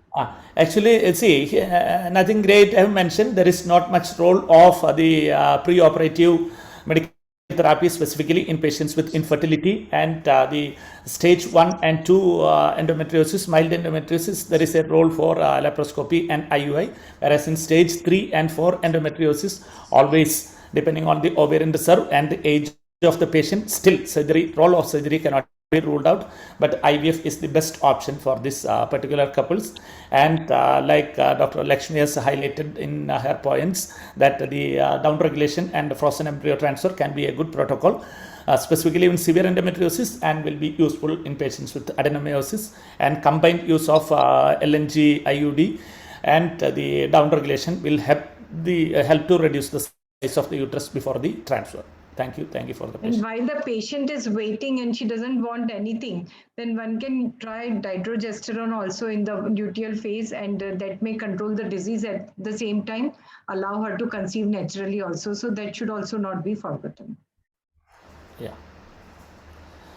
Thank you all the panelists, my moderator. I would like to thank all the panelists, and I would like to thank Dr. Lakshmi and Dr. Ramani and Dr. Asha Rao for giving us this opportunity. And I would like to thank Kunju for making the presentation and being so in such great details. Thank you very much. Yeah. And panelists for that excellent case-based discussion, Dr. Bakshi, Dr. Kunjumuddin, and over to Dr. Lakshmi Srikhande for her concluding remarks before we. Dr. Anu Chawla is waiting. Reena, invite her for her talk. Dr. Anu Chawla has logged in. Okay, Dr. Anu Chawla has logged in, and I think we had already presented her CV. So Anu, welcome, and we would like you to take over and go ahead. You can please share your screen, and thank you for logging in despite the time difference and other issues. Thank you so much, Dr. Reena Wani. Thank you so much, Dr. Lakshmi, Dr. Chamila, Dr. Ramani Devi, Dr. Ashara, Dr. Abha, Dr. Sneha for inviting me. And they say things are destined to happen when the time and the moment comes. So, whatever happens, happens for good, I think. So I will start my presentation now. I'm actually joining on the different device. I will open it on the. Just a minute. Does the tech team have her PowerPoint? So if you would like them to share the screen, they can do it. Have you emailed your PowerPoint to the tech team? I'm just, no, I was not asked to do that. So I've just opened it now. So just 1 second.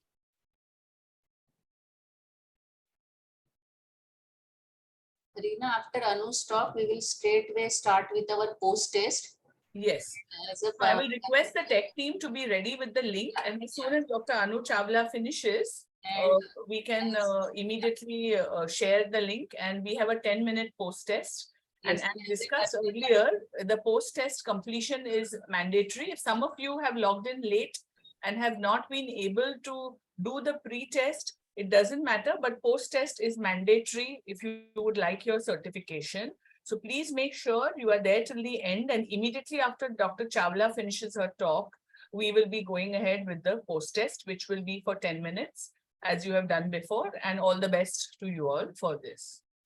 And we don't need your email IDs because we will be posting the link in the chat box. Yeah, Anu, are you ready? Please share your screen.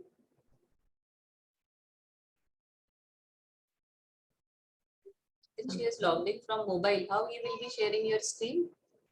Anu? Yeah, so I'm actually not being allowed to share the screen because of that. No, you can. You have been made co-host, Anu. You are co-host. I can see. On the phone, I think. So just 1 second, Dr. Lakshmi. Sorry for that. You can share your screen.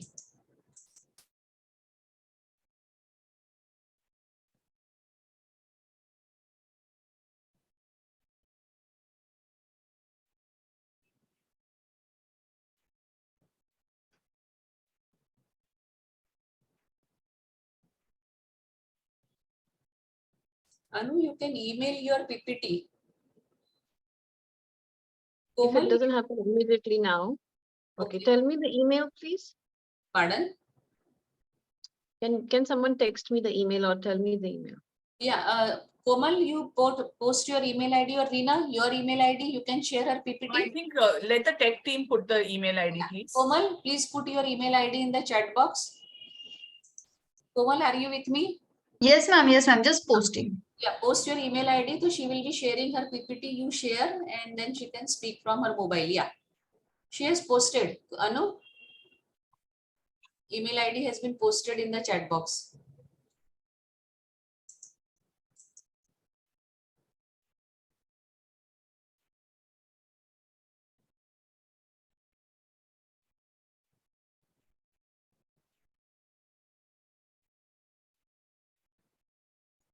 Dear delegates, we really don't need your email ID. The link will be posted in the chat box. You all will have to click on the link and then start answering. Time given will be 10 minutes. And after the post test, Dr. Reena as a convener will quickly go through the correct answers, and then we will wind up and give concluding remarks for this entire course.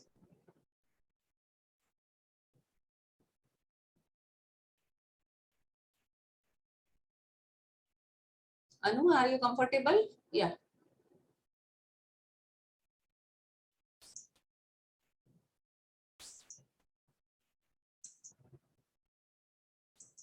कोमल, क्या problem आ रहा है उनको? देखो ma'am अभी तक email पे आया नहीं है. पीपीटी। अच्छा, वो अनम्यूट नहीं कर पा रही है खुद को? मैम को-होस्ट तो है। हाँ, को-होस्ट है, मुझे भी दिख रहा है। अनु, तुम अपनी एंड से अनम्यूट करो। हाँ हाँ, अभी हुआ, but earlier I was not being allowed. Okay, now I'm going to. I'm forwarding it now. I'm sorry to the audience. Really sorry. Take a break. Have a cup of No, I sip of think water. Lakshmi, if it's a technical problem with her mobile, should we just go ahead with the post test now? Yeah, Anu, can you give us? I think I'm actually, and if- Dr. Just give me 2 more seconds. One because just. you know, we are running very late. We can just go ahead with the post test, and if she is able to get it sorted out, we can just have her present afterwards. Yeah, no issues. Anu, have you emailed your PPT to tech team? Yes, just now I did. And if you give me 5 seconds. Yeah. Anu, take your time. No issues. Komal, as soon as you get the PPT on your So I think you must have it got now. Yeah. No, ma'am, didn't receive. हाँ, मिलेगा. Refresh it. Have patience. Just refresh.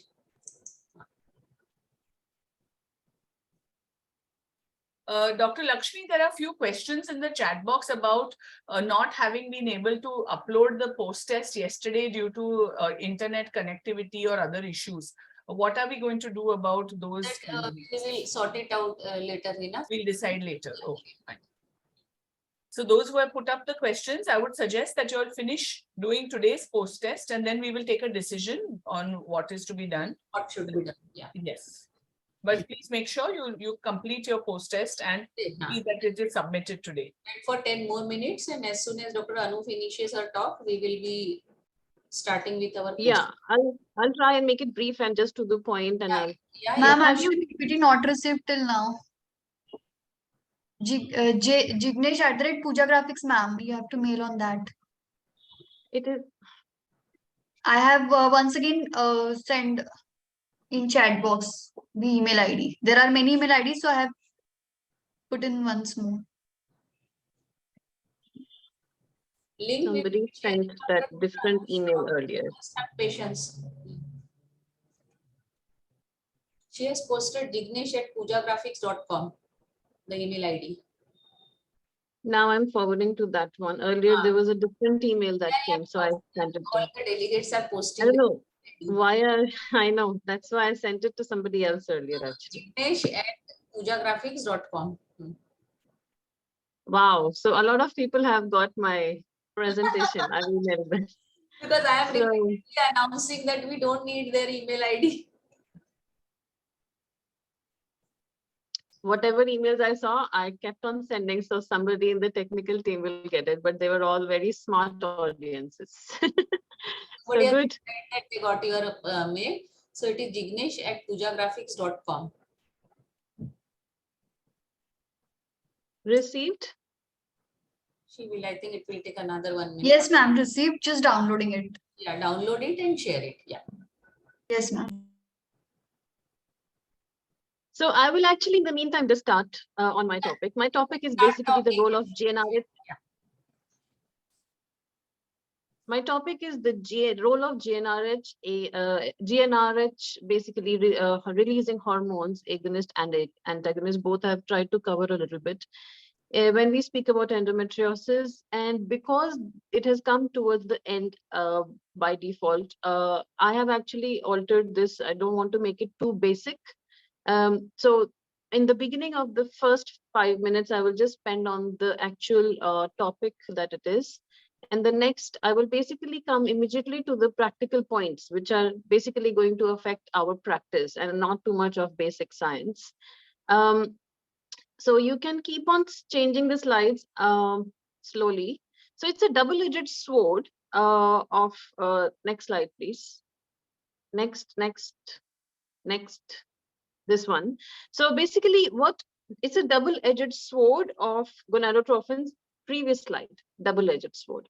A novel role of GnRH in the multiple beneficial functions. So basically what LH does, it inhibits the tissue regeneration.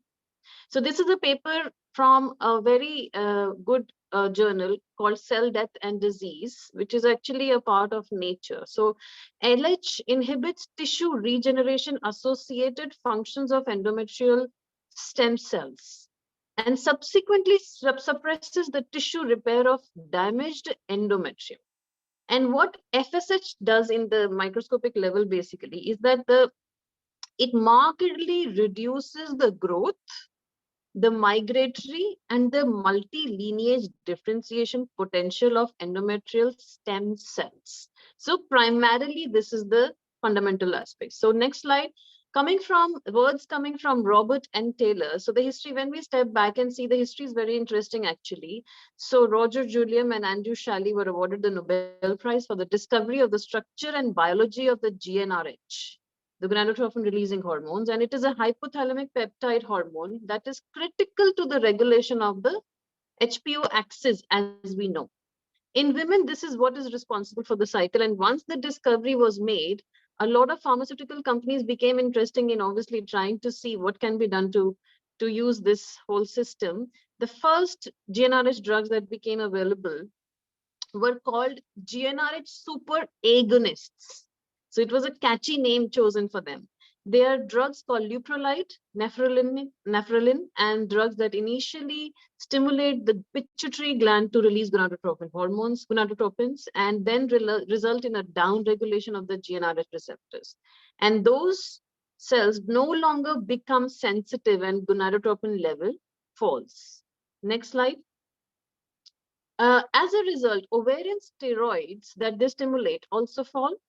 And because estrogen is a primary driver of all estrogen-dependent endometriosis lesions, these drugs were quite effective at very substantially suppressing the synthesis of gonadotropin and thereby stimulating ovarian function also. What has changed in just the last few days has been the development of, and it's going on in a number of different pharmaceutical companies, but elagolix, which is the oral GnRH antagonist, is the compound that has now become first available in US already by a company called AbbVie. And most of the research that is recently being done is by this company called AbbVie. So it is important to know that some pharmaceutical companies driving the research, first of all. So there could be some bias. Now, next slide. This is basically another paper from so if someone really wants to know more in detail, there's an author called C. Ra Park. One of the papers is this paper, Novel Roles of LH in Tissue Regeneration Associated Functions in the Endometrial Stem Cells, is one of the basic science papers. So they have released a lot of papers on how LH and FSH work. And when I was researching for this presentation, I actually realized that C. Ra Park as an author has done fabulous work. If someone is interested to spend that much time to read a lot in detail how really FSH and LH are actually working. Next slide. So this is another paper by the previous ASRM president, Hugh Taylor. If someone wants to read on elagolix, I will just move on. And basically, the analogs include both agonist and antagonist, and they are generally the second line therapy for treating endometriosis. They work by downregulating the axis and suppressing ovulation and reducing estrogen levels. So we know that endometriosis is an estrogen dependent condition, and that is how we are treating it when we think of using GnRH analogs. The recent development has revolutionized the treatment protocols for infertility also. And the review presents, this review actually presents data on the physiological in this paper, background of GnRH and its analogs, agonist as well as antagonist, and highlights the different aspects of the clinical use. Next slide. Further, next slide. So GnRH signals the pituitary gland to release FSH and LH. And then they act on the ovaries or the testes in the man. And they trigger the ovaries to mature and ovulate eggs. And in men, trigger the testes to mature and produce sperm. So it's both men and women working in the similar way. Next slide, and then next slide. So I just wanted to basically cover this much in the basic science in the last, next slide. In the last few minutes when I saw that my presentation has delayed, I've actually overlapped. Next slide. overlapped with some other, more applicable functional presentation when we talk about particularly the GnRH in the fertility management, because being a fertility specialist, I should restrict myself to that area. So there are 3 good papers from the author called Paul Pertia recently in the Fertility and Sterility Journal. And the whole concept is basically, first of all, in the new guideline, 2022 guideline, one major change has happened, which is that they don't want to promote laparoscopy to be done for diagnosis at least. We don't really need to diagnose. We can actually leave that void, and that has actually left a void, because shifting the focus from laparoscopy to imaging will leave some undiagnosed cases, and there is some void created in the diagnostic techniques modalities that we have now. But the focus is that unnecessary laparoscopies should be not promoted. So this is one concept. The next slide. The other concept that he has highlighted is basically, the inflammatory nature that we understand as since the first day of gynecology education, we are told basically that endometriosis can affect every stage of conceiving and having a healthy live birth. But unfortunately, this might not be totally true according to Paul Pertia. It's not really proven yet, but there's a new thought. Next slide, which is this is his 3rd paper, Gone with the Wind. Recently, it has not gathered much attention yet because the evidence is not massive, but I'm just bringing your focus to the point that probably by using a euploid blastocyst, when we know that the genetic resilience of the embryo is so good, that actually when we see the data, the live birth rates could probably be similar to a woman who doesn't have endometriosis. Now, this can be imagined, sometimes we can have other examples. Like, for example, we do see something like ectopic pregnancies. Where is the endometrium there? There is no endometrium, but ectopic pregnancies happen. Probably, especially ectopic pregnancies happen more in the younger patients. So probably it is the strength of the embryo, and especially the genetically normal euploid blastocyst, that basically it is so good in creating pregnancy that some problem on the endometrial side actually doesn't bother the actual numbers. So if, for example, considering an example of ectopic pregnancy, we see ectopic pregnancies advancing without even endometrium being there. But at the same time, I don't want to take away the focus on working on the endometrium. It is very important as long as we are clearly not having the data. But these are some changes that are happening over the past 2-3 years. Firstly, in the diagnosis. Secondly, in the concept, at least when we speak about the fertility outcome. So probably, if you have the various options, rather than spending a lot of years treating endometriosis, maybe using a euploid blastocyst after genetic testing could probably enhance. We don't know yet.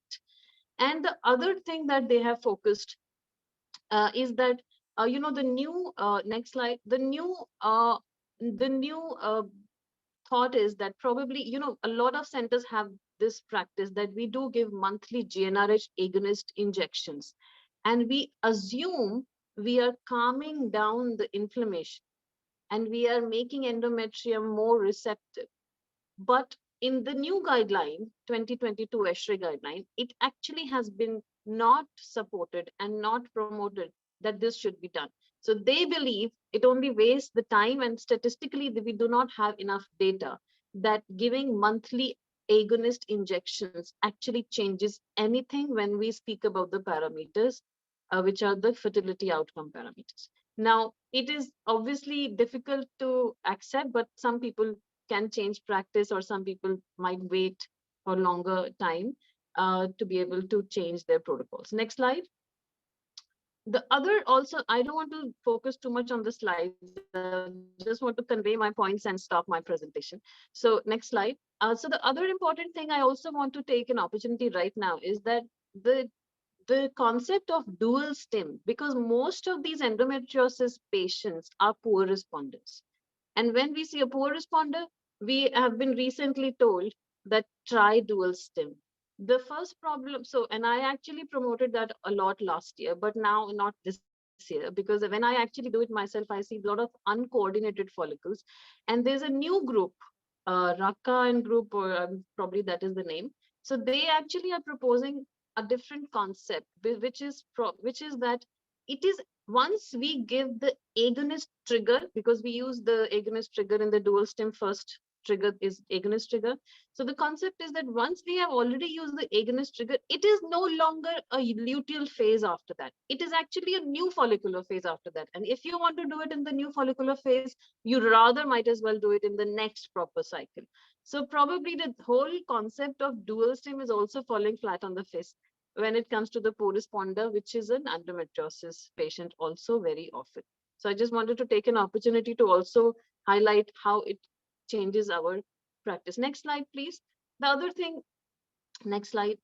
I don't want to take too much up. I have actually, to be honest, covered most of the take-home messages from my presentation. And if the time doesn't allow, I'm happy to stop here, to be honest. I have covered most of the points here. I don't want to make it long for no reason. So chairpersons, Dr. Lakshmi, you can tell me if you want me to just stop. Next slide. This is just one very good slide. I'm happy to share that. Next.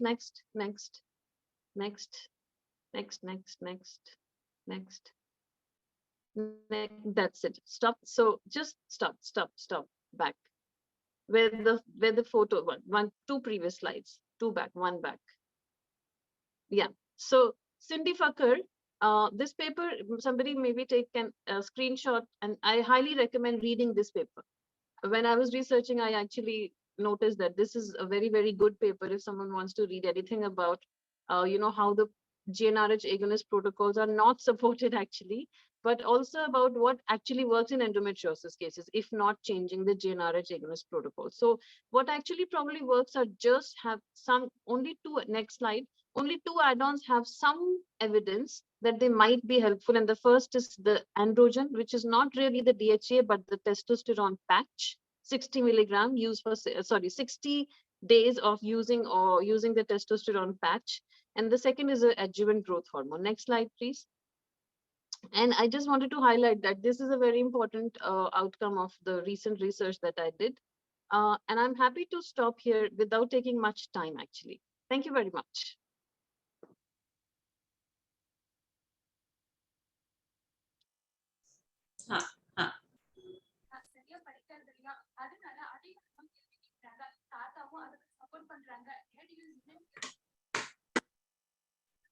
I think the chairpersons are not there. Thank you, Anu Chawla. Anyway, though you were late, you came out with the latest details. Thank you so much. So, Dr. Lakshmi, can we go ahead with the post? Komal, please post the MCQ link in the chat box. Komal? Yes, ma'am. Yes, ma'am.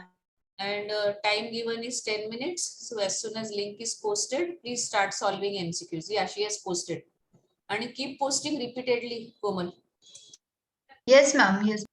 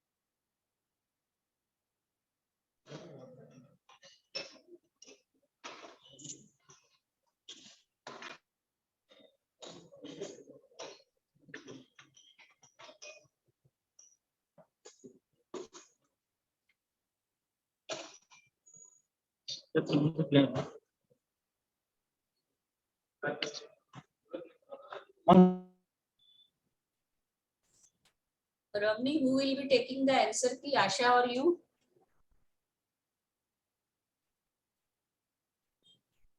Madam, Huh? you want to take up or shall I take up?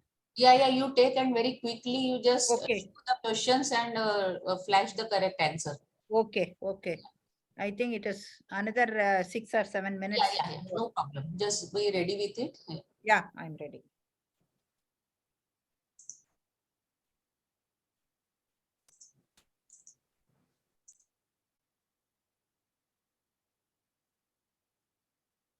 சாமி கும்பிட்டு இந்த மாதிரி வரும்போது சீக்கிரமாவே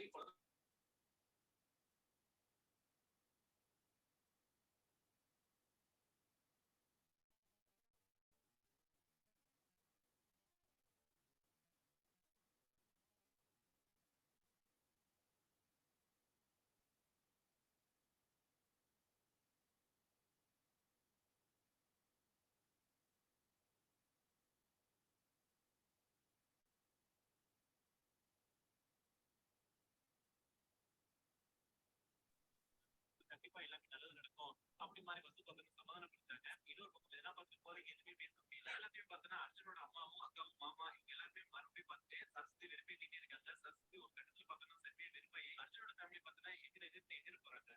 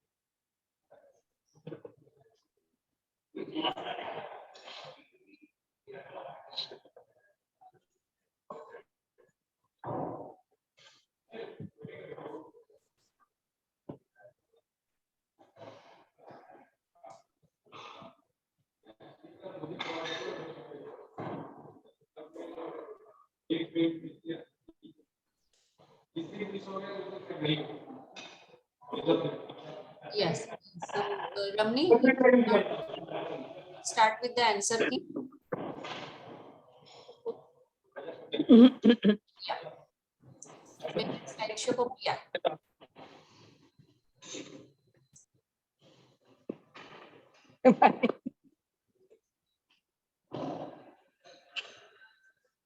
Possible mechanism of infertility in endometriosis: altered tubal motility, altered tubovarian anatomy, impaired oocyte pickup, and all of the above.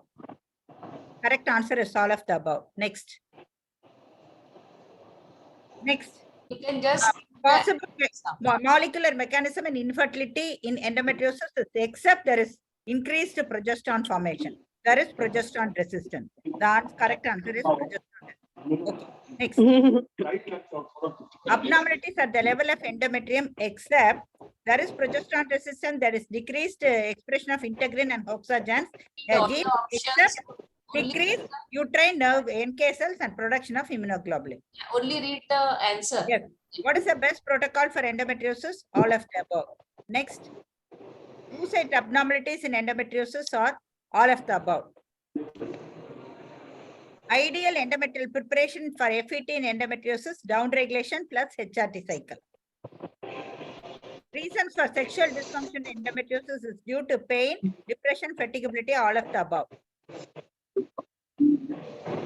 Complications or difficulties anticipated in oocyte retrieval are except highly mobile ovaries. Endometriosis affects oocyte quality. Management of accidental entry of endometrioma is all of the above. Which of the following is not an indication for cystectomy prior to ART? Only to improve the fertility. Complications of endometriosis in pregnancy is it can have everything: RAF, ectopic pregnancy, and miscarriage. Then the next complications continued is complication of endometriosis upon pregnancy is spontaneous hemoperitoneum during pregnancy, perforation gut, rupture endometria, all of the above. Higher incidence of complication in pregnancy with endometriosis except gestational diabetes. Management of endometrioma includes cyst aspiration, cystectomy, cyst aspiration with laser ablation, all of the above. Indications for surgery in endometrioma in infertility patients is all of the above. Size, pain, suspicious of malignancy. Which of the following are true for endometriotic cystectomy? All of the above. Postoperative suppressive therapy is needed only when the patient is not desiring fertility treatment. Multidisciplinary team approach is indicated in all of the above. Treatment of adenomyosis and infertility prior to FET, letrozole, GnRH, all of the above. ART protocols in adenomyosis: controlled ovarian stimulation, downregulation, then FET. Medical management of endometriosis, all of the above. Advantage of elagolix over GnRH analog is all of the above. Which causes more reduction in BMD, GnRH among all GnRH agonists? Fertility with endometrioma, ART followed by GnRH or FET. Management of bladder endometriosis: medical, surgical, medical followed by surgical, or surgery followed by medical is the correct answer. Surgical management. Which does not hold true for surgery in endometriosis: incidental finding of endometriosis identified at laparoscopy, surgical treatment is not recommended. What will you do in the following situation? Manage endometriosis in subsequent surgery after getting consent and do only appendicectomy. Medical legal case. How many embryos will you transfer in adenomyosis? Single blast. Fertility preserving surgeries are all of the above. Thank you. Fantastic, fantastic. So on behalf of ICOG, I would like to thank you, Ramni and Asha, both for coming out with such a fantastic module with the speakers, and the topics were simply excellent. And I also want to thank all the delegates who were so keen to learn. I'm so happy that there was so much discussion that each day we were delayed by 1 hour. So happy. Thank you all, dear delegates, for staying with us till the last, and certificates will be issued to you all within 1 month of time. It will come in your email ID. So Ramni, as the convener, you can conclude, and then we will stop recording and wind up the day 3. Yeah. On behalf of Asha Madam and myself, I think we are privileged to be a part of this extremely good ICOG certificate course under your leadership. All the participants would have been benefited by this. Madam, Asha Madam, you say a few words. Yeah. And we were so great to get all the overseas speakers, and should thank all of them. All the speakers. Anu is staying with us. Anu, thank you. Your talk. Thank you, Anu. Today we had Sharmin's talk was also excellent. Yeah, those who are asking for recordings, you will have to wait for some time. We will upload it on ICOG website. So just give us 1 week time, and then it will be uploaded on ICOG website. So you all can learn. That is what your aim is. So just wait. Yeah, Asha. Yeah, can you hear me? Yes. Okay. As a convener of the program and as chairperson of the Endometriosis Committee, it is my privilege to thank Dr. Lakshmi and the ICOG team for the wholehearted support and guidance that was given to us for crafting this course. And I really admire Lakshmi's energy and enthusiasm. Last 3 days, she has been sitting pinned down to the place for more than, I think it is now 15 hours, not 12 hours. It is 15 hours and more. Thank you, Dr. Lakshmi, for all this guidance and your energy and the beautiful smile.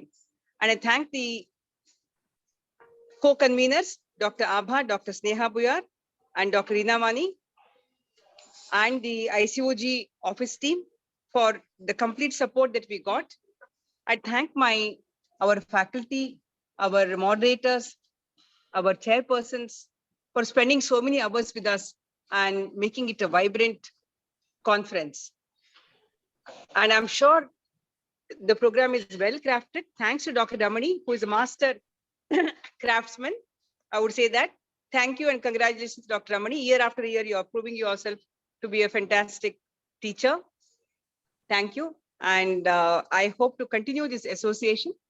And we are having an endometriosis conference, national conference, on July 29th and 30th, because this is my 4th year. You know, everybody gets 3 years. And I'm once again privileged to get 4 years as chairperson of Endometriosis Committee, and always with support from the FOGSI team and also from Dr. Ramani. So I invite all of you to this conference that we are going to hold in Coimbatore, Ramani and me, on July 29th and 30th. It will be a 2-day Congress, and I'm sure you'll enjoy that conference the way you have enjoyed this scientific session also. So thank you all once again. Thank you, Dr. Lakshmi. Yeah, thank you all. And next course will be on nutrition. It will be in 3rd week of March. So stay connected, and wish to see you all again for our next certificate course. So Komal, you can stop the recording. Okay, ma'am. Yeah. So thank you all. Anu, bye. Bye. Bye.